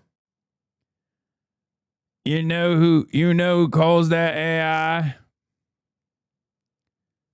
NBC News. Haley Stevens' campaign is seeking to paint ABDULvsHALEY as a sexist podcast, bro. Oh my fucking Lord. That is going to be the literal worst. They're calling this the worst campaign in history. Okay, one, negative campaigning doesn't draw turnout. Okay, it's literally the pigeon doing fucking stand-up comedy meme. Bernie bros are sexist. Bernie bros are misogynistic. Bernie bros are misogynistic, and they're like, boo, get new material. And the fucking pigeon is like sifting through, or the crow. Sorry, I always say pigeon. The crow is sifting through the cards, and it's just the same. Bernie bros are misogynistic. Someone make that meme for me, please. I want to fucking quote retweet this with that. I'm sure that meme already exists, right?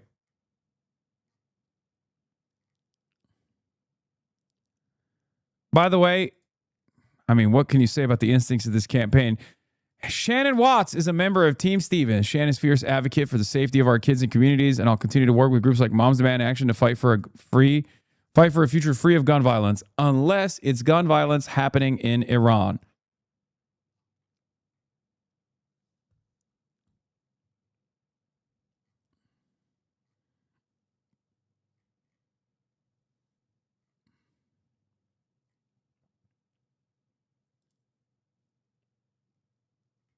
Yeah, I don't want boo, get better material. I want Bernie bros are misogynistic.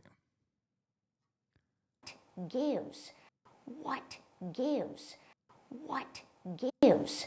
What gives? What gives? What gives? God, it's so awesome. Wait, what's the pigeon discourse? Help Unc over here. Oh, I was saying, I was saying that someone should recreate this meme with the crow saying Bernie bros are misogynistic, and then they go, boo, get better material. And it says Bernie bros misogynistic, Bernie bros misogynistic. This broadcast is just stimming. New and improved Haley website just dropped. Haley Stevens, she's running for Senate. Yeah, I know. She's running against me. Right. Okay. So she's been in Congress since 2017. Since just 2023, she's received over $800,000 of corporate PAC money. This includes max donations from corporations like DTE Energy, as well as all these other lovely corporations. That's astounding. Is it that easy to find all this information on her campaign site? So that's the thing. No. When you go to her campaign website, you can go over to her policy page where there's nothing about money in politics or corruption. And weirdly enough, when you go to her endorsement page, you can't find any of the corporations bankrolling her campaign or her biggest financial sponsor, AIPAC. I feel like the people of Michigan should know about this. Exactly. We thought the same thing. That's why we created a better version of her website, HaleyStevens4Michigan.com, where you can see all of her corporate sponsors, including the super PACs that are bankrolling her campaign, like AIPAC Super PAC. Wait, so you're telling me if a bunch of folks right now clicked on HaleyStevens4Michigan.com, this would start showing up above her actual campaign website on Google search results? I didn't think of that. That's so fucked up. Oh no. You know what I say to that? What gives? What gives? What gives? What gives? What gives? What gives? What gives? What gives? She really looks like Drewski. Okay, guys, stop talking about the way Haley Stevens looks. Obviously, she's going to try to paint me as a surrogate for Abdul and say that my community is being sexist towards her. Stop saying she has the same eyes as Erica KIRK. Piercing. You need to stop. Please stop doing that.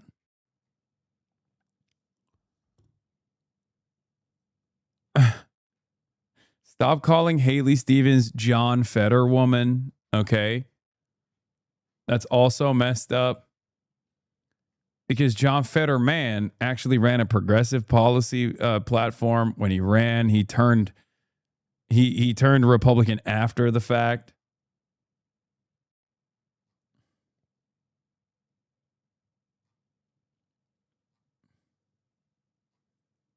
What gives?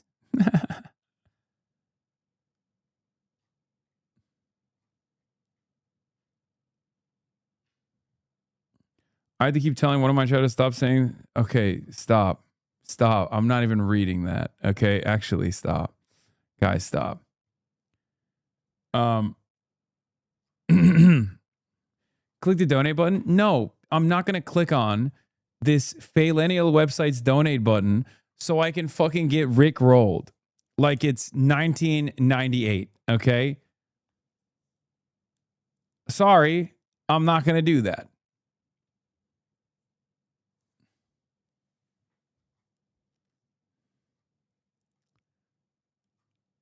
Maddie Maroon, Trump's biggest donor.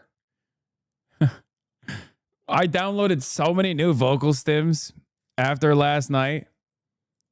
Like Haley Stevens saying, Vladimir Putin. This broadcast is a black hole for fun. Vladimir Putin.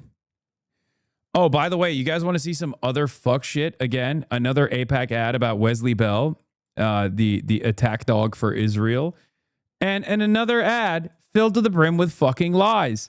Here's the new ad of Representative Wesley Bell in Missouri 1, features supporters saying he's leading the fight against Donald Trump. He was our first ever progressive prosecutor. Wesley Bell. He helped over 2,000 nonviolent offenders avoid prison through criminal justice reform. Now Wesley Bell is in Congress leading the fight against Donald Trump. It's Bell who called for abolishing ICE and voted to stop Trump's war in Iran. Bell says we should spend money on health care and not bombs. there's nothing more annoying to me than AIPAC literally copy pasting our fucking policies and just straight up fucking lying to the good people in St. Louis. Okay? It's so, like, this should be illegal, man. Like, we're not even talking about FARA anymore. Like, this should be illegal. They just literally take a conservative congressional representative that they bought and paid for so that they would be a reliable vote on Israel, and they totally flip their worldview and their policies. Like, they're one step closer to having an AIPAC attack ad. Oh, you got it? Okay, thank you. Okay, now I gotta find that. Where is it? Where the fuck was it? Where was that tweet? Oh, here it is. What gives?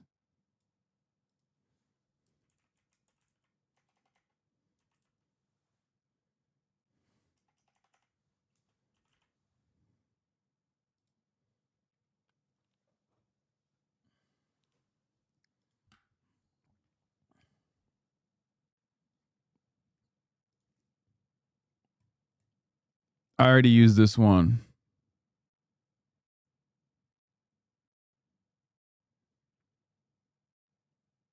DSA Michigander here. I've seen 0 Haley Stevens signs, 2 Mallory signs, and at least 50 Abdul signs. We're running DSA candidates for mayors in 2 large cities. Hell yeah.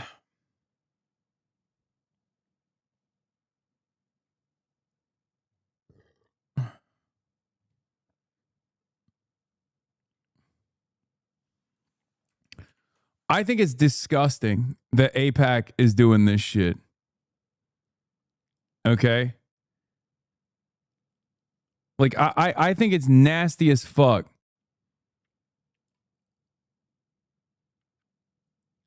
I don't know what else to say about it.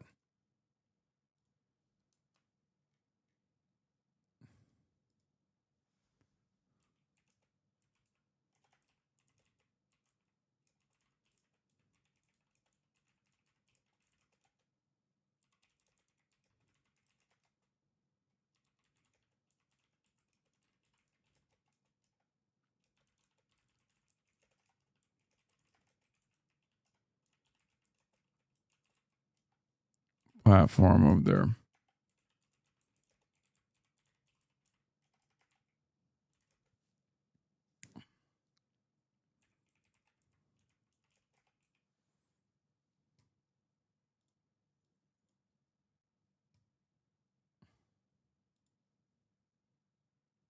Bell is insufferable, by the way. I know. He is such a nasty version of exactly what everybody fucking hates about American politics. They're so unbelievably cynical. 40 million from AIPAC, and then BB goes on TV to pretend she's opposition, literally controlled opposition. I know libs talk a lot about democratic norms, but this behavior makes democracy actually impossible because we don't know what the fuck we are voting for. Yeah. Wesley Bell is just an AIPAC stooge, okay? Straight up. And AIPAC and Wesley know that these progressive policies are popular, okay? They know that these progressive policies are popular, which is why they're fucking lying and claiming that they themselves are the actual progressive candidate. And when AIPAC can dump 30, 40 million into a fucking primary race all of a sudden, it doesn't matter because most people are going to get barraged with those ads. And they're going to be like, okay, I'm just going to go vote for the progressive person, not realizing that the progressive person is not Wesley Bell. Wesley Bell is a fucking empty suit. His campaign was entirely funded by AIPAC. Entirely. I cannot believe it, dude. It's just such a nasty situation. And then we get mad about people that, you know, make the wrong decisions when they vote. We're like, oh, why are people voting against their interests? Because there are billions of dollars of ads running on every fucking television channel to make sure that every single American voter that's even interested enough to go out and vote is making the wrong decision. They're lied to. They're lied to all the fucking time. It's so disgusting. America is quite literally up for sale, okay? I believe that it's up for sale.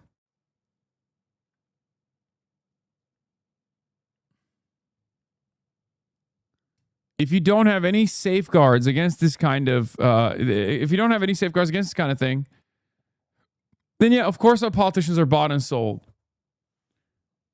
Speaking of which, Haley Stevens is so funny. She said, it's been an hour since we left the debate stage, and I want to say thanks to everyone who tuned in. Booyah! And then everybody dunked on her. Everybody chill. Everybody chill. Sister, I don't know how to tell you this, but this website updated.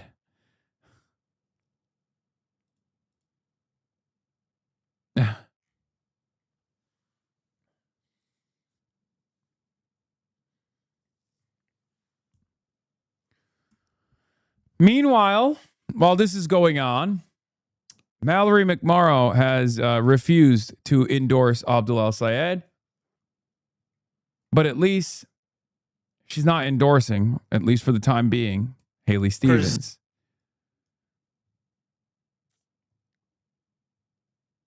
We have to help Cori Bush as much as Larkin. What do you mean? I literally went. I went to St. Louis, man. The fuck?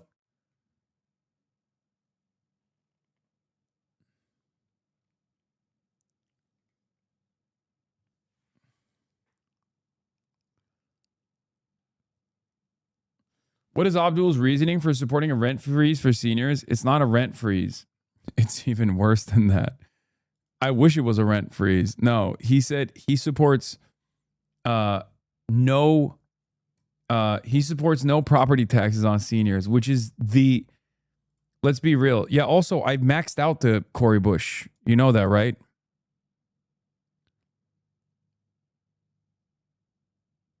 Yeah, Abdul is trying to gain the seniors with some slopulism. Now that, I mean, I called it out when he first said it on the debate stage. I said it yesterday.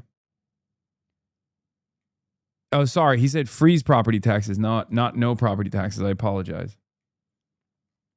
In any case, when he said that, what did I say? When he came out with that policy, which, by the way, as someone who's running for Senate, he doesn't have that kind of control. What do you mean? Can you imagine? Can you imagine doing like a federal mandate on a property tax evaluation freeze? That would be insane. Anyway, yeah, on Michigan, which is not going to happen, but that is pure slopulism. That was definitely the most slopulist take that I've ever heard from the man. And guess what? That's fine. Okay? I don't have an issue with it. You want to know why? You want to know what? You want to know why? Because I want him to win.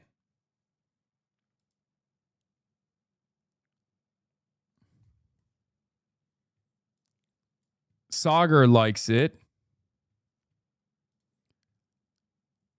For ABDULvsHALEY's website, if a senior sells their property to an under 65 person, they will immediately be hit with a property tax reassessment to current market value. This is sick.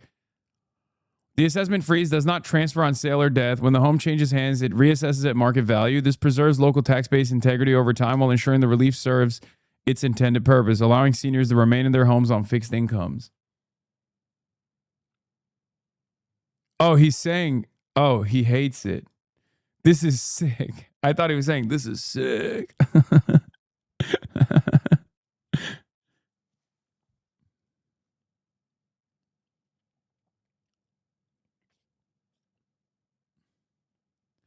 I'll be honest, Sagar supporting anything makes me want to oppose it on principle. Don't bring him up. Okay, I actually hope he's performing Takia here.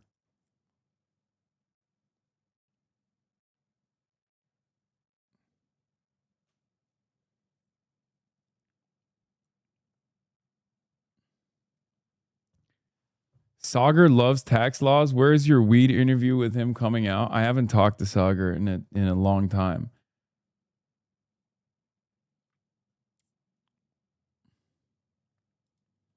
Did you see this ad? How hard am I gonna crack down on China? Well, here's a clue. Marsha Blackburn worked with President Trump to take on communism. What the fuck? Dude, we are such a stupid fucking country, dude. China. As governor, Marsha will fight to protect Tennessee land from Chinese front companies, close loopholes, and hunt down every communist who tries to defy us. It does. Marsha Blackburn will hunt down every communist.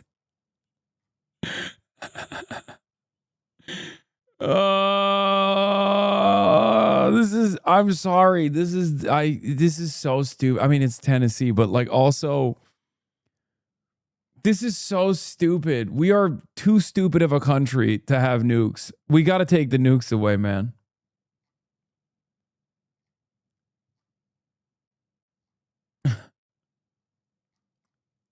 Doesn't take a fortune cookie to figure it out. Here in Tennessee, we're going to stop communist China and protect Tennessee land. Yeah, Xi Jinping, I heard, was cowering. When this ad came out, Xi Jinping has been awfully quiet since this ad came out from Marsha Blackburn.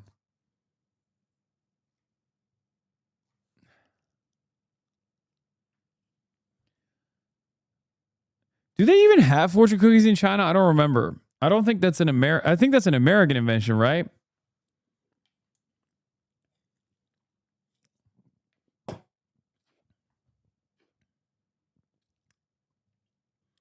Taiwan been really happy since this came out. Yeah. President Xi Data Center.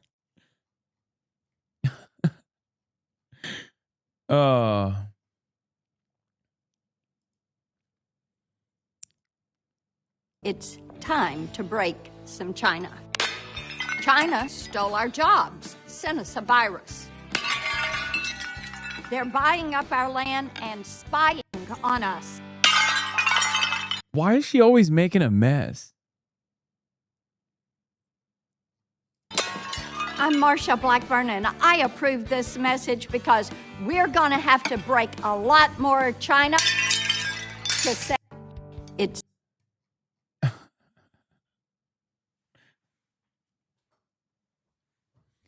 Bro, I mean, she's so fucking stupid.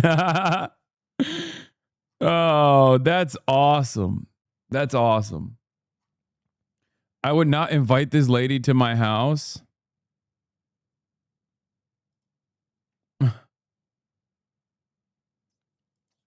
FSB connection aside, bro's doing some cool shit. Controversial U.S. influencer Jackson Hinkle has been filmed chanting "Down with the USA." Dude, I saw this video. It's so funny because you can tell, like, he's saying it, but in the back of his mind, he's like, I don't know if I should be saying this. Look. Down with USA. Down with Zionists. He's like, down with USA. And like, he seems uncomfortable. This is the first time I've seen him in a situation like this where he just comes across as very uncomfortable. Come get your boy Hasan. What the fuck's he doing in Iran? Because he's an FSB agent, bro. He does not live in the United States of America. If he was able to touch US soil without any trouble, I would go back on what I've said. Because I used to think he lived in America. Well, he was going to like the Donbass, like Russian occupied Ukrainian territories and shit. And then traveling back to the United States of America unimpeded. And that's why I was like, oh, he's an agent. Like, there's no way. There's no way he's not an American agent, right? But I'm pretty sure he's not actually allowed to go back to the United States of America. And I do think he's actually not an American CIA asset, but instead an FSB asset. You really got duped by this guy? Wait, duped by this guy? What? No. No. This guy was a fan of mine for the longest time, and he became the number one op. Bro, if you went to Tehran, they drop a nuke on it. That's how I know he's got the handler.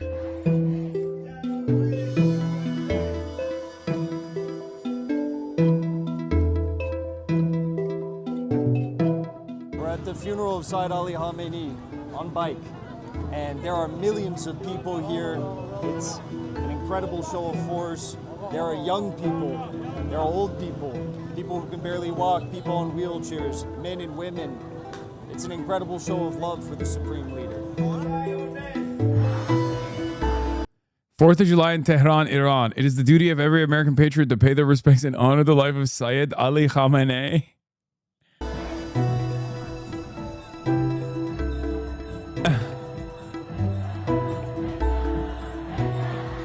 And is known for pro-Iran and anti-Israel views. There's no leaders really like him left in the world, maybe a few.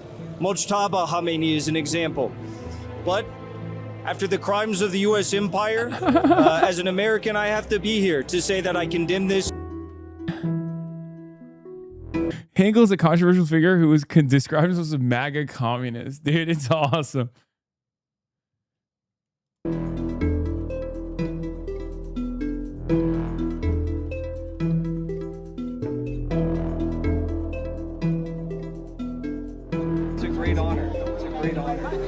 Like, I would love to go to Iran. Make no mistake. I think it'd be awesome. That'd be sick. But if you're gonna do like Down with America, you should say Marg Bad America.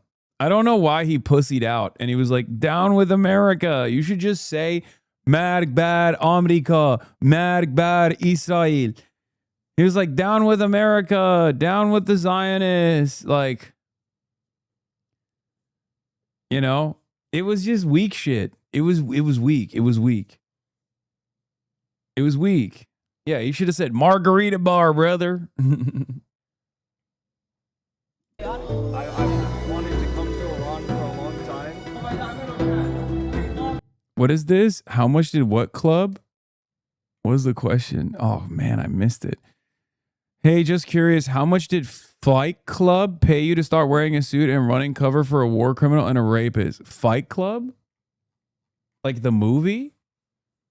Do you mean Fight Agency? Is that what you mean? My employers? My man said Fight Club. Oh, I love that meta. I love the idea, the meme that I'm working with fucking Fight Agency. Yeah, we don't talk about Fight Club, man. That's the first rule. I thought you knew. Yeah, Taylor Durden. Yeah, first rule of Fight Agency, do not talk about Fight Agency.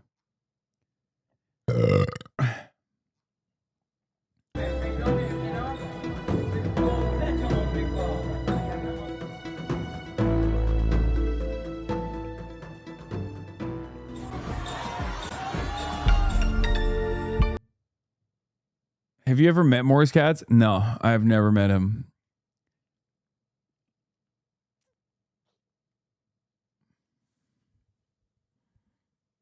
Is what I would say, obviously. He's my handler.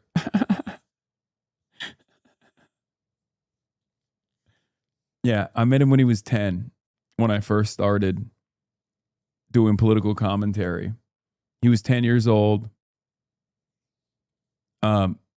Zoran and I, separately in different parts of the world, or not even different parts of the world, but like different parts of the country. I had started doing political commentary. Zoran had just graduated from college. He had just started his chapter in Maine, ironically enough, the SJP, his SJP chapter. And we met the 10-year-old Morris Katz, who was like, I have a contract for you. And I was like, what's that? And he was like, shh, First rule of Fight Club. First rule of Fight Agency.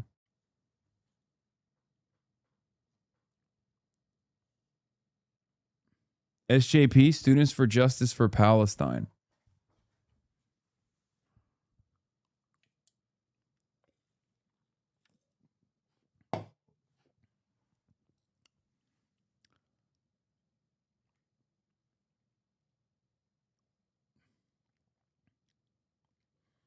Why did you start wearing suits that make people so schizophrenic?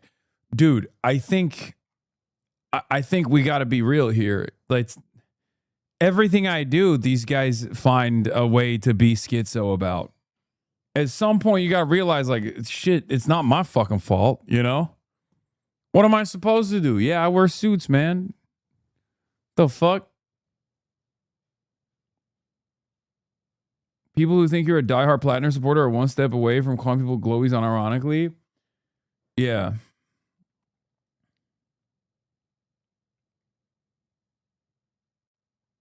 I got bad news. Haley found a pollster. No, I saw that already. It was one poll. First poll since May showing Stevens the lead from the website of this pollster. Tavern combines human expertise with rapid response AI to capture the true pulse of the electorate. It's a C-graded pollster.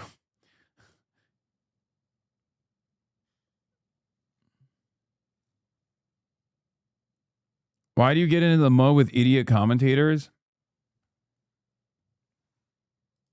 What is this? It's too late. I already used it. I already blasted it.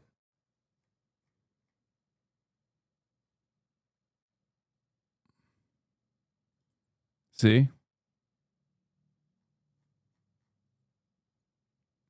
Wow, very brave tweet after supporting a known rapist for months. Will you be throwing your weight behind a pedo next?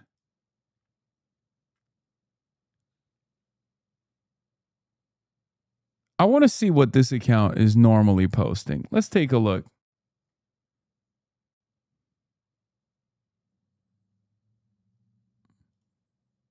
This guy would kill someone for being Jewish if he could get away with it. Just look at him. He's pure evil.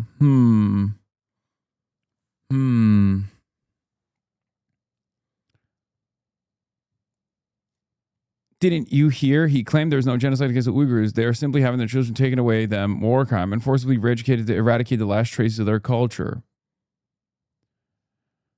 Kind of feels like this guy's very one speed.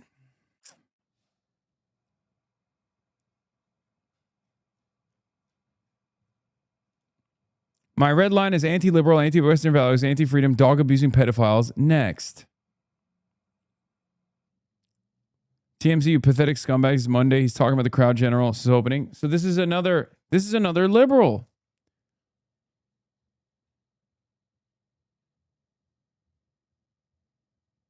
What? Just like how you misuse your right to own a dog, right? Must be shocking to you. Are these Swifties? Is this a Swiftie? Wait, why are Swifties taking the American government's position on this, on the Cuba stuff? What the fuck? This is the same man who went to La Havana paid for by the you-know-what party, stayed at a 5-star hotel while the entire island of Cuba has zero electricity. Glad he's being investigated?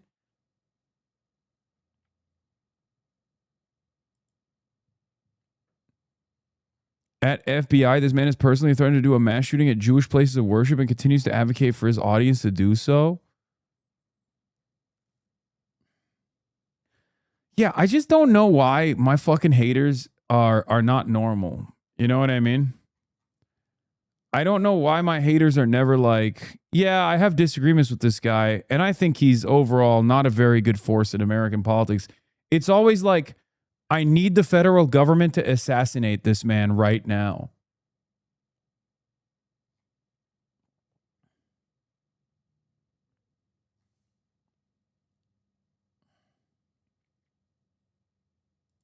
Chowder earlier was doing this meme, but with Fight Agency. Yeah, graduate students, UAW. I love this meme. Graduate students, UAW, DSA, Zoran voters, Congress.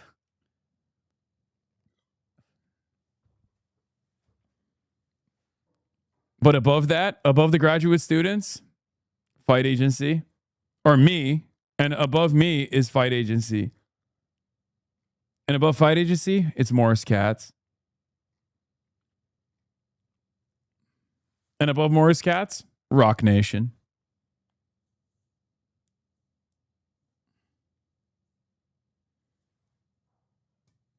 Yeah.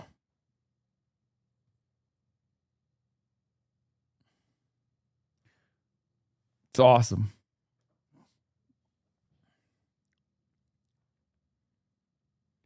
Parasocial negativity is something people are a lot less likely to recognize in themselves as something that needs more attention, in my opinion. Everyone talks about the fans. Yeah. No, I agree. I think we all understand stan culture. We've talked extensively about like the unhealthy nature of it and stuff like that. But I think there's the opposing side of that as well, which is like hater culture, I guess, if you want to call it that.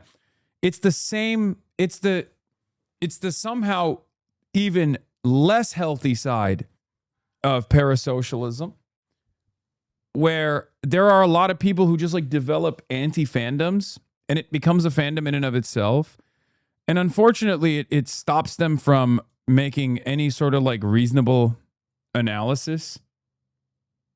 And it's in most circumstances, it turns into borderline cyber stalking.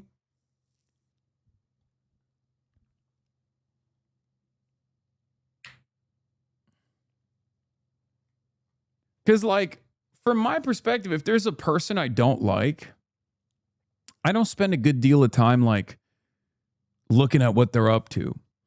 I'll give you an example, like Asmongold, right? With Asmongold, people put a lot of the stuff that he says in front of me, but I'm not like going to, you know, Asmongold hater communities and just like sitting around and being like, oh, what did he do next? And for the most part, terrible example, Lamau. No, I'm telling you. Like, I'm not like actively watching Asmongold every day to find shit that I can say about Asmongold.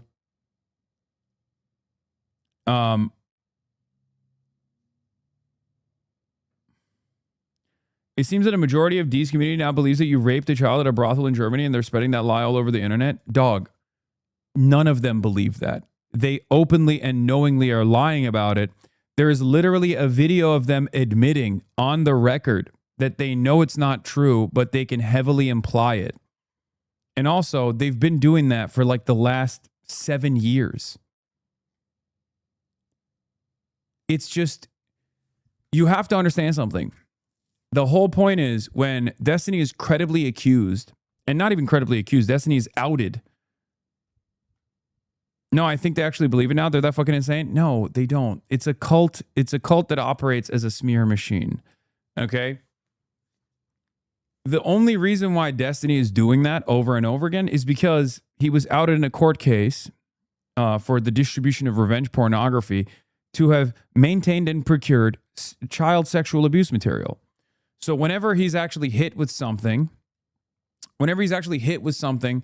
very specific, he quickly turns around and tries to deflect the attention by saying, Hasan has done this too. Okay? That's it. And I'm sure that there are some schizophrenic people in his community that do legitimately believe it because it's like a cult. Brother, my best man has not spoken to me personally for over a year now because of this. They are that deep into it. That's fucking nuts.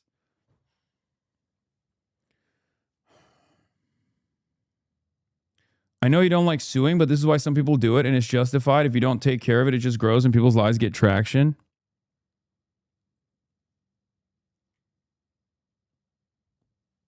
Yeah, even the brothel is projection. He literally went to an illegal brothel and said that the woman that he had sex with was like, or got, you know, paid for the services of was like sex traffic. This is his own statement.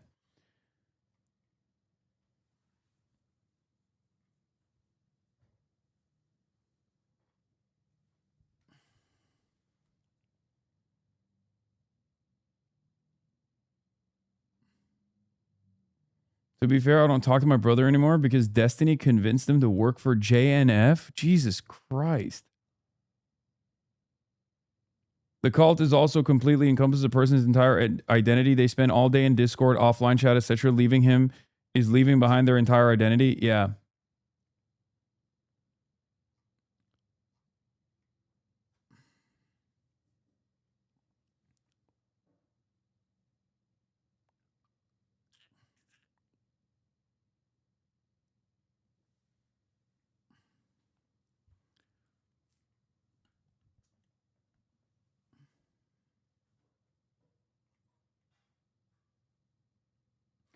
I guess the only positive is that their form of internet radicalization is just like limited to following the whims of this weird cult leader instead of just like going down the Order of 9 Angles route and becoming like a school shooter. You know what I mean? Because I think a lot of these people are very vulnerable and they could have just as easily found the wrong Roblox server or something and became like straight up school shooters, right?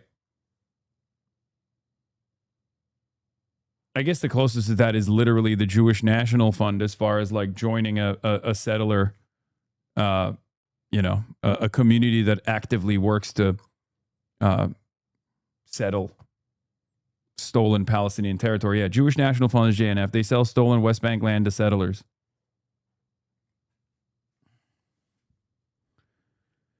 The more above board version, the more normalized version of that.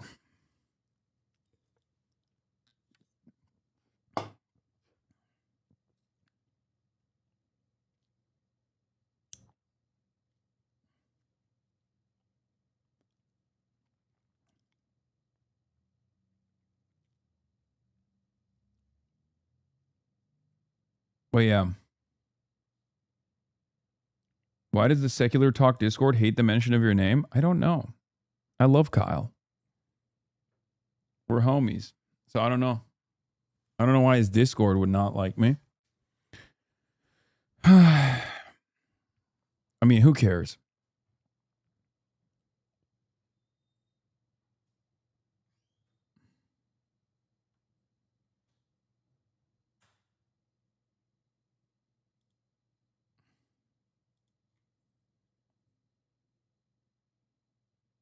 Instead, talking to Emma Vigeland about who should choose a replacement for Platinner. Platinner should have a role in shaping what happens next. Platinner, no, but his the campaign. I guess I was infrastructure, asking specifically. I should say campaign. Yeah, I think that they should. I mean, they have the leverage, and as long as it's about the platform, they won the primary. I mean, not only do they win the primary, but they also literally could just like tank the entire thing by staying in. You know what I mean? So yeah, they have maximum leverage. I don't know why a lot of people just act like they don't. I guess. I mean, what situation? What other situation? Who should decide instead? Who should be the candidate? I guess I really don't know. I guess I'm just thinking, why? You should admit Plattner's failure is proof socialists would look for a candidate as long as they're socialists. Wait, what? Plattner's not a socialist. The Democratic Socialists of Maine actually endorsed a candidate for governor. His name is Troy Jackson. They didn't even endorse Graham Plattner. Like, regardless of bad things. No, the argument that you're making doesn't make any sense. Graham Plattner is not a part of the DSA. Graham Plattner is not a part of DSA. Graham Plattner is not connected to DSA. You blamed the other day that it's the Democrats' fault that Plattner was elected. Democrats, like the actual Plattner was chosen. Oh my God. Dog, what do you think an election is? What do you think an election is? What do you think an election is? Are you fucking stupid? Do you just hate the concept of democracy? We didn't choose Graham Plattner. I didn't choose Graham Plattner. I don't even fucking live in Maine. Okay? Voters voted for Graham Plattner. White voters in Maine over the age of like 40, 50, sometimes 60 years old voted for Graham Plattner. Okay?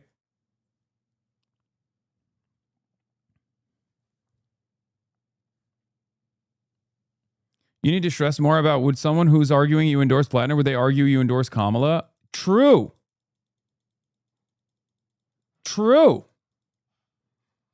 Yeah, but you supported him. Did you not? Don't ban me if this is wrong. I seriously don't know. I simply stated that Graham Plattner was better.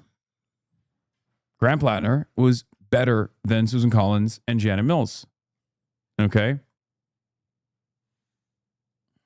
And his policy platform was far better.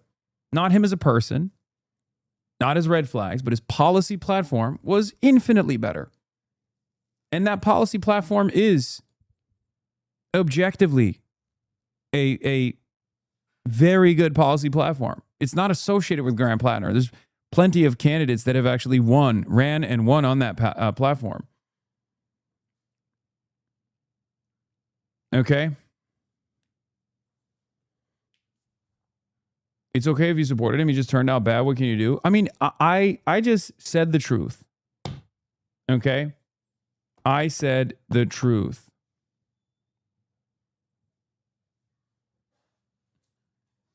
Yeah, you streamed with Nithya Raman. You told people to vote for her tactically if they choose to do so. Before and after she won second place, you still maintained that you did not endorse her. Exactly, because I hadn't. And same with Tom Steyer. When people were attributing Nithya Raman's defeat to me, I said I didn't endorse her. And then she won, and I still maintained the same position that I had not endorsed her. Okay?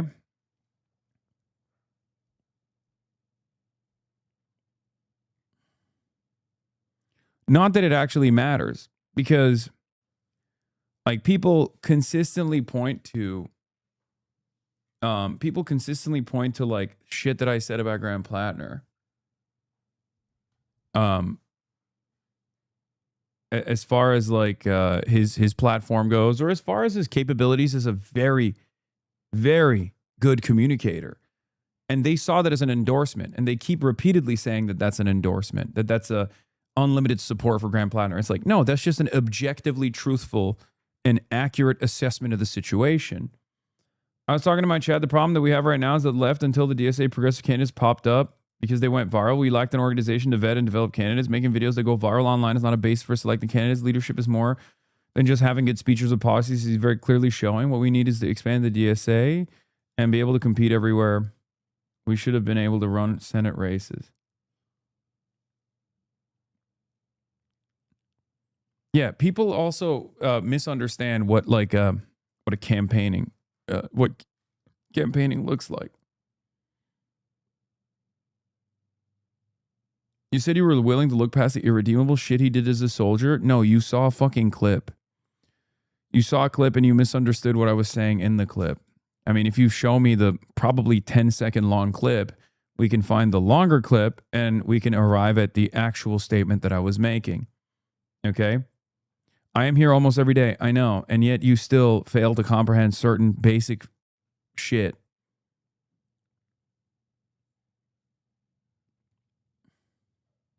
Didn't this just happen with that crazy candidate in Texas? Yes, the very same people that are yelling at me and saying I went to Maine to fucking campaign with Graham Plattner are also the same people that are literally still pumping the Maureen Galindo.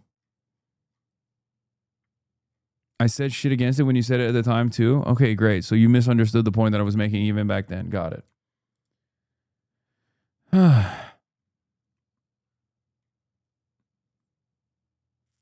There was a straight up lie about what you've said about Plattner as a community note under one of your teams, one of your tweets. I called it out, and after a while it disappeared, but it's crazy that it was ever depleted. Just an FYI, since community notes seemingly get brigaded a lot. Hasan Piker publicly endorsed Plattner as Team Plattner and his GOAT, defended him on stream, and amplified his campaign launch video. Sources confirm he backed the campaign before reversing. This was the community note under this tweet. And it's so funny because they clicked on if you click on the community note, the sources actually did not say that I had endorsed or donated to Plattner, nor have I ever campaigned with Plattner. Yeah, they just link sources that don't confirm the actual thing that they're claiming it confirms.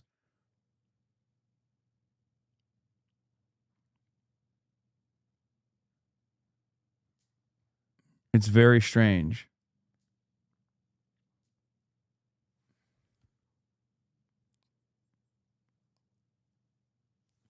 It would be equivalent to me saying I'm endorsing Janet Mills.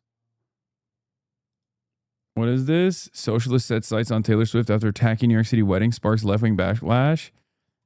Wait, they posted this today?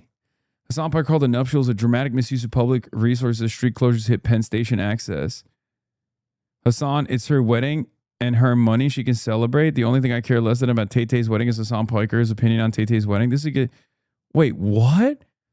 Fox News is pro Taylor Swift? I mean, I guess that makes sense. Dang, as much as I didn't care about Taylor Swift or her wedding, now the socialists are making me take her side. It's her money. She can do what she wants. The more the socialists attack her, the more Swifties will turn against socialism.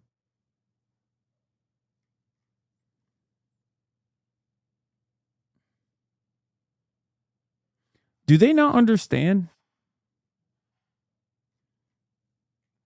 Like a dramatic misuse of public funds? Do they not understand what public funds means? This has 514 comments. Holy shit.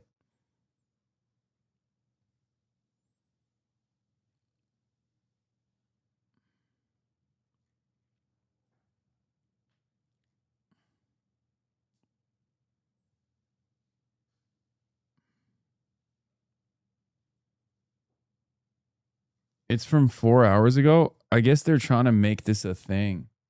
It didn't really. I think that there are a lot of Swifties that also didn't really say much about this. Like, I don't think they, I think a lot of Swifties, I mean, obviously some Swifties are in support. Some Swifties are not. This is not as black and white as many other issues within the Swiftie community. Because I don't think I've received a lot of backlash from the Swifties over this. And I don't want to, and I hope I never do. But I'm just saying, like, he's in a bind, Trump said, in an Air Force One gaggle of Maine Democrat Graham Plattner, who has denied the accusation of sexual assault. It's really a question of whether or not you believe the woman. Oh, my God. Oh, my God. Donald Trump is throwing his weight behind Graham Plattner. Now that Graham Plattner has been credibly accused of rape, Donald Trump literally is like, I don't know. Maybe this is a good guy. Incredible. Okay, it turns out they are consistent. I'll say it. It turns out Donald Trump heard about this and went, you're hired. Would you like to be the next Secretary of War? It seems you already got the Nazi tattoo. And you got the rape charge. And you love to drink alcohol. Baby, you're good in my book.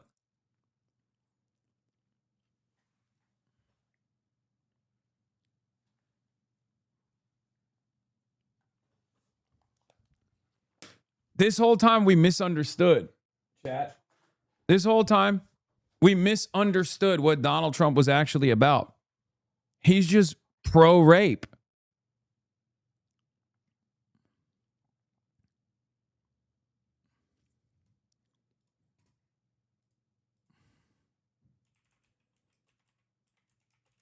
Is going to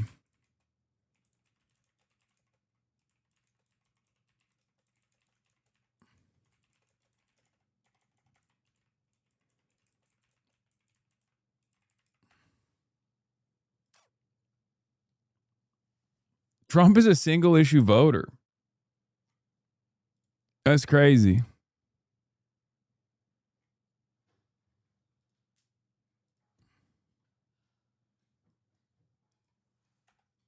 Replace Pete Hegseth with Plattner now that he's got a credible rape allegation.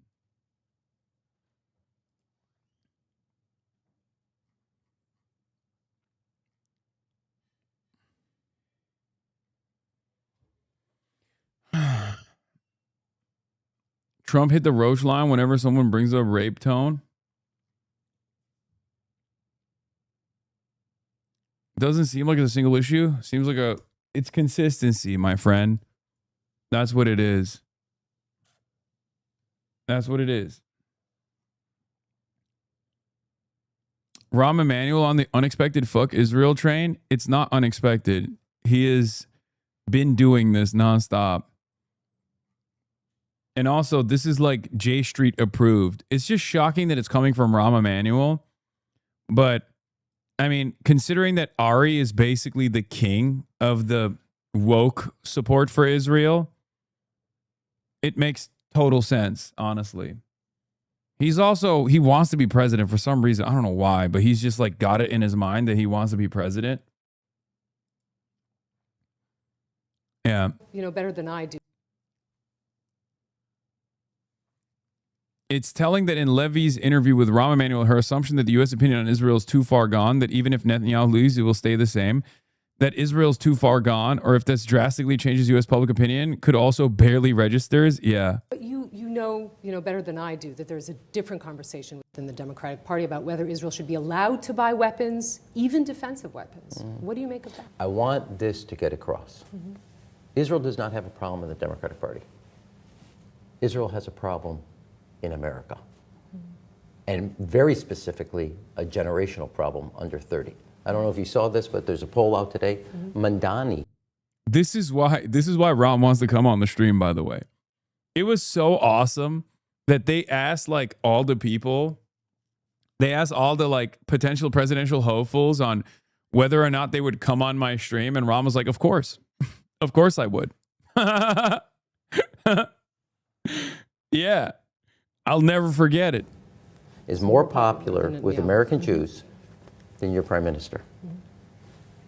I want that to sink in and understand and get your head around where this is. I want to ask about Netanyahu, a man that you've had, let's say, a complicated relationship with over the years. That would be one adjective. Lots of ups and downs without the ups part. I mean, you put a lot of the blame on him, U.S.-Israel policy, perhaps the rise in anti-Semitism as well, the war with Iran. I mean, I wonder whether, have you considered that if he leaves office, once he leaves office, a lot of this would not really change. When you have the mayor of New York, talking the way he does about Israel's, he doesn't think Israel has a right to exist as a Jewish state. It's still too dark. We've tried to light up the. This is what we're gonna have to work with, and also get closer to the mic. Elijah Manley's here, ladies and gentlemen. Very exciting stuff. I guess that looks a little bit better, but no, it's still too dark. Bro, this setup is dog shit compared to your old one. Shut the fuck up, chatter. Shut the fuck up. Okay. All right. Welcome to the broadcast. I got a lot. I'm very excited to have you here. Very excited to see you here. It's great to be watching in person rather than watching from my own bedroom. Yeah. Oh, okay. All right. Well, great. You got the suit on and everything. Let me see. Is there anything else? Is there any lights that we can crank a little bit more? I don't know. All right. David cooked us. It is what it is. Okay. And get closer to the mic too, if you can. No, that one is the wrong one. It's the other one. Now you cooked me. Okay, we're working on it. You got to make sure to blast that one more.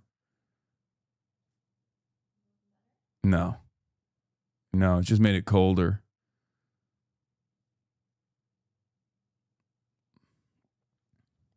Oh. Let's see. Okay, that actually did work. That worked well. Maybe crank it up a little bit more.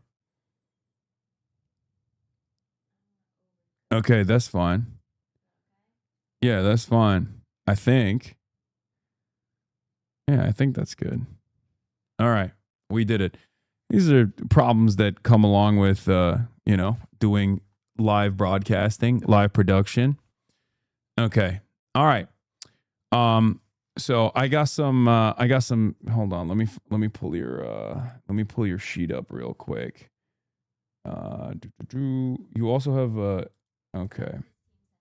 Oh, okay. That makes sense. All right. We got, ladies and gentlemen, here, I'll do the single first on my own.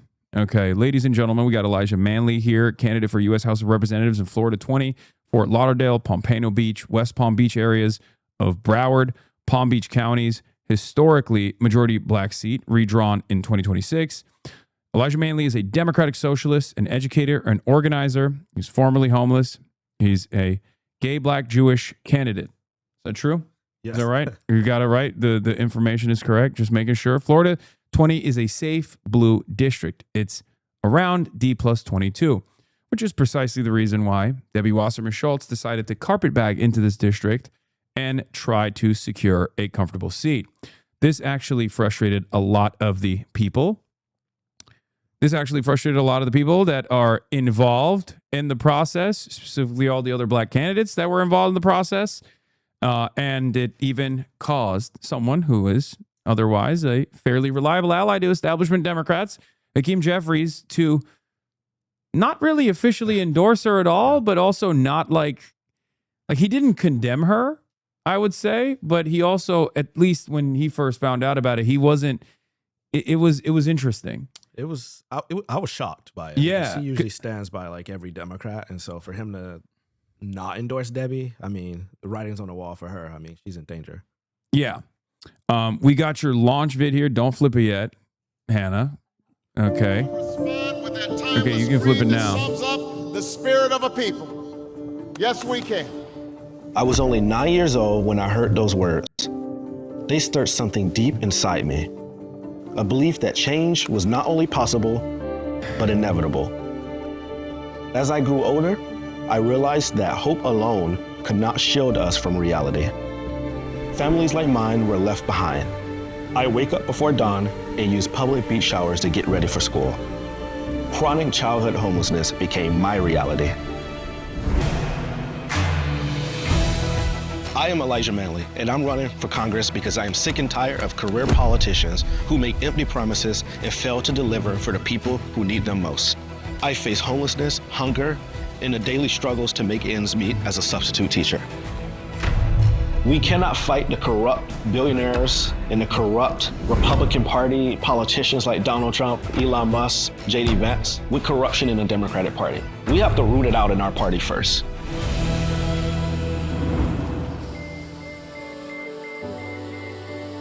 My election will give our community more of a voice. We've never needed that voice more than we do right now, with a federal government that is being weaponized to attack our community entirely. We need young people. My candidacy provides the young LGBTQ community a voice and a seat at the table. That's so important right now. Now look, I don't want to make empty promises to you. The truth is, there's a lot of gridlock in Washington. But what I can promise you is that when I get there, that I'm going to fight like hell for you. And I'm not going to stop fighting until we win.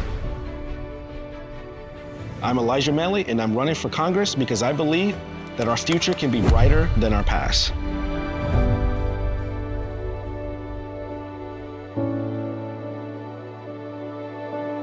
I know that kid. You don't like it? I know that kid. Oh, you say you know that kid. I was like, let's say that's a great ad. God damn. Okay. All right. Well, Elijah, thank you for coming on. Very excited to have you here. And we got a lot of questions. So I'm going to get right into it. You were born and raised in the heart of Fort Lauderdale's historic Sistrunk community, growing up in deep poverty with a single mother. You experienced chronic homelessness, food insecurity, and you went to school hungry. To help pay your bills and buy school supplies, you started a landscaping business at the age of 12. How did navigating these material struggles shape your political worldview? And why do you believe that having a representative with firsthand lived experience with poverty is better than Debbie Wasserman Schultz? Why is that a necessary qualification for Florida District 20, where 16% of the population lives below the poverty line? Right. Well, I'll say, when you look at Washington and you look at the decisions they're making right now regarding healthcare, cutting SNAP, Medicaid benefits for the poorest people in my district, you see a Capitol Hill that is void, empty of voices of working class people. You have lawyers and doctors, and nothing's wrong with having lawyers and doctors, but you don't have a lot of people who slept down on the street. I mean, Cori Bush, when she got to the Hill, she was one of the first members of Congress that actually was homeless. That's so important. And for me, like the 2008 financial crisis, that's how we lost everything. And as a kid at that time, I didn't fully understand it. I just knew we were losing everything. We were sleeping in my mom's car, couch surfing at the time. But as I grew older, I started to ask myself the question, why at school are some of the students in my class, things are great. They live on the other side of the tracks and things are pretty good for them. Their financial situation for their family is better.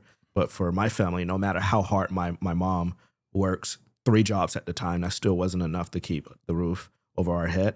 So as I started asking myself those questions, I started to realize, oh, this is a political system.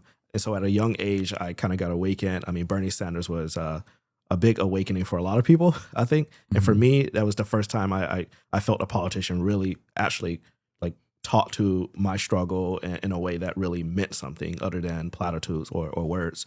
And so I got involved in organizing at a very early age. Black Lives Matter Alliance of Broward County, one of the first after Trayvon Martin passed away or got murdered, actually. I lost a family member to gun violence. A police officer shot and killed my aunt Linda Sue Davis. And so all of those traumatic things happening to you at a young age, you start to, think about it and think about how can I make the world a better place for people who grew up the same way my family did. And that's why I got in politics. And what we're seeing in Washington right now, we're seeing billionaires, really, they just buy up all the elections. They let people who do their bidding. And those people go in there and they make sure that they get tax breaks, that they cut the social programs that families like mine rely on and communities in District 20. And we're some of the poorest people in the state of Florida. And all of that fascism and authoritarianism that we're seeing in Washington, a lot of it is starting out in the state of Florida and being perfected before they take it national. You also ran for president yeah.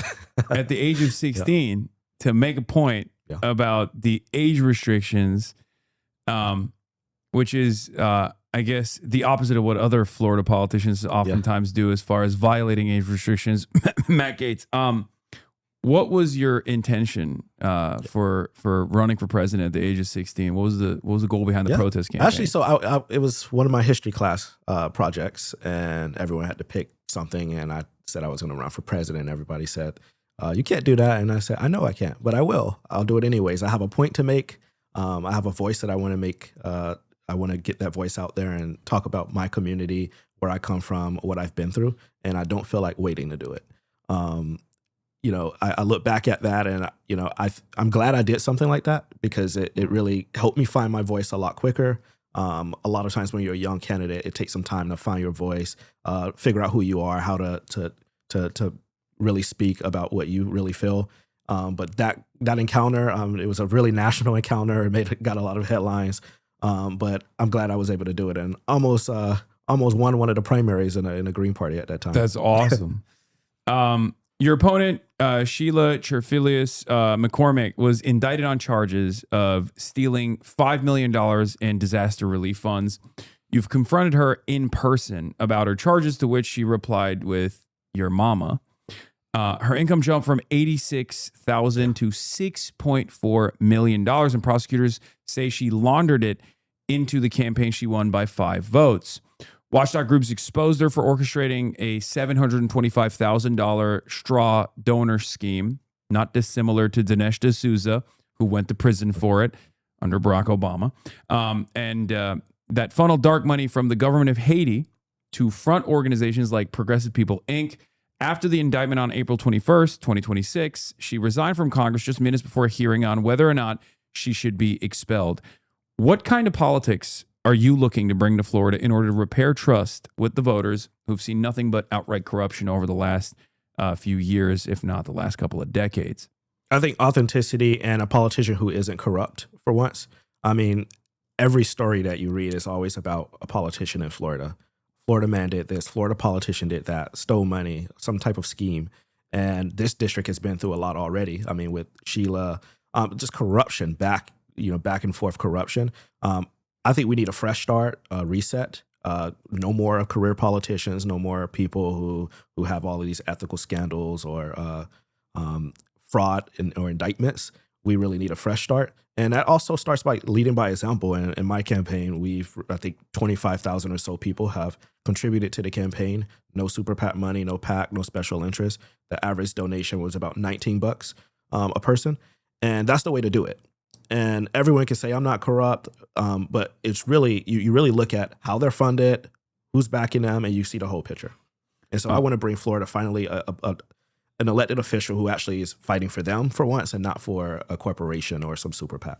There was also a $1 million defamation lawsuit against you that was dismissed in January 2026. So what happened there? Yeah, so Sheila McCormick, for background for people who may not know, she has a healthcare company her family owns and that she was the CEO of, and she got overpayment from the state. A lot of politicians in Florida with healthcare companies that have done unbelievable amounts of corruption. sometimes one might even say record award-winning levels, like Olympic levels of healthcare fraud. Yeah. The largest Medicaid fraud in American history was conducted by Rick Scott, who is now our senator. Oh, well, you don't say. I'm not very familiar. I'm not very familiar with that man. We got to confront him in Washington, myself and Oliver Larkin, I think a week and a half or 2 weeks ago. Oh, no. On the Hill, and he just kind of blew past us. He gets scared easy. He's very scary. Yeah, he's scary, but he also gets scared easy. All right, so your opponent took over $340,000 from pro-Israel PACs. Yep. After her November 19th indictment, she reported only 4 contributions to her campaign, 2 of which came from AIPAC. She's also taken AIPAC-sponsored trips to Israel with wanted war criminal Benjamin Netanyahu in May 2025. And took a picture with him. Yeah. So what's your stance on taking corporate PAC money, and what does this say about a candidate who takes money from groups advocating on behalf of a state committing genocide, and a candidate that wants to take photos with a international war criminal? Yeah, bad politics. I say it shows that she doesn't give a damn about our community. And I think politicians who are taking money from AIPAC right now as they starve and murder and pillage Gaza, do illegal settlements in the West Bank, they lack humanity, in my opinion. And so Sheila McCormick getting 4 contributions, 2 of which were AIPAC, and 2 I think were corporations. I think one of them was a corporation, one was a individual, Matsout, which was probably also an AIPAC donor. Shows that she doesn't have any real grassroots support. And a lot of these politicians, they don't have any grassroots support. They only rely on support from corporate PACs and from super PACs and from wealthy donors. For me, I think the future of politics in the Democratic Party has to be banning super PACs, banning corporate money in our primaries especially, and then nationwide banning it in all elections, because we cannot continue to have a political system where a few people buy out all the politicians, a couple super PACs come in, drown out the voices of the community. That's just not the right way to do it. Following the mid-decade redistricting push led by Governor Ron DeSantis, which some Democrats have taken to calling a dummy mander, because it made a lot more competitive districts in the state of Florida, Debbie Wasserman Schultz's coastal 25th district was redrawn. Rather than fighting in her own home district, she decided to run to District 20th. You have publicly slammed her for carpetbagging into a historically black district to save her political career. How do you respond to her claims that her 20 years in Washington seniority will deliver more federal resources to Broward County? It's baloney. She hasn't done it. She's been in Congress for 22 years, in office for 34 years. And what does she have to show for it? Under her leadership as chair of the DNC, we lost 1,000 seats. We lost the House and we didn't get it back until she left the DNC. We lost the Senate. We lost 900 state legislative seats. Everywhere Debbie Wasserman Schultz goes, a disaster follows. Her time in Congress has been really surrounded by helping corporations, helping the healthcare industry, not really doing anything for Broward. And this is a district that needs help. It's a majority black district that is always ignored, and it needs somebody that really cares about this district. We have over half of the people in our district are rent burdened. They spend over half of their income on rent. We have over 150,000 people that are on Medicaid in our district, 80,000 on SNAP. Debbie Wasserman Schultz never cared about this district before she decided to run. And now she somehow discovered these issues and care and says she's a progressive. Can't believe it. Yeah. Well, this ties back to your political awakening with Bernie Sanders. But in July 2016, Debbie Wasserman Schultz was forced to resign as the chair of the DNC after WikiLeaks published thousands of leaked internal emails. And these emails exposed DNC staffers actively plotting to undermine the insurgent progressive presidential campaign of Bernie Sanders, including questioning his religious beliefs to hurt him with Southern voters. As a progressive candidate running against the very personification of the corporate party establishment, how does this history of backroom coordination influence your approach of organizing outside of, the traditional gate-kept party structures and fighting against entrenched power? Yeah, I think being independent of the party is the way to go, because you can't trust someone like Debbie Wasserman Schultz not to put her finger on the scale. And she has already started that.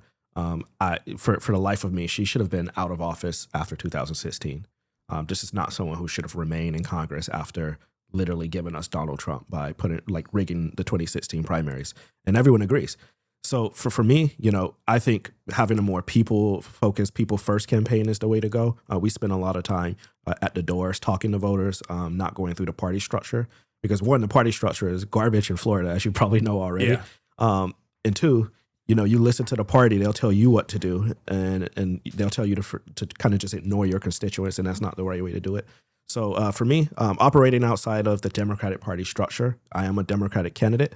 But I like talking to the voters directly because the voters want to hear what you want to do. They want to hear from you what your ideals are. They don't want to hear what the Democratic Party has to say.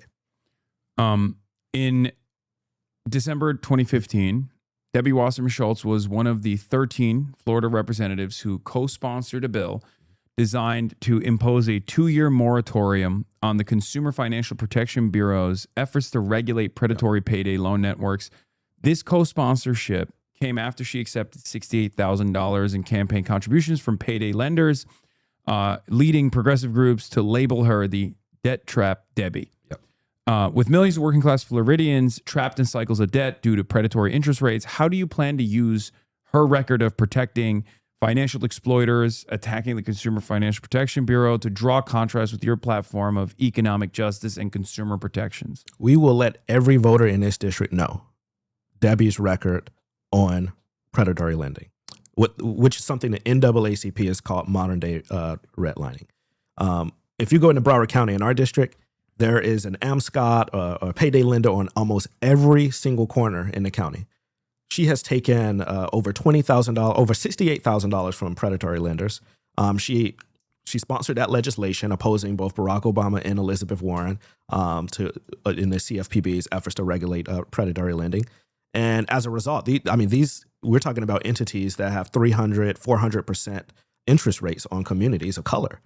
And so letting voters know this record, letting them know who Debbie Wasserman Schultz is, how she is predatory, how she has allowed predatory lenders to take advantage of the Black community, letting them know not to vote for this person because she's coming into a majority Black district and saying, I have fought for the Black community my entire life. Mm-hmm. I was DNC chair. I'm in leadership, even though Obama didn't like her. Yeah. We need to let people know this because that is going to be one of the single biggest issues that hurts her with the Black community because everybody has an AMSCOT story or a Western Union story. So Debbie Wasserman Schultz has also taken nearly $1.5 million from pro-Israel lobby groups over her career. She voted for the $14.3 billion Israel military package in November 2023. She was one of the only 22 Democrats who crossed over with the Republicans to censure Rashida Tlaib. When the ICJ ruled Israel's occupation illegal, she said the court discriminates against Israel. And then she voted to sanction the ICC for issuing arrest warrants for Netanyahu. It's basically a Republican policy platform, pretty much, when it comes to her opinion on America's relationship with Israel. You're a Jewish candidate and you're calling it a genocide and you're demanding an arms embargo. What do you say to voters in this district who are sick and tired of our tax dollars being sent to Israel instead of being used here? I say vote Debbie Wasserman Schultz out of office because if she goes back, if she is allowed to remain in office, she's going to continue to send our money to kill people over in Gaza. That is who she is. She's bought and owned by AIPAC, $1.5 million. They're getting the bang for their buck for the money they've given her. And this is somebody, Debbie Wasserman Schultz, somebody who is pretending to care about our community and the needs that we have. We need jobs. We need healthcare. But as long as we send billions of dollars over to Israel, we're never going to get it. And so I'm telling people to stand up in this moment, in this election, and remove her from office. This is probably one of the last opportunities people will get to get her out of Congress. And so this moment is so important. Do you believe the U.S. should provide Israel with defensive weaponry? No. Okay. So going back... I think we should arms embargo all the way. Okay. And I would support block the bombs that Delia Ramirez put in. So there's also, I have a Debbie Wasserman Schultz endorsement list right here. It's AIPAC, the Democratic Majority for Israel, Giffords, Jewish Democratic Council of America, Joint Action Committee for Political Affairs, Planned Parenthood Action Fund, and the Population Connection. So that's her endorsement list. Going back to your endorsements, or not your endorsement necessarily, but I want to talk about your foreign policy platform a little bit, because this is definitely a community that is a little bit outside of the box when it comes to American intervention, NATO Atlanticism, and whatnot. And your platform calls for continuing military aid to Ukraine, not Israel, sorry. Strong support for NATO, backing Taiwan against China, and continuing conditioned aid to Israel. You're now saying that you want an arms embargo. So I want to know what the distinction there is as far as like sending aid to Israel. You want to fully restore U.S. aid. You want to sanction Iran. How does that work with the no weapons for genocide policy? With the rest of this platform that looks like fairly traditional liberal interventionism that we see from a lot of average Democrats. Yeah, I would say no weapons for Israel at all. That's what my platform is. I am pretty supportive of the Ukrainian people as they fight back against what I call Russian imperialism. I don't want to see American boots on the ground anywhere. And so I will not support American boots on the ground, but I do support the Ukrainian people and their resistance, and the Taiwanese people without going to war. Okay. As far as that goes with Taiwan, what's your attitude towards the current American posture? Do you want a more cooperative relationship with China, or do you want to continue sending weapons to Taiwan, which even the Trump administration is now reneged on after the Xi Jinping summit, where $14 billion worth of weapons that were supposed to go to Taiwan were canceled? Right. Yeah, I think more cooperative is the way to go. I don't want war. No one wins a war between the U.S. and China. So I would not want us to be trying or posturing for war.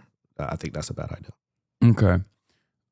You also say you support free and fair trade, but you've also mentioned that Chinese competition has threatened both U.S. national security and global stability. You've also posted about strengthening our relationship with China, though, and you've praised China for ending extreme poverty. How do you view America's relationship with China, and how do you plan on balancing protecting both American consumers and American workers in cooperating with China going forward? Right. So I would say no TPP, none of those types of trade deals. I definitely think we need to protect the American worker. First and foremost, I'm going to put the American worker first. I think there's something to be done having free trade between us and China. So I don't want to see like some type of permanent trade war or trade war at all, because that ends up hurting the American consumer. But, I'm not a capitalist, but we are competing.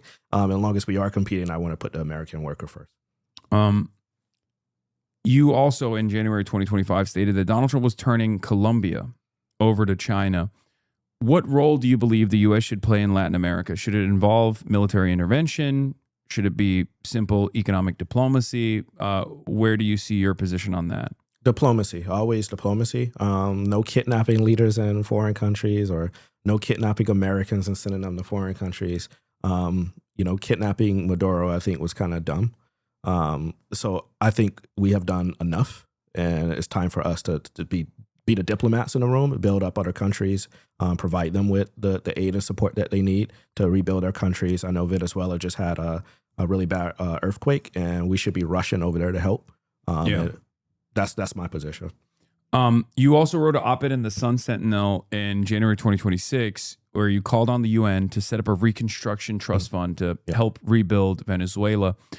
In your opinion, what role should the U.S. play in the future of Venezuela? And do you find Trump's actions in Venezuela justifiable to bomb the country, kidnap its president, hold him in solitary confinement without trial so far? No, he's doing the wrong thing by going to war and putting us in a very bad situation and making America look bad and like out of control on the world stage. And the reason why I say a reconstruction trust fund is because we know people like to steal the money, and I know the Trump administration is just going to steal whatever relief money. And so this needs to be independent. The U.S. should allow some international body. It doesn't have to be the UN, but some place that is trustworthy to hold those funds and make sure the people of Venezuela get the relief that they need. Not just here with this earthquake, but in general, their country facing some tough economic times and a crisis. And that money should be going to rebuilding them, not going to billionaires in Venezuela, not going to American billionaires, and not for Donald Trump to give to his friends. Because we're known to pillage and steal, and that's what I want to avoid. Yeah, and Donald Trump has been pretty open about doing that and saying that now he's doing it out in the open. He's not even hiding it anymore. Yeah. So last question on foreign policy before we move on to some other stuff. So how would you like to see the Ukraine war resolved? Because the NATO summit just took place today. Ukraine has gained some fairly significant leverage over Russia, even though there was a recent article that just came out on the Telegraph that talked about how in a war of attrition, in the absence of additional NATO support, Russia, regardless of Ukraine's newfound leverage striking oil refineries and critical infrastructure, Russia will win the war of attrition. So what is your assessment on that, and how do you think the Ukraine war could get resolved? So I don't know what the future is going to hold. I'll be honest with you. I am happy to see that Ukraine is having some success here. That's the goal. I think eventually they're going to have to come to the table, but I think that they need to get all their land back. And Russia has taken Ukrainians' land and continue to do so. I don't know what is going on with the whole talk about Poland right now. I haven't read too much into it. So let's just hope that doesn't happen. That's not a good situation for anybody. But I would like to see the Ukrainian people have all of their land and sovereignty returned to them, back to their borders before this war started. And I would love them to have some type of security guarantee to make sure that Russia doesn't invade them again. What that looks like and how they get there and the specifics, that's still to be determined. I think the Ukrainians are going to have to figure that out, and we should support them in whatever decision they come to. Florida's 20th Congressional District contains one of the largest Haitian diaspora communities in the United States. You've been a vocal defender of this community, and you've strongly opposed efforts by the Trump administration to terminate the temporary protected status for approximately 500,000 Haitian nationals. With federal immigration policy becoming increasingly militarized and hostile to Caribbean refugees, what's your long-term vision for protecting TPS status holders? And how will you work to reform our broken asylum system to ensure humane treatment for those fleeing political instability? Right. The first thing I'll say is I am extremely scared about what's about to happen in Broward County. We have one of the highest populations of Haitian Americans in the country on TPS, probably the outside of New York City. And they're about to be terrorized. With this recent Supreme Court decision, ICE is going to come in here and start kidnapping people off the streets, and nobody's safe. They're kidnapping American citizens off the streets, just going around and picking anybody up. And it's going to get really bad here, especially around the general election time. They're going to come and maybe surveil the polling sites. So currently there's gangs running the government in Haiti. We all know they're butchering people there. Yeah. A lot of people are coming here because of that.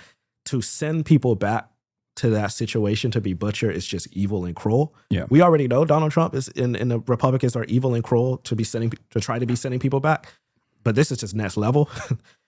So we definitely need to reinstate TPS, and I think we need to also do something on the federal level, pass some legislation as well. There's legislation I know that Congresswoman Ayanna Pressley introduced to make sure that we protect the Haitian community. But then also Haiti needs to be stabilized without intervention, without us going in and sending American troops on the ground to fight a war. I don't think we need to do that. I think that's the wrong way to do it. Plus, the Haitian people don't want Washington coming in, putting their boot on their neck. But we have to find a way to make sure that the gangs are not butchering people and not sending people back to that situation. But also, these people they work in our hospitals, our schools. They work important jobs. They contribute to our economy. These are people who should have a pathway to citizenship in this country, and that's what I want to work on. Is making sure that they get permanent resident status and citizenship eventually. Yeah. Speaking of ICE, you brought it up earlier. Do you support the abolition and the prosecution of ICE? Yes, abolition and prosecution. Okay. I think it's important. What about Debbie Wasserman Schultz? What's her assessment on ICE? She supported building in 2011 an ICE detention facility in Broward County in the Southwest Ranches. She signed a letter saying this is good for the economy and recommending to the ICE director to build that facility. 1,100 bed facility in Broward County in Southwest Ranches. So now she's posturing, and because she's running in a majority black district with a lot of immigrants, she's posturing herself as pro-immigrant and anti-ICE. But she's not going to say the word abolish or prosecute ICE. She's just going to say, oh, we need to rein them in and we need to reform ICE. I think we need to get rid of this agency.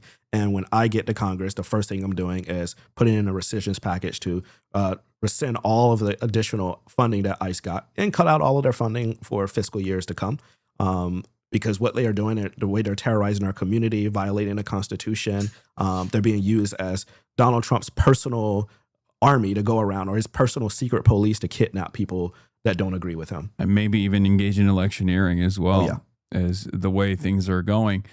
In July 2025, the DeSantis administration, with direct backing from Donald Trump, opened alligator Alcatraz inside the Big Cypress National Preserve. It was recently shut down in June 2026 following runaway costs, intense litigation over the alleged Clean Air Act, violations for continuously running diesel generators, and reports of horrific conditions such as raw sewage, flooding, and worms in the food. It was also exposed as the single most expensive immigration detention camp in the United States history, burning through taxpayer money at a rate of $3,571 per day per detainee, with a total budget that topped $1.2 billion.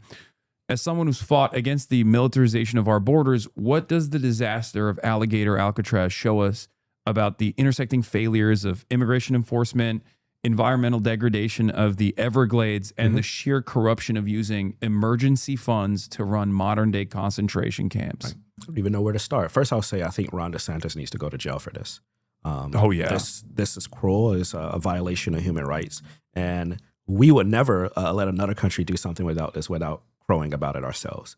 And this concentration camp in Florida, in the Everglades, and the Everglades is a beautiful place. It was part of my district up until they redrew the maps in April. It's a massive environmentally protected a piece of land in our community. It helps the water flow south in the community in the state of Florida. A beautiful place. A lot of wildlife lives there, habitats, and building this monstrosity in the middle of the Everglades and allowing it to be used for such horrible purposes should be illegal. And it was really illegal. And Florida has never been reimbursed for it. And so he really just spent money that we didn't have to do this and didn't even get anything from the federal government for it. So I say it really shows that we have a broken immigration system, that we have ICE running around kidnapping people, sending them to these types of facilities. And there was a world without ICE before. I mean, before 2003, we didn't have ICE. Yeah. We didn't have a police type immigration or militarized immigration system. And we should return to that. Yeah. It's a paperwork violation at the end of the day. The way that we're treating these people for not having the proper paperwork that we refuse to give them is unbelievably cruel and unjust. You and Larkin confronted Rick Scott, as you said earlier. Over 70% of your district's residents being uninsured. 150,000 are on Medicaid.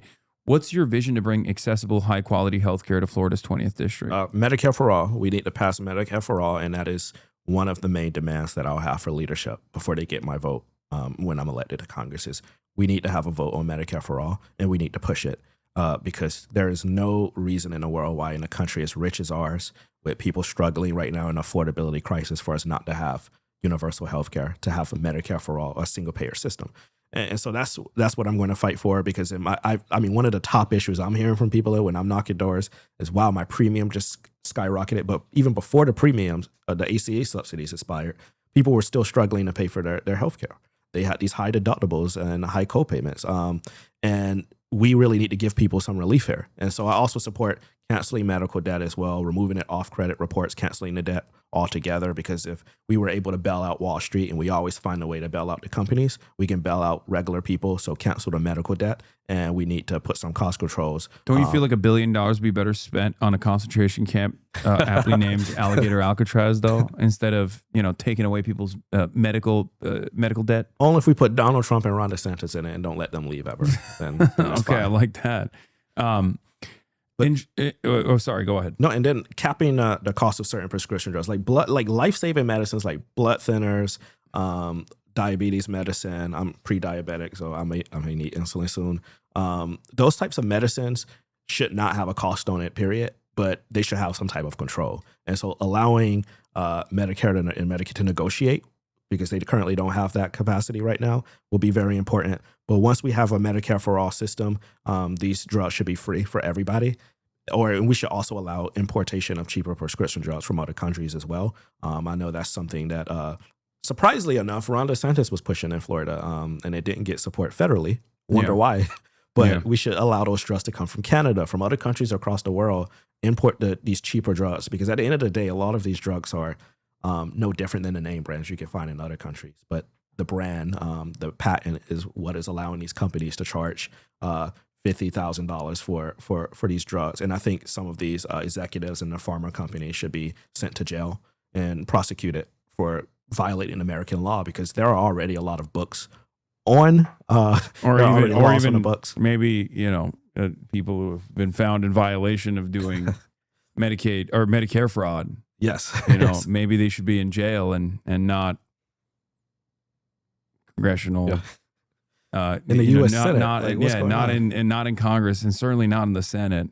I don't know who I could be referring to anyone right now.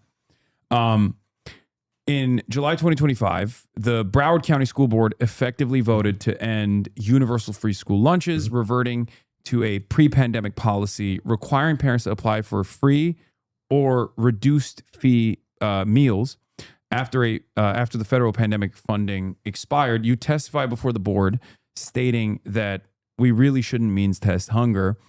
How does this return to means testing school meals expose the broader bipartisan embrace of austerity?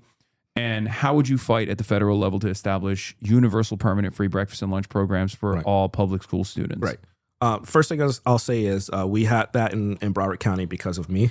In 2018, when I ran for school board, I was crowing about this all day, all long. And after I lost that race, I sat down with a couple school board members and I said, hey, we have to make sure kids are able to eat. And so that was something I was able to accomplish, where any student in Broward County could go to school and both get breakfast and lunch, and then after school as well. Whether or not they were in an after school program, they can bring their family members and get food. That was a very good thing, very positive thing. And because of these policies from both the state and the federal government, and Donald Trump cutting the Department of Education budget, food and nutrition budget for families, they had to cut those programs. In my opinion, I don't think Broward County should have cut it. They should have found a way to continue paying for it. They found a way to make sure the superintendent gets paid well. They found a way to make sure all of the administrators and all their other programs and the school police got all of the money they needed. I think they should have cut some of those positions in a top-heavy school district and used that money to feed kids. Because in this country, I hate that we means test everything, and people say this about college, tuition-free public college as well. They say, well, I don't want to pay for college for, children of millionaires. And to me, I think, these things are human rights. And I mean, it should be human rights for everybody, regardless of your income and who you grew up with. Don't say that about roads. Well, I guess you're in Florida, so there's a lot of toll roads in your state. So a lot of toll roads. Turnpike. They found a way now to take I-95 in Florida and turn some of the lanes into, for-profit toll roads. Insane. Florida is a anarcho-capitalist nightmare. I lived there. The first place I lived in the United States of America was Coral Gables when I went to the University of Miami. And Florida is a little bit of a nightmare in many respects. You survived Coral Gables? I did. I did survive it. It's a tough place. Barely. All right, so I got another tough one for you. You oppose the central bank digital currency on privacy grounds. Yet you back the Genius Act, which was signed into law by Trump in 2025 of July 2025, to establish a framework for stable crypto stable coins. Your campaign also accepts crypto donations. How do you reckon with these two stances, which might appear to delegate state control of the digital dollar to private companies that issue stable coins? Yeah, well, I think we need regulation, and we need some type of framework right away to regulate crypto so that Donald Trump doesn't get to enrich himself off of crypto like he's doing with, I don't know what it's called now, Trump coin. And that's why I support these pieces of legislation like the Clarity Act, because we can't wait until we get a Democratic president in office or till we take back Congress. We need to pass this now so there could be some like baseline regulation on the crypto industry. But on the central bank digital currency, I'm a big civil libertarian, and I just don't trust the big banks, and I don't really trust the government. And I know a lot of immigrants in our community kind of send money back to their families using crypto. And so, I want to make sure they have the privacy. That's your most Florida quality. you're not even agnostic, but you're supportive feelings towards cryptocurrency. Yeah, that's the most. I would say that's the most Florida thing about your campaign. And I like hot weather. I'm not a fan of the cold. So yeah, well, me too. In coastal Fort Lauderdale, homeowners are paying around $8,300 a year for property insurance, nearly 4 times the national average, while DeSantis hands the industry tort reform and calls single-digit rate cuts a victory. How do you run on affordability in a state where simply existing is this expensive? What can Congress actually do about the insurance crisis? Yeah, well, there is a ballot measure on the ballot in Florida right now to abolish property taxes, so to speak, and that will actually make the situation much worse. But we also need regulation on the insurance companies. We need to also do some reform of National Flood Insurance Program. There's a lot of things that we could do specifically on insurance. We need more options than Citizens, which is the insurance in Florida.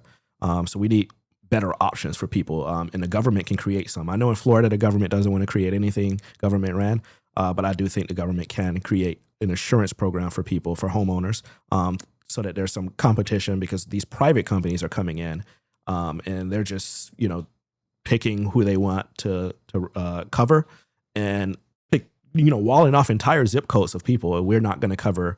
And they're all pulling out of Florida because, to face it, Florida is facing a crisis with climate change and sea level rise. And the insurance companies know that that's going to come home to roost soon. And, I lost my home in 2023 with the flood that came through Fort Lauderdale. And you probably saw some of the footage of it. I mean, cars floating and turned the whole city of Fort Lauderdale into a river. So we have to do something on insurance. But on affordability, when it comes to housing, we need to build more housing, meaning we need to remove some of the red tape on some of the bureaucracy to allow there to be more housing built in our community. We need more public housing as well. Since Reagan, we really haven't invested in public housing. And that's a problem and an issue to me.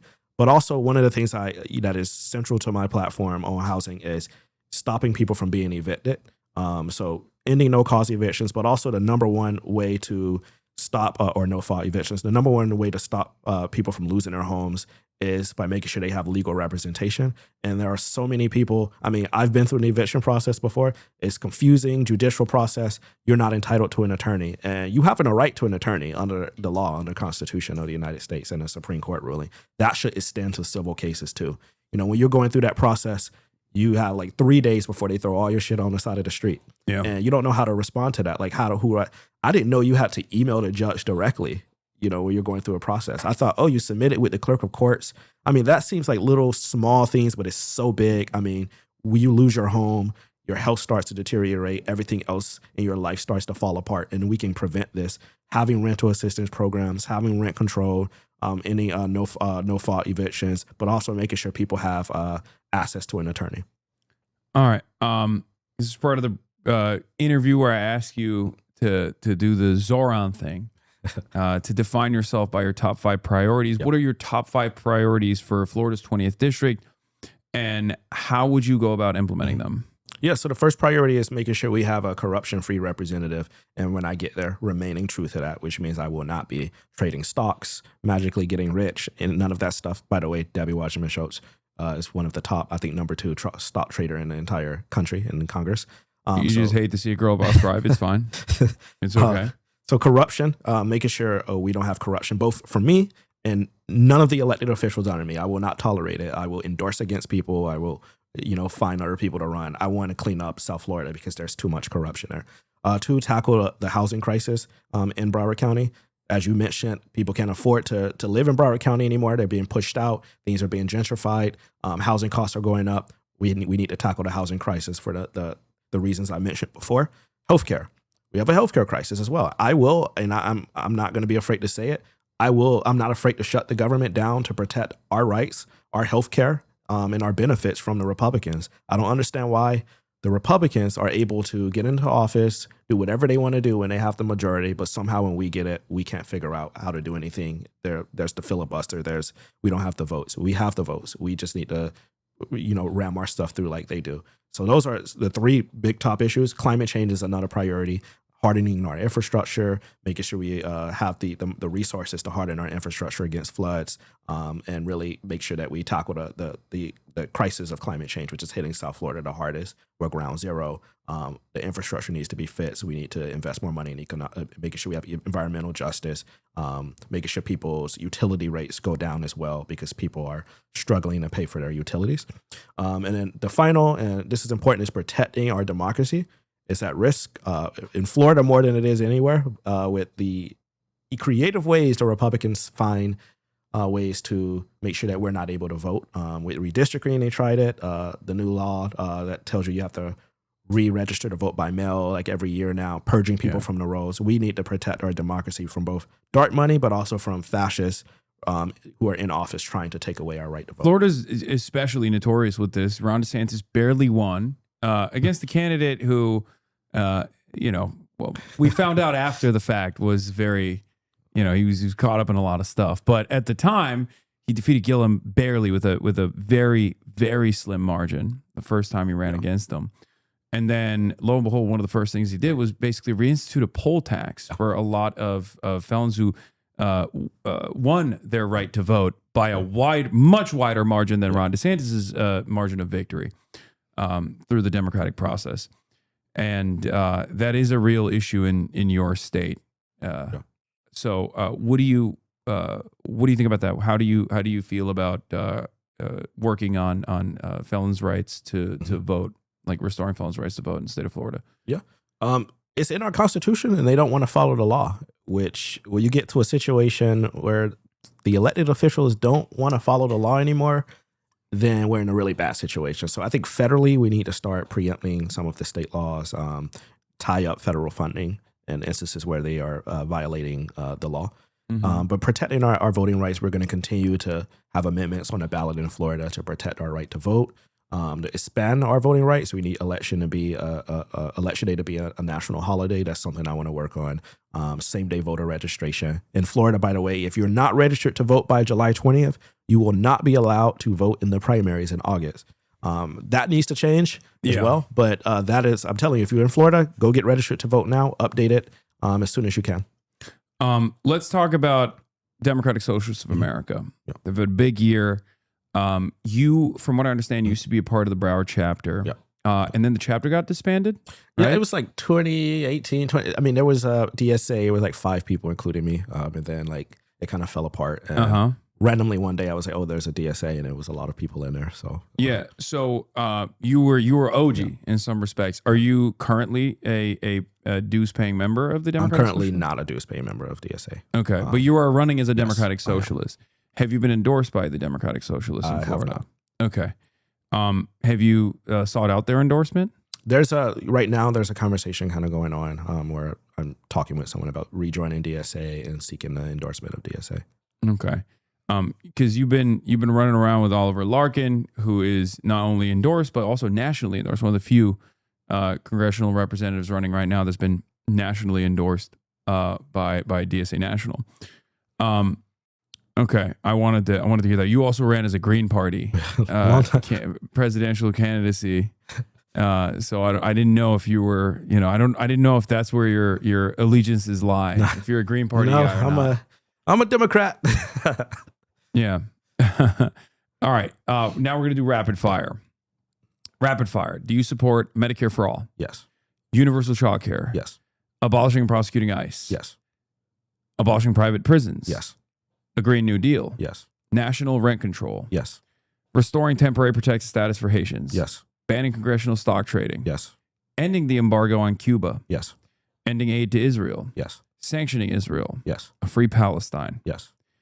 So your primary is on August 18th. For people hearing you for the first time today, what do you want them to understand about your convictions, and how can people contribute to your campaign, both in Florida, in your district, and also outside your district? So I would say I want people to understand that my worldview and who I am is defined by the things that I've been through in life. In Washington, I think my constituents and this country would benefit from having the voices of people who actually been through shit for once. I didn't get into politics because I wanted really to be in politics. There's a lot of other things I wanted to do in life. I really did this because I remember being that kid, waking up in my mom's car and showering at the beach. And I said, I don't want that to be the reality for anybody else right here in Broward County or anywhere else in the country for that matter. And so this has been a little bit of a sacrifice, but it's the right thing to do because we deserve better in this country. And we deserve better than what we're getting from the Democratic Party. And so if you agree and, it's finally an opportunity to remove someone who's been a top corporate Democrat in this party and who is the reason why we're in this era that we're in with Donald Trump, you can contribute. Go to ElijahManley.com to contribute and donate. Also sign up for phone banking shifts and knocking on doors. We need more people because this is going to be an expensive race. AIPAC is going to be spending, of course, to defend their queen. And I'm going to need all the help that I can get. Yeah. The voter registration deadline in person is July 20th, 2026. By mail, postmark by July 20th, 2026. Online by July 20th, 2026. Absentee mail-in voting is available to all voters. And the absentee mail-in ballot request deadline in person is by August 6th, 2026. By mail, received by August 6th. And online by August 6th.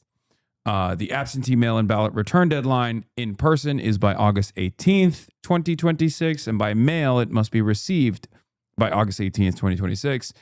Early voting is available to all voters. And early voting starts and ends from August 8th to August 15th, 2026. Polls are open on Election Day from 7 a.m. to 7 p.m. Eastern Time. Elijah Manley, thank you so much for coming on. Absolutely. This was great. We have a gift for you as well. Sorry, before we let you go, even though you said you're pre-diabetic. Okay, I'll still eat it, but look at that. Okay. Yes.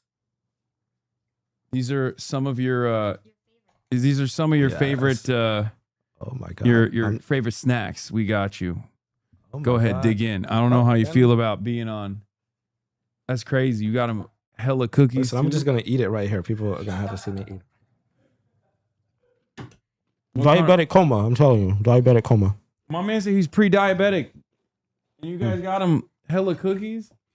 Wait, I'm gonna grab one of these. I'm not pre-diabetic, but I could be. These are good. Oh my God. And that one is gluten-free vegan. This one is chocolate chip walnut. And it's bomb. I know what this is. This is Levine. I'm gonna be in the hospital after this, I'm telling you. Like, I don't know. This is Levine Bakery. And it's bomb.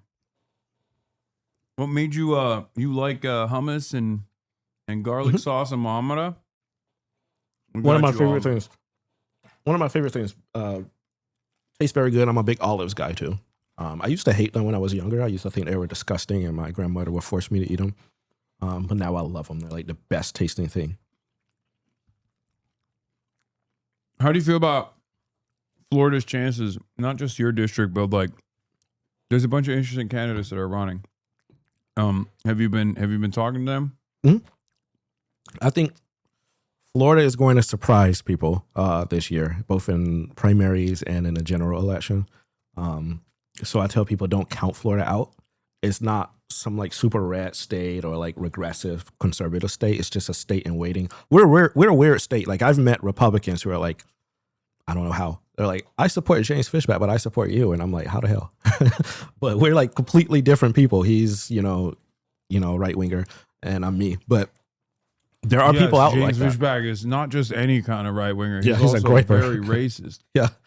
So I don't know how they do that and how they figure that out. But yeah, I don't think there are any red states. They're just incompetent Democrats. Oh yeah. And a lack of investment and a lack of interest in serving the people in these states. And in 2022, I did not have, a door knock from Charlie Crist or Val Demings. But guess who's volunteer knocked on my door? Who? Marco Rubio's volunteer. Wow. In a black precinct that was for sure going blue. And next thing you know, I started seeing like Marco Rubio signs pop up in Broward County in our neighborhood. I'm like, why the hell? How did he perform in Broward County? Do you know? He lost Broward County, but it was a lot closer than it needed to be. I think for a county that blue, it should have been, more of a blowout. But it's only going to continue to get, a lighter shade of blue in Broward the longer we have Democrats who are not meeting the moment, and people who are not actually doing the work of engaging the community. Yeah. Do you know Your Rage Gaming? One more time. Have you ever heard of a man by the name of Your Rage Gaming? No. He's from Broward County. He's a streamer. Your Rage Gaming. Oh my God. Yeah. He's a constituent, probably. He is. Yeah. What's up, Your Rage Gaming? All right, this will get to him. I hope. Maybe, hopefully, one day you'll be his representative. Me or he's gonna have Debbie watching my shows. Sorry. Yeah. Also known as just Rage. Rage. He's, Wait, but that sounds more familiar. Rage. Rage, yeah. Oh, hello, Kyle. Dean So Cool. I thought Dean So Cool lives in Texas now. Let me show him. Rage. Give me a Rage clip to show Elijah. Chap. While he's eating.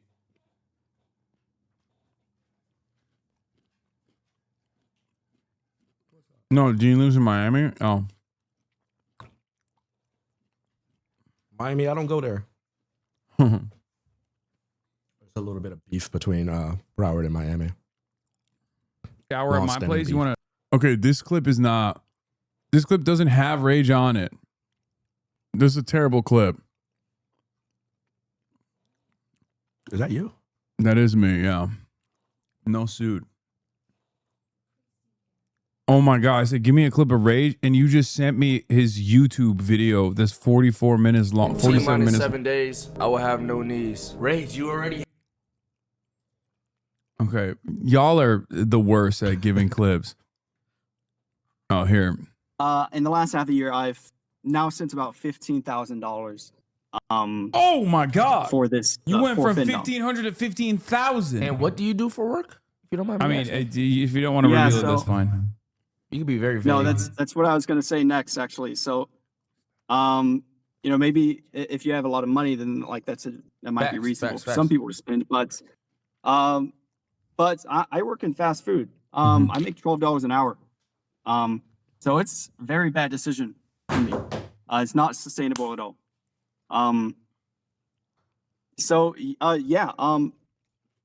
Yeah, this we were doing a advice segment called Chat Vice, and a 30-year-old fan admitted he spent over $15,000 in 6 months on OnlyFans, despite being a fast food worker. 15,000?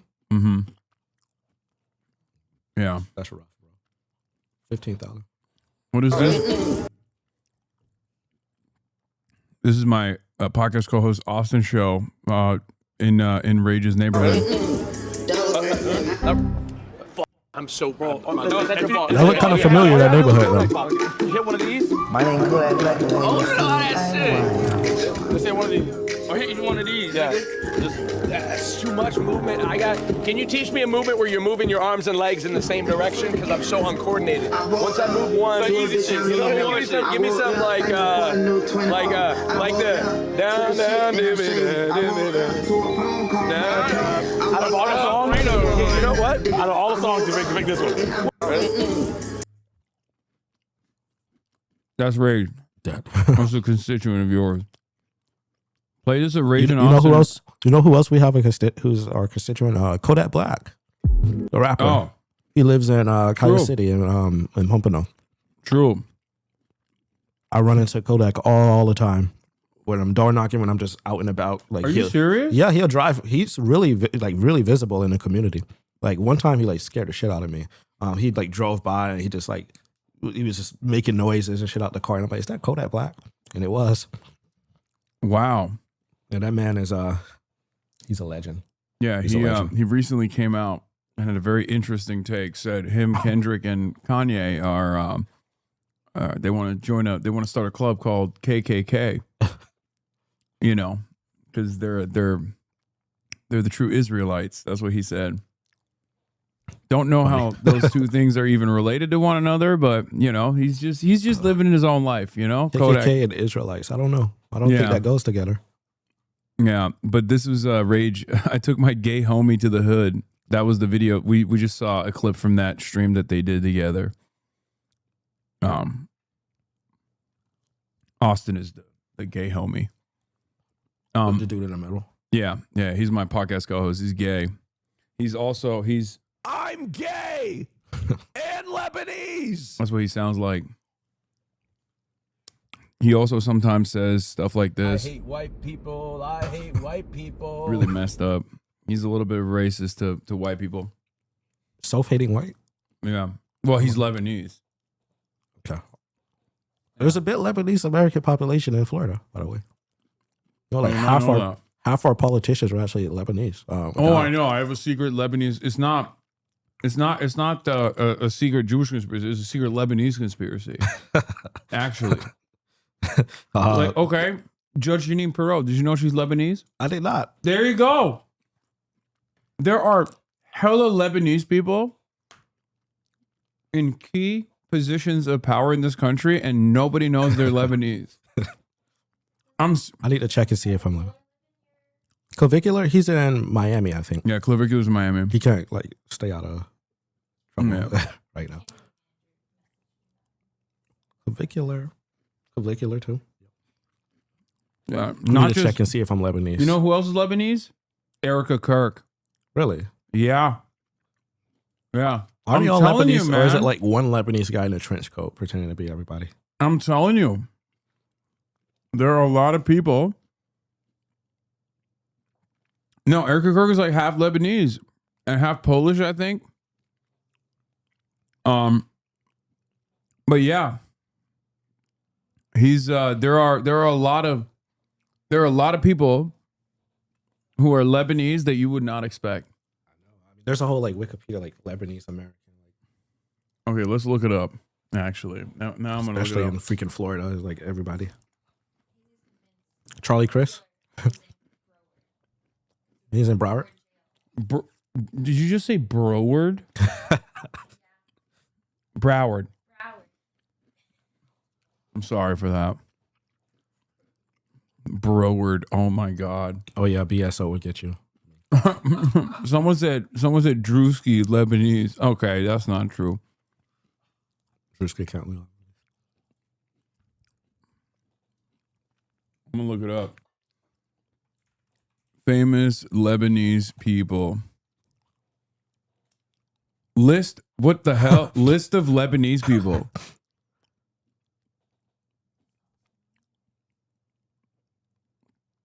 Oh yeah, Austin's not on here, I don't think.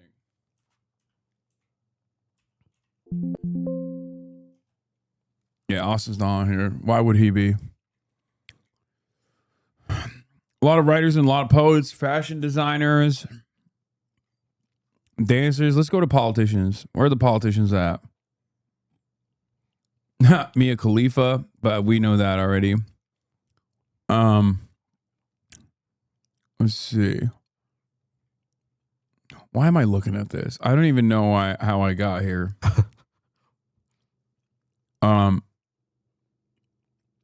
Journalism. Okay, this list is incomplete because it doesn't even have Judge Jeanine Pirro. I didn't know she was Lebanese. Yeah. There's a lot of secret. There's a lot of secret Lebanese people that you would just not expect. What is this? Chris Romano? Wait. No, I'm thinking of someone else. Never mind. Fashion designers, Joseph Aboud, that makes sense. Elie Saab, that also makes sense. Musicians. Legal professionals. Oh, there it is. Jeanine Pirro. Business. Alec Goris. Jacques Nasser. Okay, I don't know who any of these people are. Never mind. Oh, they put politics all the way at the bottom. Let's hide it. Yeah, what are they hiding? What are they hiding? That's the question. Oh, wow. John Zogby, pollster, founder of Zogby International, is Lebanese. I didn't know that. What do we got? Charlie Chris. Yeah, he's Lebanese. You were right. That's what I'm saying. What the fuck? It's that's a white guy. That's a straight up white guy. You would never expect. Yeah. No, it's log. Lebanese occupied government. I'm telling you. Chris Sununu, that's another one. Yep. That's another one. That's crazy. Both Am I Sununos. crazy about that? That's Chris Sununu, former governor of New Hampshire. What are you doing on this list? You know? Dara Lisa, but that makes sense. At least, like, you know, there's some people that I know are Lebanese, but then, like, every now and then, yeah, John Sununu, which makes sense. Ralph Nader. Oh, that's a, you didn't know Ralph Nader was Lebanese? That's okay. So that's another one that's like, you would think he's a white guy, but then he's like Lebanese, but I knew he was Lebanese. Yeah. Ralph Nader is Lebanese. Yeah. It's crazy. There's probably like 500 more they didn't list. Yeah. No one knows. No one knows what it's like to be Lebanese like this. There's a lot. There are a lot of people. Yeah. Peso Pluma is Lebanese. Really? Yeah. Everyone knows that, HasanAbi. I knew that too. You said Maxwell Frost. I don't think Maxwell Frost is Lebanese. It's not Lebanese. That's so. That would be. Wait. Actually, that would be fucking crazy. Oh, we might have to look. No, he's not. He's not on this list. Even if I don't know if he is, but he's not on this list. Yeah, Shakira, Salma Hayek. I mean, those are another. Yeah, we're gonna put Maxwell Frost on suspected Lebanese as the column. You know, he's potentially Lebanese until further notice. Further notice. Yeah, until we figure out whether he is or not.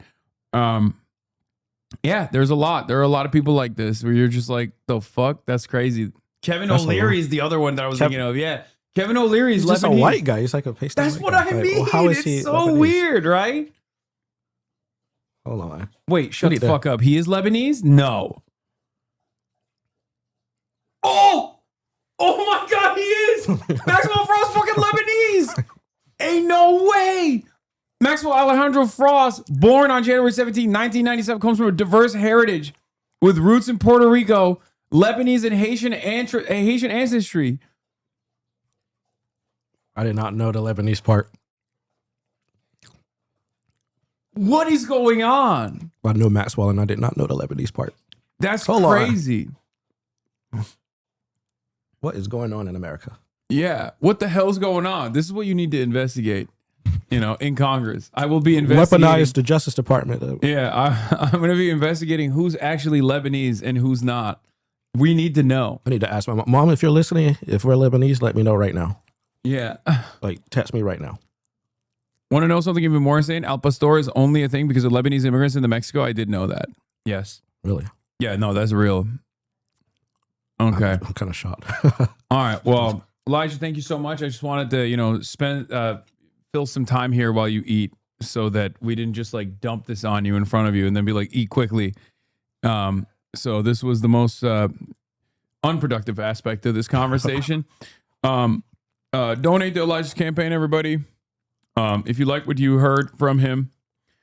And yeah, thank you so much for coming on. We'll take these out with you. Don't worry. Yes, you can I'm going have to eat them. all of these. So Yeah. Okay. All right. Yeah, no, definitely take the cookies. Otherwise, I'll eat it. Okay. I am going to... Bro, go get him from pre to post diabetic. True. My man said I got the cookie tray. Yeah. I am going to play you guys a video that I was playing beforehand. There's a main update.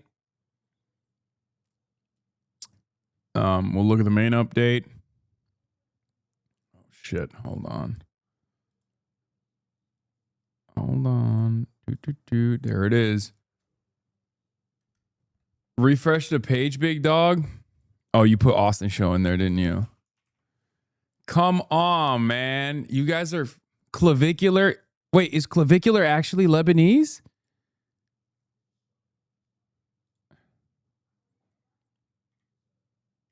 There's no...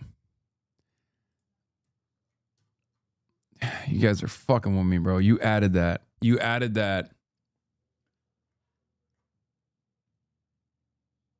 He dropped a video. Hey, everyone. Oh, shit. Awkward moment with Elijah. What is this? Bro, this setup is dog shit compared to your old one. Shut the fuck up.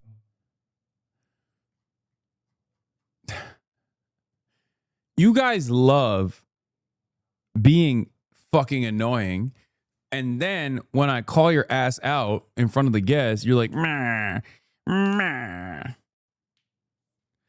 meh. Don't joke at it, Wikipedia chat. That's true. You shouldn't do that. You mustn't do that. All right, I'm going to go take a pic with Elijah while this plays for a second. What is this? Wonder where this came from?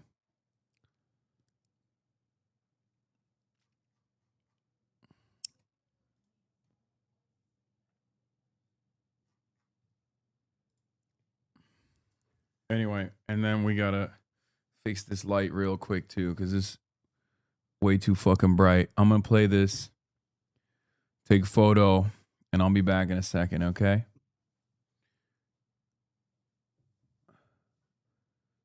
Vince Vaughn is ISIS? Vince Vaughn, ISIS Lebanese? What the fuck does that even... Hey, everyone. It's Graham Plattner here. I think as many of you know, over the past couple days, I have faced some very serious allegations, and I just want to make it clear. This is all false. The things that have been claimed did not happen. It's not real. It has placed an immense amount of weight on me as I think about what needs to happen now. Amy and I are regular people.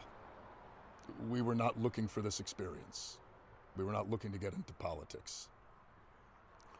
We had no desire to run for office. I just want you to think about like what you would do. What is this man saying, bro? Sorry, I got to run it back. I got to run it back from the start. Okay? Is he fucking not... If this was a mess before, the state party just made it much, much worse. Apologies for trusting incorrect sources. News. The main Democratic Senate Committee overwhelmingly voted in favor of a 600-plus person nominating convention to replace Graham Plattner. DSC has had a long emergency meeting Wednesday and then took... Oh, no. Oh, no. Wait. They are doing it. They're doing the damn thing. They're doing the... Oh, no. That's crazy.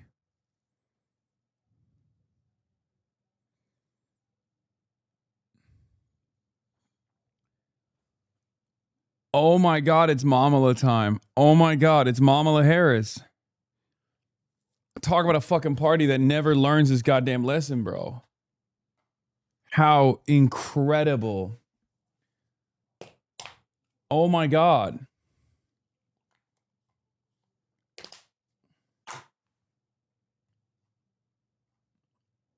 What's up? Do we just not want? Do we just not? What's going on? Do they just not want to fucking win? What's happening? Hey, everyone. It's Graham Plattner here. I think as many of you know, over the past couple days, I have faced some very serious allegations, and I just want to make it clear. This is all false. The things that have been claimed did not happen. It's not real. It has placed an immense amount of weight on me as I think about what needs to happen now. Amy and I are regular people. We were not looking for this experience. We were not looking to get into politics. We had no desire to run for office. I just want you to think about like what you would do as a regular person in a position where a much larger world, large forces were working against you personally to accuse you of the worst thing that a person could do, and it was not remotely true. I learned about this through press inquiries, with no time to truly respond, no time for investigations before a corporate media system and the political establishment got to act as judge, jury, and executioner. Is he saying Republicans did this? No, he's saying, I think he's saying this is Israel. Like, he's implying that it's Israel doing this. What the fuck? Accusations are supposed to be the beginning of things, not the end. Oh my God, he's doing the, oh no, he's like innocent until proven guilty. That's crazy. He said, believe men. I think it's really important to understand why this is happening in the timeline, why this is happening right now, much like October, when the first attack started, much like Lamau, believe man, Hasan, what the fuck? I mean, and what do you, I'm joking. Like, I'm making a joke about how silly this is, like how silly this take is. This is actually nutty. This is actually a crazy situation. This is not what I think was going to happen. Holy fuck. the news that was created the week before the primary. There is a reason that this is happening now. I only have until July 13th until I am officially the nominee. This was the last week to try to get me off of the ballot. And that's why this is occurring.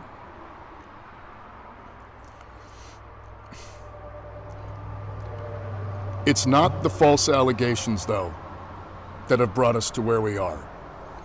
It's the fact that they are being used by the political establishment to put structural pressure on us.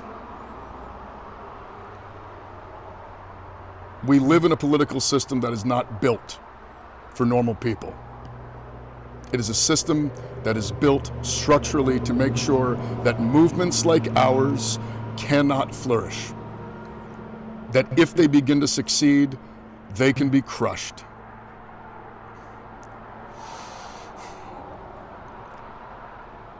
What we have accomplished here, you made possible.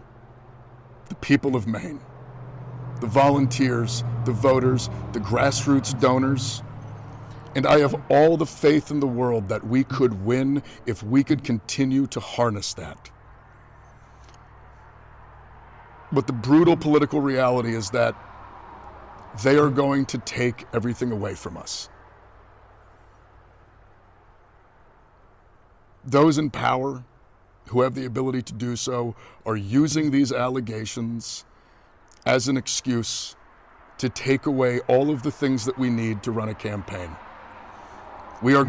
Yeah, I think he's saying the Democrats did this. Like, the Democratic establishment did this. Like, they pulled this last second, right before the date, you know, like leaning into a lot of the pre-existing conspiracies given the timing of it. But I don't know if he's like, I'm gonna be honest, I don't know if he's, so far, I don't know if he's denying it because he you know, he's also in legal trouble, considering that, because here's the thing, okay? Here's the thing, here's the situation. This accusation is a criminal accusation, and one that actually has plenty, if the political reporting is correct, there's no reason for me to believe it's not, there's already enough evidence to convict in court. Right? And the victim has until like 2041, because it was 2021, so 20-year statute of limitations. So she has until 2041 Not really. What do you mean?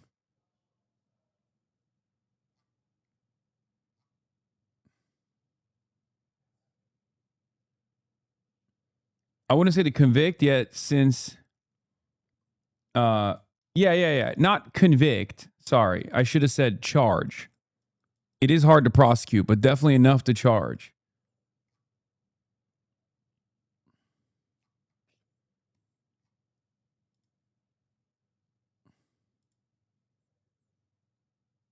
Going to lose our ability to fundraise. We are going to lose our ability to access voter data. We are going to lose all of the things that any campaign needs on the basic level simply to function. Larger organizations, the national level party, the bigger donor networks, they have all committed to spending no money in this race if I'm in it. They would rather see Susan Collins win than have me be the next senator from Maine.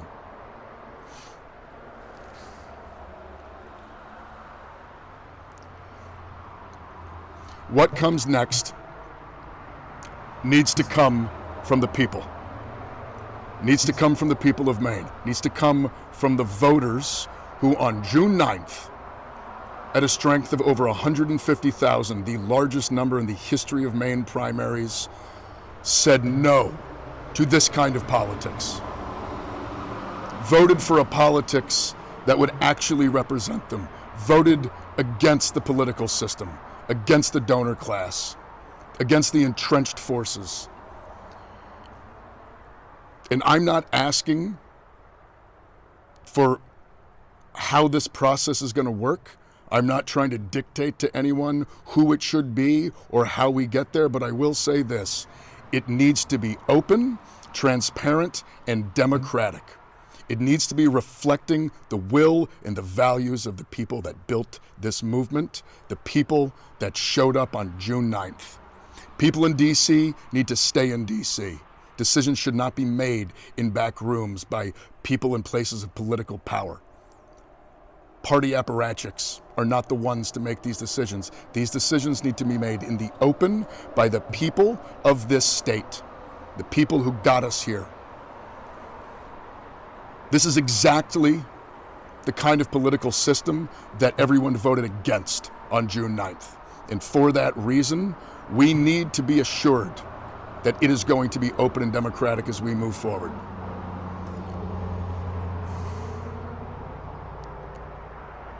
Amy and I struggled about getting into this. Last summer, right around this time of year. He dropped out, chat. He dropped out. Fucking spoiler alert. He dropped out at the end of this. I'm trying to understand why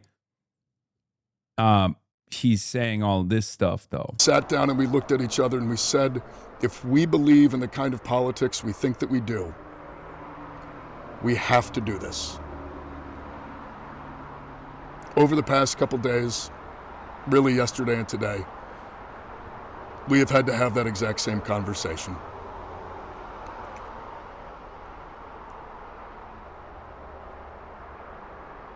We believe that for the movement to continue,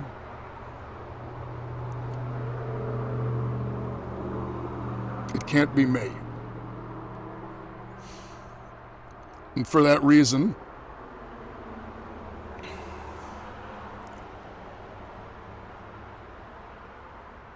we are suspending campaign operations. See? This is incredibly difficult because I know that some will think it's an admission of guilt, and it most certainly is not. We're not doing it because of the allegations, we're doing it because of the structures that are being taken away from us by those in power. And I also feel an immense amount of responsibility to everyone who has worked so hard to get us to where we are.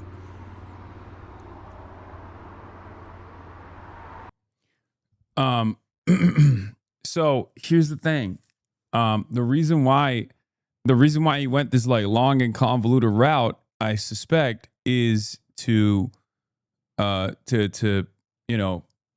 one, say that he's getting fucked over by the establishment Democrats, so that there is like still a decent amount of anger towards the establishment Democrats for this is your fault, Hasan. Yeah, I know. I want to apologize to everybody for handpicking Graham Plattner, convincing him to go to Iraq and Afghanistan, convincing him that joining the mercenary brigades would be a viable route for his career. I also wrote most of his speeches as well. That was really fucked up of me. I apologize. I told him to get the tattoo. I thought it'd be funny. My mistake. Okay. I was the army recruiter for Graham Plattner. Although he is older than me, it's time for me to take responsibility. So, yeah.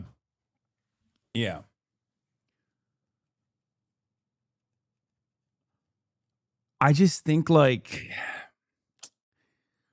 oh God, the Democrats, man. Oh no. Everything is so fucked up, dude. Everything is so fucked up. Because he's suspending his campaign. There's still going to be a lot of palpable rage towards the establishment. There are going to be people that, especially after his denials, the people that love him, that voted for him, are just, and don't care about women at all, including women, by the way, are going to literally say, oh, fuck this. Like, you cooked our boy. And not only that, but then the Democrats, like the main Democratic Party, is not doing like any sort of open electoral process here, and instead are using a 600 plus person nominating convention to replace Graham Plattner. This is devastating. This is, I mean, I think this still helps Troy Jackson, ironically enough, depending on who's actually in the, who's actually going to be a part of the nomination system, like the nominating convention. But even if it was literally like a populist figure, I think people are still going to be pissed off because they had no say in it.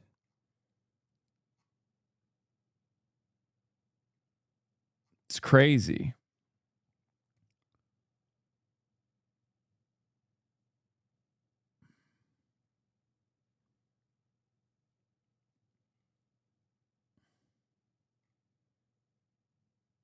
Maine is gone, bro. Is Raps. We got to move on.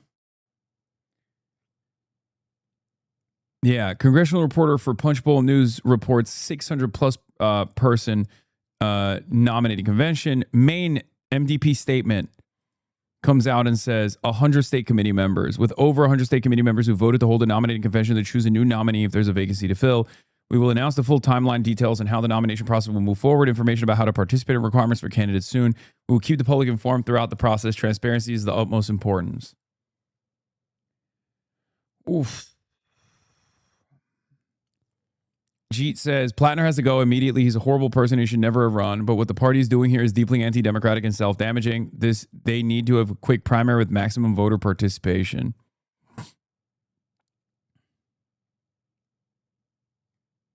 And I love when people go, oh, how does the Liberal Party of Canada pick its candidates? It's like, I know, but that's not America, is it? It's fucking Maine, okay?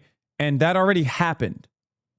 Not only are you're complaining about a thing that happened already, that they're overturning in an undemocratic manner, only 2 years after this exact same fucking thing happened with Kamala Harris. I was in support of it at the time, and I was wrong, okay? I was fucking wrong. Nancy Pelosi was right. I was wrong. Do you understand? I said, right now, unless they just straight up pick a candidate and it's a continuation, and then that candidate can be a change candidate, right? Like, but it's like Kamala Harris is a perfect pick. Nancy Pelosi knew how weak Kamala Harris was, and she didn't want it. I, on the other hand, the true kingmaker, outside of the party, was in favor of Nancy Pelosi. I was fucking wrong. I admit that. We can't do that again, okay? Because it creates weak candidates, and on top of that, it creates tremendous enmity. Kamala, you mean? Wait, what did I say? I said, what did I say? Oh, I said Nancy Pelosi. Yes, Nancy Pelosi was right. She wanted a primary. She wanted a fast primary. The establishment Democrats and myself went with Kamala Harris. Okay. I thought that it would be fast and the speed in which the new candidate came in would show that the party was united.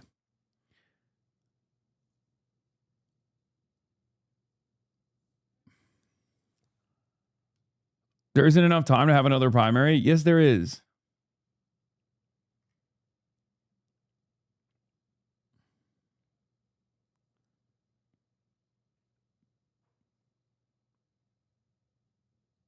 Every delegate seat in Maine convention would trace back to how actual primary voters cast their ballots on June 9th, Bangor Daily News says.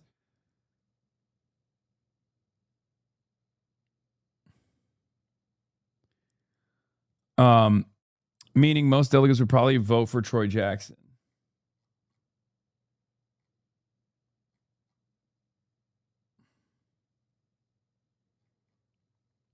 Maine Democrats poised to run a convention for Senate. The state party could have decided that any process that didn't allow voters to get a say would be fatally compromised. It did not.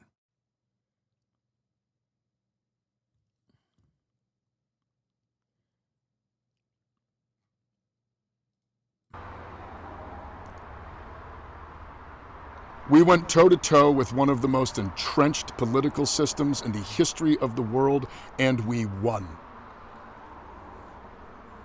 We beat them on June 9th in overwhelming numbers.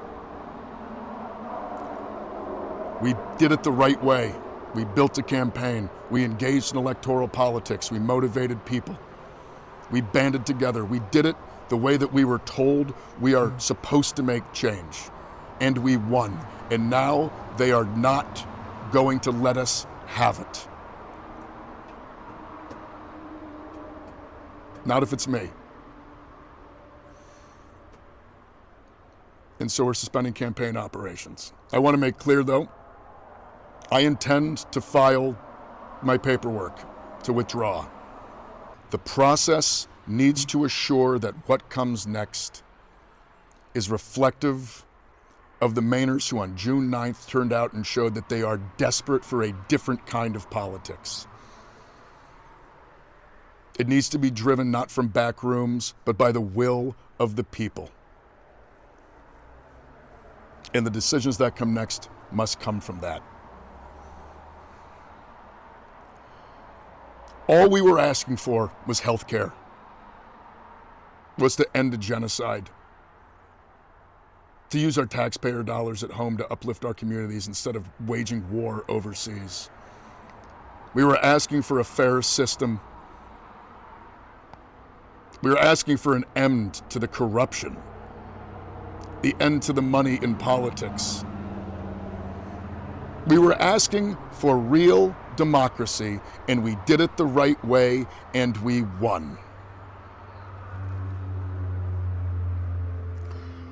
But now the ball is in the court of the Democratic establishment. My name might be on the ballot right now, but that ballot line belongs to the people of Maine. And on November 3rd, it needs to belong to the people of Maine. And the next Democratic senator for Maine needs to belong to the people of Maine. They need to reflect the will and the values of the people of this state.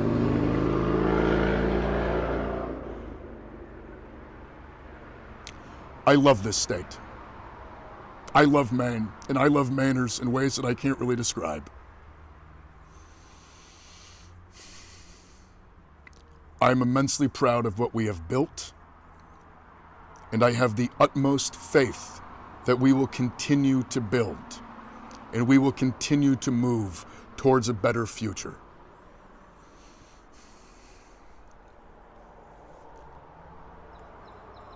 From the bottom of my heart, thank you. Thank all of you. and keep fighting. We're going to win someday. Okay, so he came out with this, and this proves that a chud can't really ever be a Chad, even if he changes himself. No, that's not true. That's not true. A chud can change. This one certainly didn't. Okay. Yeah. So he's just like hyping up. He's hyping up the whole process. He's saying he starts off with a denial, which is, again, I mean, come on. It's fucking ridiculous. Like, any kind of denial that points to a grander conspiracy needs to have paperwork associated with it. You know what I mean? Like, it's totally ridiculous. Like, he was like, oh, I heard about this accusation for the first time ever. It's like, yeah, well, that's kind of your fault. And it's a defensive statement that basically tells his audience, like his viewers, like, oh, I didn't know. Like, I didn't know that this was coming. I could not have lied to you because I didn't know it was coming. Right?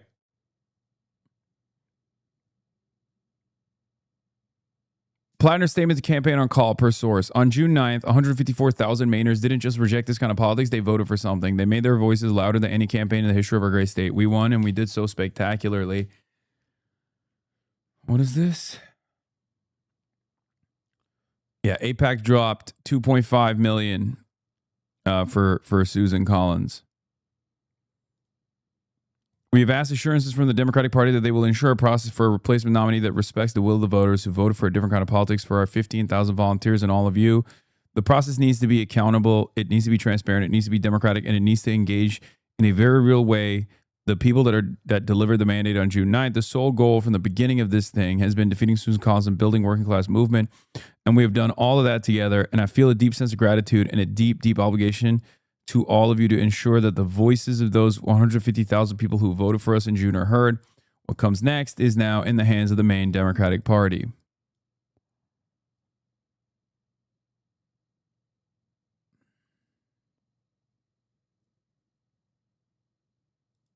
Lots of people covering themselves up in glory about this.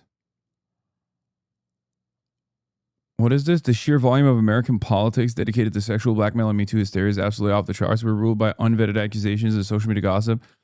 Every faction is equally guilty. Can't let a mob dynamic go to waste. It's like dude, we already did this, okay? We already did this. There are ridiculous allegations or very clearly shit smearing, and then there are credible allegations. That the difference in this circumstance is literally an advancement of rape culture in this circumstance would be to take credible allegations and to spin them as though they're ridiculous. Like, if you have real-time conversations way back when between the victim and other people, then yeah, there is no, like, it's a wrap. You know what I mean? That's why I said this is like it would be difficult to convict a rape charge regardless, but like, as far as allegations hold weight, this one is fairly reliable and is enough to charge for sure. Like, there's enough evidence there to charge.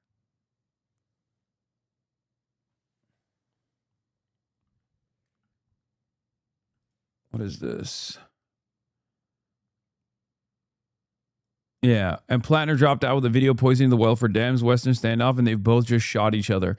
The Dem establishment just voted to let themselves choose the nominee if Plattner drops out. Some think they're opposing a Plattner preferred candidate when they're actually opposing a 156,000 voter preferred platform. You need that platform that won in a landslide to beat Collins. And then I think Plattner's like dropout take is an atom bomb. he concocted the perfect statement that is designed to get a lot of his fucking fans, a lot of his voters to feel slighted, to feel frustrated. It was a face-saving operation for himself, narcissistic through and through, all the way to the bitter end. Okay?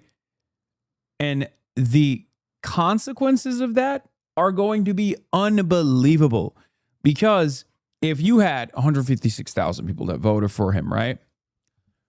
If the goal there is to get like at least 100,000 of those guys to vote for whoever in the general, okay, Graham Plattner's dropout statement ensured that it'll be at most like 50,000 of those 150,000 that will vote for whoever the DNC picks. That number drops to 0 if it's like Janet Mills.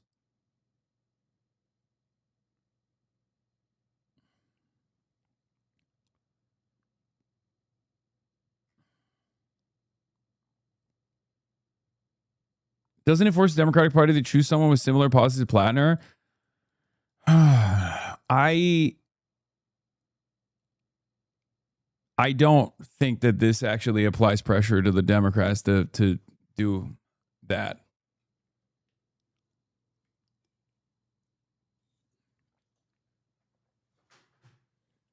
Because I think most of this, especially the straightforward denial from the start,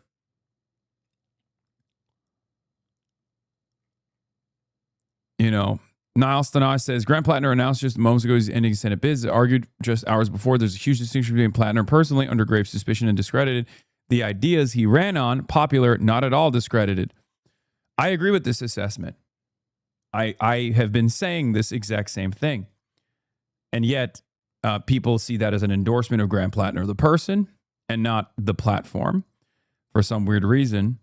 Some refuse to see the platform on purpose because they're in opposition to the platform. They don't give a fuck about Graham Plattner, the person. They just despise left populism.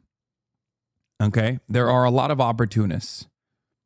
There are a lot of opportunists who are taking advantage of the situation to basically universalize like any kind of Bernie association as being the same guy as Graham Plattner. Because they hate the Bernie-crats, they hate left populism, they hate the Democratic Socialists of America.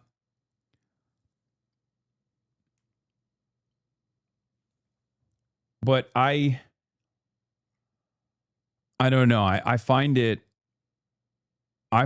crazy that he just came out and did a face-saving operation. Like I know he's narcissistic, obviously. You got to be narcissistic if you have that kind of a background. You got a fucking Nazi tattoo on your chest and you chose to run. Right? But I didn't think that he would try to even refuse to fall on a sword almost. Yeah. Fox News has the worst take here. It's the left's fault for this happening. They say Plattner's a socialist. Yeah.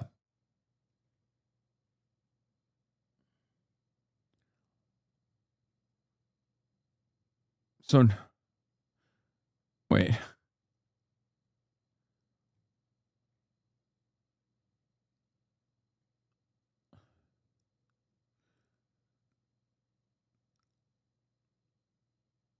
That was more so for his base, was it not? Yeah, but it was to fire up the base in a direction that is unproductive if he cares about, in any way, shape, or form, maintaining the Senate majority. You know what I mean?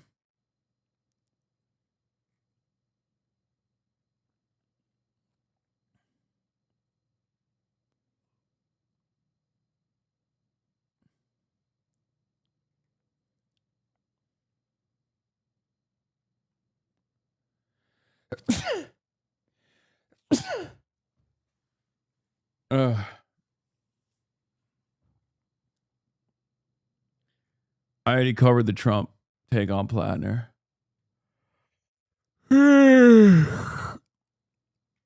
Yeah, this is... I covered it. I said, Donald Trump's going to replace Pete Hegseth with Plattner now that he's got a credible rape allegation. He's in a bind. It's really a question on whether or not you believe the woman. That's what Donald Trump said.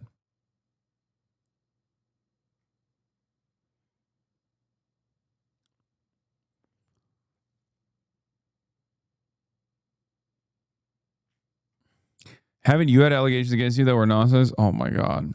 Dude, this isn't like another politician pointing the finger at Plattner and just like defaming them. This is a victim.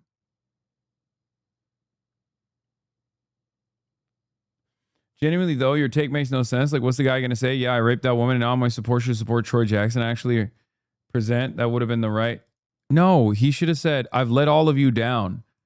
I had far too much baggage. I'm sorry. I'm sorry. I thought I could make some changes and I let all of you down. I let the 15,000 of you that worked on this campaign down. I let the 150,000 of you that voted for me down. The fuck? And most of all, I let this person down. I didn't know that it was the case. Nobody would admit to that. What do you mean? What do you mean nobody would admit to that? That's an admission of guilt? No. No, there's a way to do it without fucking being like, I'm guilty. Throw me in jail, dumbass. You say, look, it's not been a secret that I've had a hard time with alcohol. Like I've been very clear on that. And I thought that I had grown out of this. And it's not, you know, I'm horrified at the prospect that I might have hurt someone without realizing. I don't believe I did this. I don't believe I'm capable of doing this, but it doesn't matter anymore. You know what I mean? Something like that. And mostly just apologizing. Shut your mouth, dog. You just justifying rape now? Oh my God, I'm not, you fucking idiot. Jesus Christ. I'm criticizing what he said. I'm saying that there's an even better way to like engage in a face-saving operation for himself without assuming any legal liability while simultaneously not lighting the fucking race on fire. What the hell is going on? Are people okay?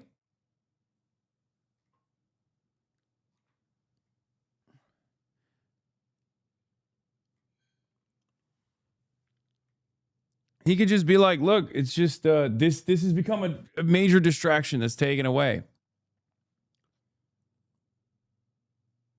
You're literally just being unrealistic, Law. He should have never been there in the first place. Yeah, no shit, you fucking idiot. Do you think I disagree with that statement? The fuck's wrong with you? That's not the world we live in now, is it? Some of y'all are genuinely medically stupid, brother. Yeah, I know, man. You know what else I wish? I wish that a figure not dissimilar to Vladimir Ilyich Ulyanov was running in every state. Wouldn't that be fucking nice?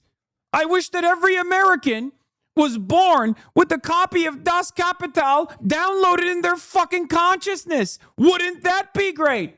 I wish every American understood their class position automatically. Wouldn't that be great? But that's not the world we live in, is it? The fuck is wrong with you? You think you're making a fucking coherent point?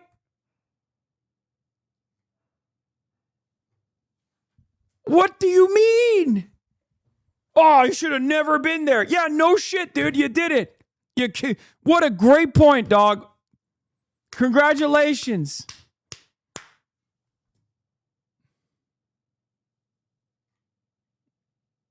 Holy fuck, dude. Case closed.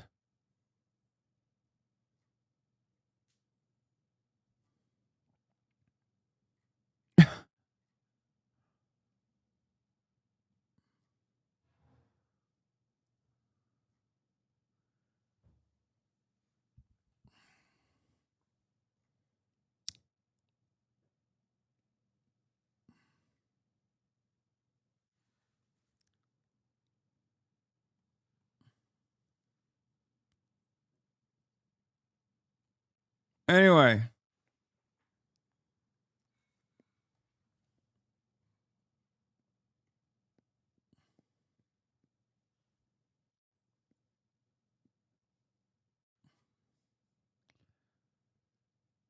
Oh, yeah. No matter what you say about this, 30% of people are only prepared to hear what they want. Sexual assault, sexual violence, turn off the ability for many to bypass reason, empathy, and understanding. As a survivor advocate, I've learned to let those voices just rage at the walls and get on with the work.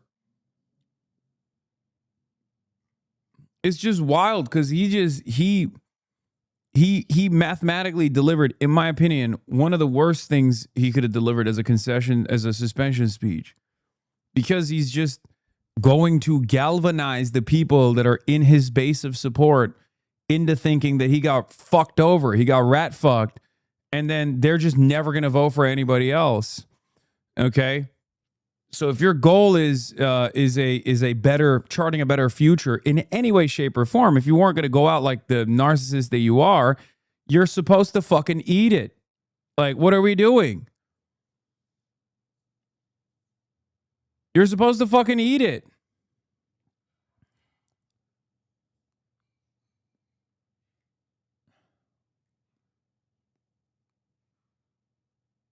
Anyway,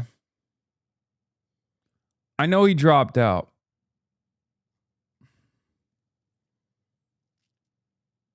All right, let's see what the fuck Fox News is saying. Fox News alert, Graham Plattner has just dropped out of his race for Senate in Maine after pressure from Democrat leaders following rape accusations from a woman he previously dated. Plattner released. Were you expecting him to go out like Jesus? I mean, no. I know that there's an element of narcissism in every decision that he made, so of course not, but it's just, it sucks, man. I feel like this is such a wrap. A video. We'll have it for you shortly. They should have Sex Pest Jesse Waters covering this. No, they can't. They can't have Jesse Waters covering this because he's going to endorse Graham Plattner if he hears. He's going to be like, this guy's awesome. I don't know why the Democrats fucked up here without letting him run for office. He'd be so good. I'm actually fucking switching my party affiliation to Democrat to vote for him illegally in Maine. We have to do this. Over the past couple days, really yesterday and today, we have had to have that exact same conversation.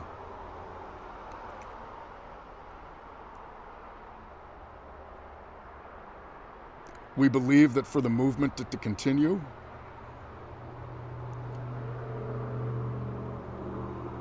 it can't be me. And for that reason,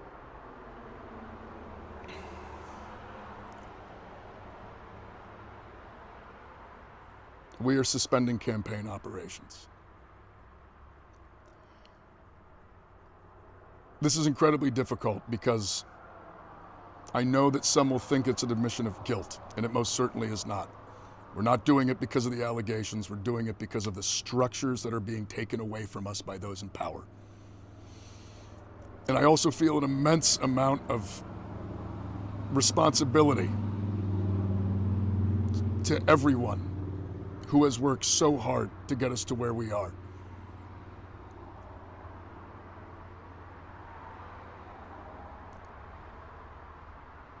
We went toe-to-toe with one of the most entrenched political systems in the history of the world, and we won.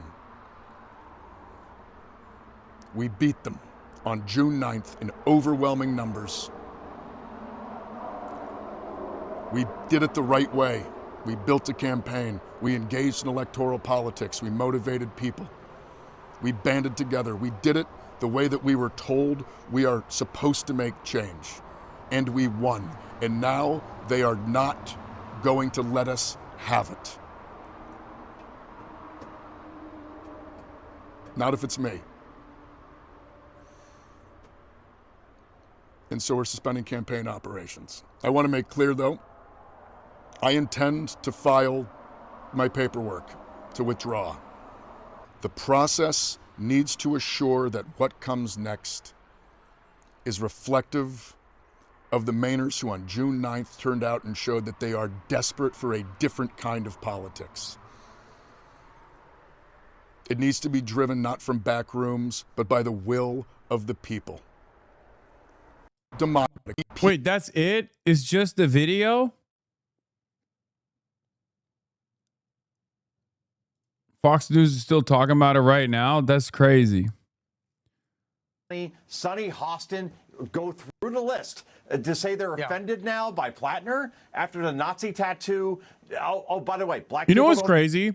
Fox News, Neera Tanden, and fucking all the people that are like, bro, you love Graham Plattner, but Wokley and Blue Sky, every single person is saying the same thing right now. Every single person. It's so crazy. And there's like maybe 10 people who have a valid reason for critique. It's incredible. They still supported him. Democrats did. Just take all seats on this one. Democrats have lost whatever perception they had. They just of the have a moral fucking high ground camera whatsoever outside here, of his Ali, house? and What they the know it. fuck? And now this is going to have some real consequences. It would have all been worth it if it meant that all those people would shut up, but they won't shut up. They'll just keep moralizing. You know, one of the things Graham Plattner talked about when he wasn't getting choked up and crying on the side of the road there was he talked about the timeline and the significance of the timeline, and he noted that the deadline is next Monday for him to quit the race, to suspend the race. He does have a point there, but there's also another timeline that he didn't talk about, and that is that when you look at the polling, I think the real reason the Democrat Party moved against him wasn't these new allegations. I think the new allegations came out because they looked at the polling and Bro's getting the HasanAbi treatment. obviously lose badly to Susan Collins, and that's the only thing that party leaders actually care about. Exactly, Charlie. We've seen this movie before, right? A Democratic candidate drops in the polls. In this case, the Nazi tattoo guy. Now he's trailing in most surveys to Republican Susan Collins. Democrats panic. That deadline you talked about, July 13th, of either being stuck with Plattner or replacing him with a candidate that party leaders decide and not the actual, public through voting. It's so Soviet, isn't it? I mean, we saw this with Eric Swalwell. We saw We're so fucked, bro. We're so fucked. We're never getting good things. We're never getting nice things, bro. We're not. We're in hell. We're actually in hell. Because, like, every single thing that these guys are saying, most of the right-wing forces within the party have also said. And they're ecstatic. Like, they're not even using this as an opportunity to fucking shit on the Republicans to be like, what the fuck are you guys talking about? When we have someone who's, like, credibly accused of rape, we tell them to drop out. Why are you shocked by this? Of course you're shocked by this because you're a fucking Republican. No, they're spending every waking moment doing their I told you so's. Instead of immediately trying to coalesce around the fucking people who now feel frustrated, now feel angry, who might even feel like he got rat fucked. No one wants to win. I feel like I'm the last motherfucker who cares about maintaining a Senate majority. What the fuck is going on? What is happening? Fuck bourgeois democracy. Fuck electoralism. I swear to God, it's so fucked. It's so fucked. I dipped my little toes into it for half of a goddamn year during the midterms, and I cannot fucking believe it. Democratic centralism is the only way to go forward. What the fuck? Seriously, what is happening? Like, why is there no party discipline? The Democrats are literally more focused on getting a fucking W on their left flank right now at this moment, instead of just getting their shit in order and literally being like, we have to captivate this populist energy. We have to make sure that like 154,000 voters voted for this fucking guy, even in spite of the fucking red flags. We have to do something about that. We have to take that energy and harness it and hopefully find an acceptable substitute so we can defeat Susan Collins. And in no time, they're like, nope. Nope. Nobody cares. Nobody wants to win.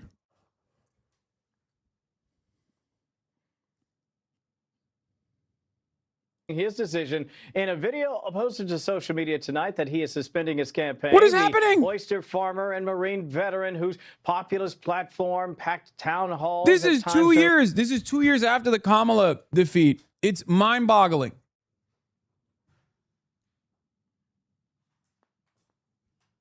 Two years. 2 years after the Connell defeat.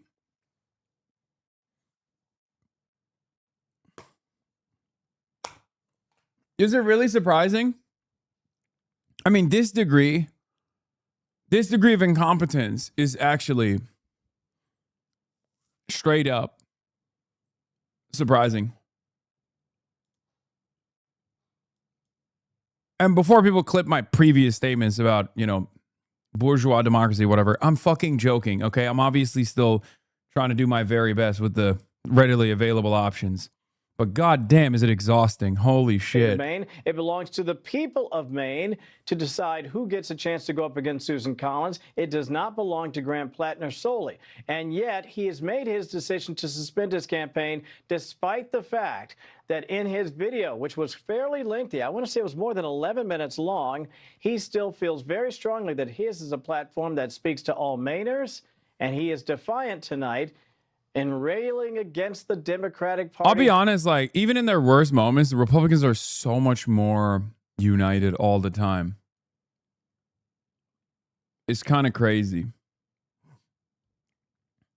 And I guess that's why they fucking win.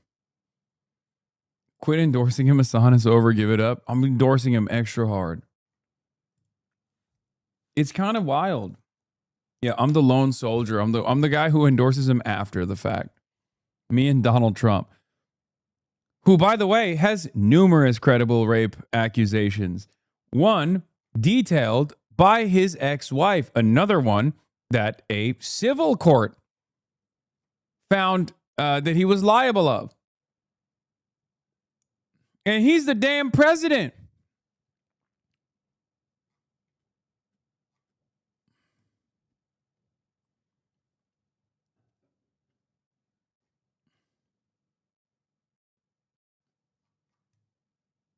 Not just one, but 2 allegations of sexual misconduct that came to light this week. Democratic leadership was clearly opening the floodgates against the embattled socialist in what was a successful attempt to force his hand ahead of next week's deadline to swap Plattner out of the ballot. The question now, who will party leaders in Maine choose to replace the troubled so-called oyster farmer from that state? Here with more reaction, Fox News contributors Ari Fleischer, Kaylee McGee-White, and former U.S. Senator and candidate for U.S. Senate in New Hampshire, Scott Brown. We'll start with you, Senator, and soon-to-be Senator Scott Brown. What is going on in New England? We're told everybody in Maine has an independent streak and you do things differently. This guy was a terrible candidate because he's a terrible person. He's not a great husband, not a great man, and yet people that you have served with in the Senate previously that you know stuck by him. Much after so many of these serious allegations had come to light. How do you explain this? Well, it's really hard to explain, Kellyanne. I mean, you look at Cory Booker, he said, we just need a win. So the standards obviously have been reduced. It's no longer the party of JFK or Clinton or even Obama. It's the Plattner party. It's Dog, what do you mean? You hated those guys. Why are you talking like this? Oh, it's not even the party of Obama. It's like... I'm paraphrasing. And then like, what are you talking about? Pushing him and others like him to destroy not only the Democrat Party, but obviously trying to destroy. I can't stand Republicans, man. The greatest evil. Hundreds of millions of dollars trying to get rid of Susan Collins. And respectfully, whether he was in or out, she was going to win again. And I just thought, they're doing it obviously because they need to get a replacement. It'll probably be Janet Mills, I would think, again. Kaylee, I think they just took too long. And I got to say tonight that the Democratic donors are not the courageous ones. They're a pack of lemmings who just stroke a check to whoever's against Trump, against Republicans, calling themselves a socialist. But they took too long because the courageous people here are the women who came forward. It's hard, Kaylee, for these women to come forward against the machine, against the Democratic machine, and speak out. But how do you feel tonight? Do you think that that justice and morality won out here, Kaylee, over politics? Or do you feel this was not about morality, it was about electability for the Democrats? Oh, Oh, I think it's totally about electability. However, I think that morality has won out for the women who did come forward.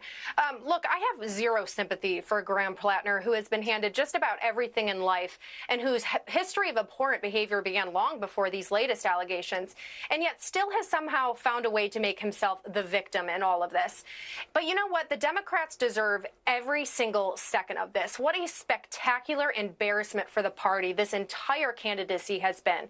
Essentially, what they have communicated to voters in Maine is that they were just fine with the Totenkopf tattoo, the Nazi tattoo. They were just fine with his sexist and racist Reddit comments. They were just fine with him sexting other women days after getting married. They were just fine with a host of other scandals, including allegations that he locked Lindsay Fifield, one of his ex-girlfriends, in a room because she was a conservative woman. So, of course, the Democrats don't care about that.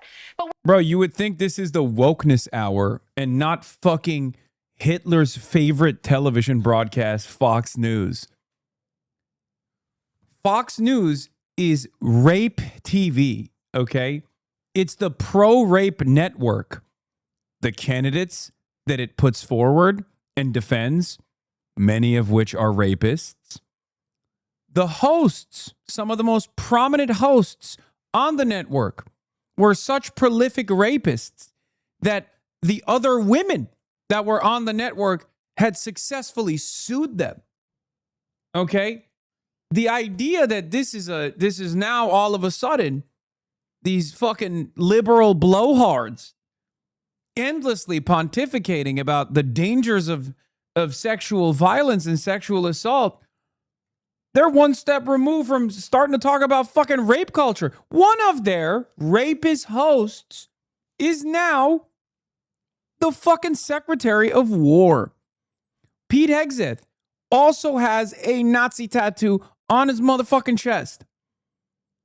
A Nazi tattoo that actually got dinged by the National Guard, which stopped him from participating at the inauguration as security detail. Something he wrote about in a motherfucking book. And he was such a prolific rapist that his own mother sent him an email begging him to stop raping. That guy, with a drinking problem also, is now the Secretary of War. That guy used to be a host on this network for years. And they're over here talking about, wow, I can't believe it. The Democrats did this. I can't believe the Democrats did this.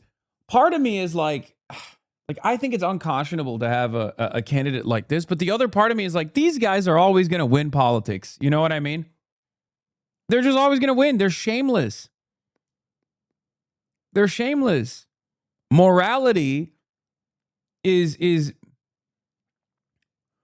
a weakness against these immoral people. At this point, it feels like they're throwing it in our faces. Like they're like, you fucking idiots, dude. Look at this. You care about this stuff. We don't. Oh, it's awesome.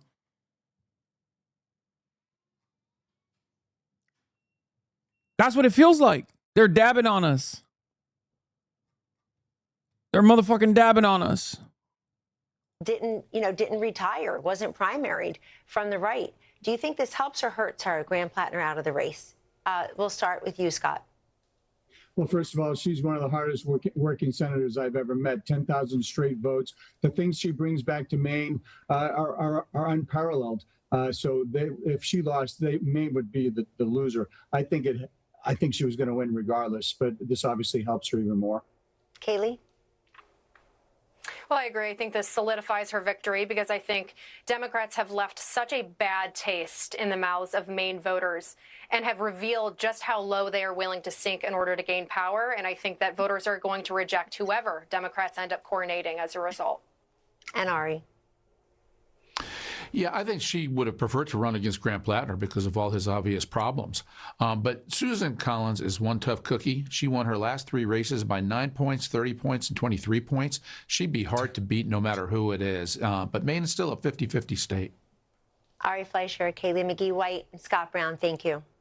And tonight, Plattner may be toast, but the socialist movement inside the Democratic Party is not slowing down. And just today, President Trump offered a serious warning. Listen to this. Communism's a disaster. It's been proven to be for thousands of years under different names, but same thing. One thing that happens when you go communist, you never come back, never comes back. You die in squalor. You die a horrible death. You die in squalor, and it gets very evil and very nasty. That isn't stopping Grandpa Bernie and AOC from taking their socialist agenda to the key swing state of Michigan as they campaign for ABDULvsHALEY, who's ahead in most polls. But he's not the only swing state socialist vying for statewide office. In neighboring Wisconsin, socialist Francesca Hong is running to be the Democrats' nominee for governor. And in a bizarre attempt to assuage people's fears about her political extremism, she made this remark, which frankly makes almost no sense. Listen. I think that when folks hear socialism, they may be taken aback, but I bring it back to potholes and the Packers and public education. My goodness, here with reaction, California why is that? Congressman Darrell Issa and New Jersey Congressman Jeff Van Drew. Wait, Darrell Issa, Lebanese, secret Lebanese. Okay, we were just talking about his ass. Okay, yeah, no, what's the problem? Potholes, Packers, and public schools? What's the fear there? Yeah, Packers is publicly owned. Potholes is a fundamental plank of sewer socialism, doing good public work, and public schools is a nationalized system. We already have some kind of socialization that exists in our daily lives all the fucking time. Socialism and bringing more power and money to the government has never actually led to streets lined and smooth. And so that's the first wrong statement. But the second wrong statement is, look, our wealth and success, if you will, the Trump economy is in fact an opportunity for the left to say, well, we've got so much wealth, let's redistribute Someone's coming into your house to fuck your wife, Daryl. That you can only redistribute poverty at the end. And that's a lesson that I hope we don't have to learn by practicing it in more than one or two states. Well said. Yeah, of course. Yeah. Let this guy tell you how socialism has never worked from his beachfront property. Jesus Christ. Moments from the first term is walking you over to the residence so you can tell President Trump you were going to switch from the Democrat to Republican Party. You did that because you thought the Democratic Party had lost its way with the priorities serving the folks in your district, including the veterans. Did you ever think that in a short period of time, we would be now talking about a Democratic Party that's on the march towards socialism and communism? Kellyanne, I did. It's quicker than I thought it would be, but it's one of the reasons I made the move that I did. This Democratic Party today in no way resembles the Democratic Party of old. You know, there were differences between Democrats and Republicans. Maybe Democrats were a little more pro-union, wanted to tax a little more, spend a little more, but they still loved America. We are at a point in American history, a flashpoint, and it's in our laps, and we've got to deal with this, where we've got to decide, are we going to be the America we know and love, the America of entrepreneurial endeavor, the America of faith and freedom? Yeah, this stuff is boring. This stuff only works if you're like 68 years old, I think. Because like if you're under the age of 45, you're listening to this guy and you're like, yeah, I don't have any of this stuff. Okay, nice house, weird head, but nice house. Okay, and I don't have either of those things. One, I don't want the weird head. But the nice house I do want, and I don't have it. Fuck you. Hey, cool fireplace, dude. I'm about to get evicted. Like, that's the most, that's the normie perspective. Okay?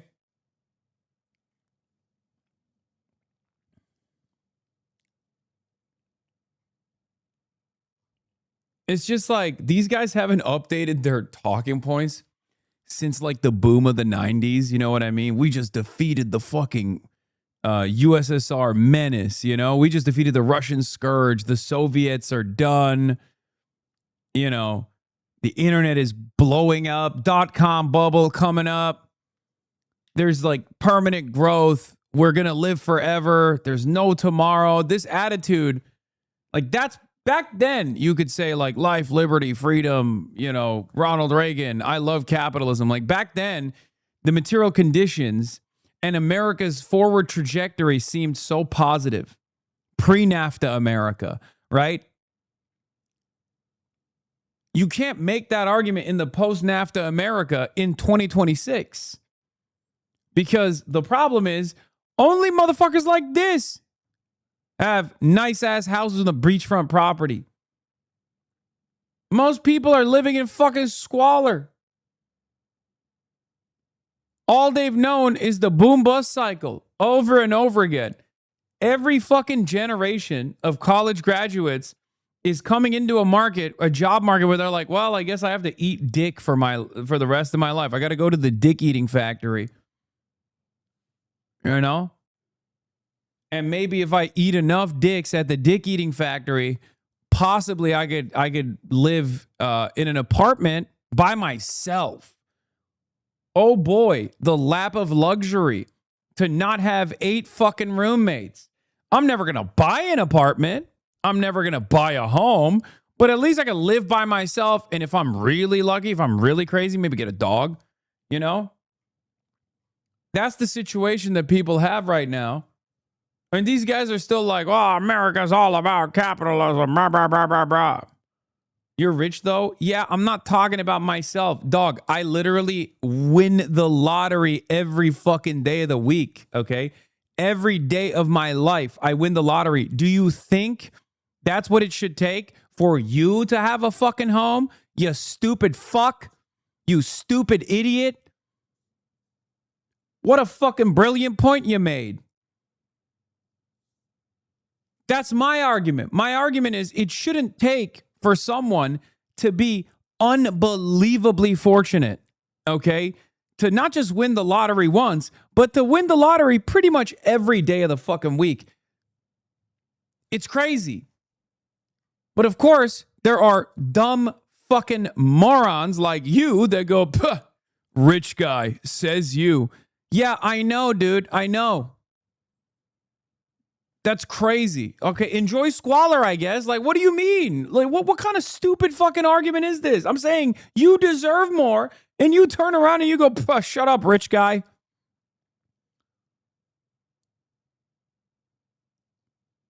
Rather be an America-loving homeless guy than you, a capitalism-hating hypocrite.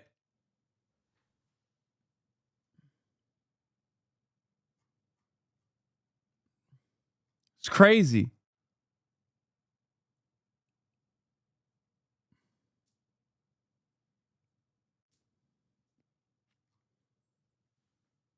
When I was broke and I said the same shit, people said I was a fucking jealous baby. Now that I'm financially well off and I say the same exact shit, they say, oh, you're a hypocrite. There are those amongst us who don't want people to get better things, to get nicer things. They don't want a better future. It's crazy. It don't make no damn sense.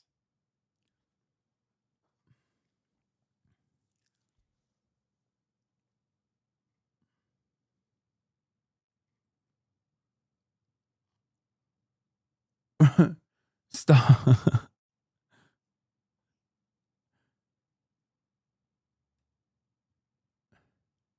Stop asking for a better life for the working class. We don't deserve it. Okay, I'm done.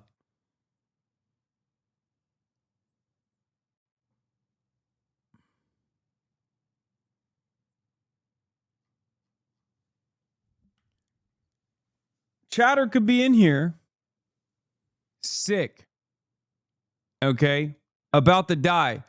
And I'm sitting here being like, there's a cure out there. We can seize it.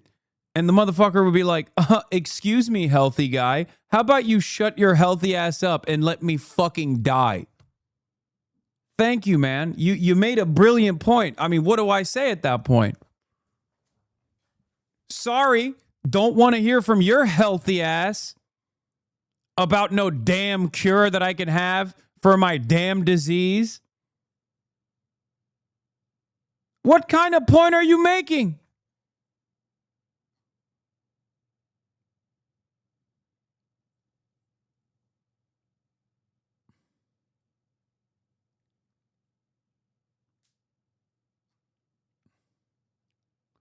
Yeah. Shut up, Hellvoid. An ill person is speaking.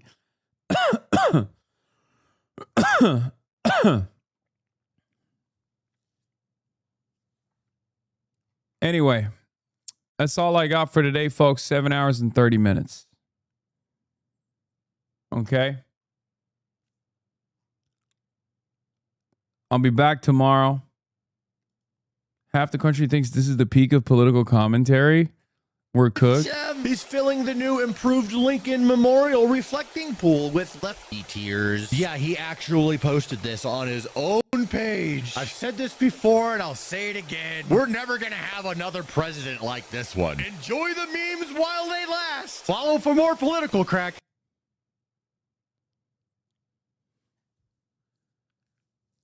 Why you have to show me my competition, man? Now everyone's going to unsubscribe and go watch this guy instead. I'm fucked. I'm fucked.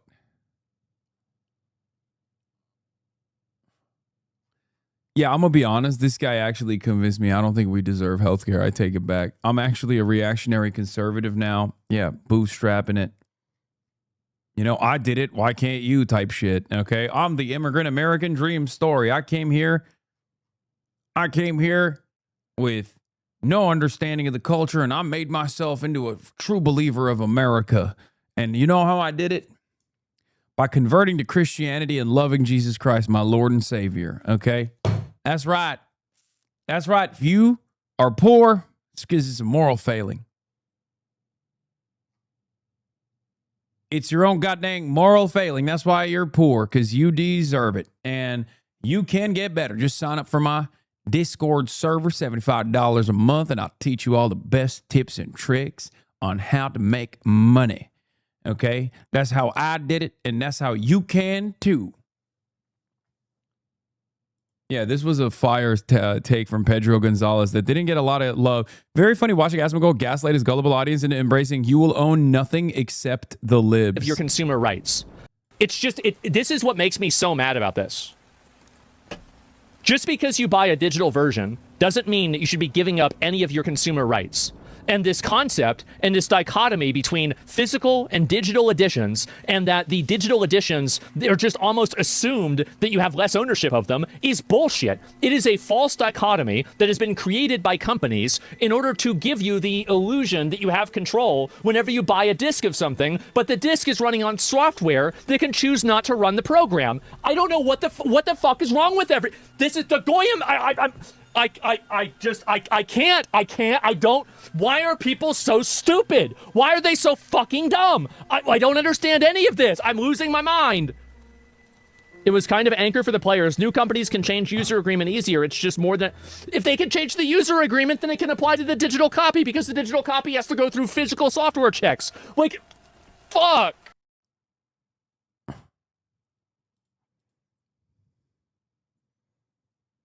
What gives? Low KIRK, he's not wrong here. No, I know. He's talking about DRM being the major problem, but that's his out for making an objectively stupid statement that is supposed to masquerade as a smart statement, right? The idea actually physical copies could also be rendered useless from afar. And it's yeah, it's much more difficult to do that. In any case, it doesn't matter.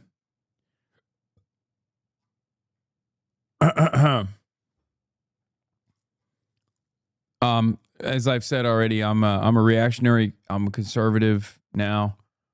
I believe in bootstrapping it, and if you're poor, it's because you deserve it. Anyway, love you guys. See you tomorrow, everybody, and that'll be all for today. Peace. Stunning lo-fi introduction, starting off the day. All the chatter's trickling in, hostile people hate. Sunny in Los Angeles, California, says Hasan. Stun luck to the stun luck to the topics just begun. 'Cause there he is again, Hasan is streaming. Hasan is streaming. There it is again. Hasan is streaming. Hasan is streaming. Reviewing a Chinese train, telling Kaya place. Sun and Asmin chatter laws, giving Greening's grace. Zoran winning NYC, woke two back with the force. The Rogan of the left, to me a dumb himbo still on course. The Charlie Kirk assassination, the Fear and Online show. 8 full fucking years of this, and plenty more to go. Doing fun stuff tomorrow, throw PBS up on the screen. A man-made horror reaction brought to you by this live stream. 'Cause there he is again, Hasan is streaming. Hasan is streaming. There he is again, Hasan is streaming. Hasan is streaming. Kicked out of the DNC, IRL with March the Goat. Combating the propaganda that shoved down people's throats.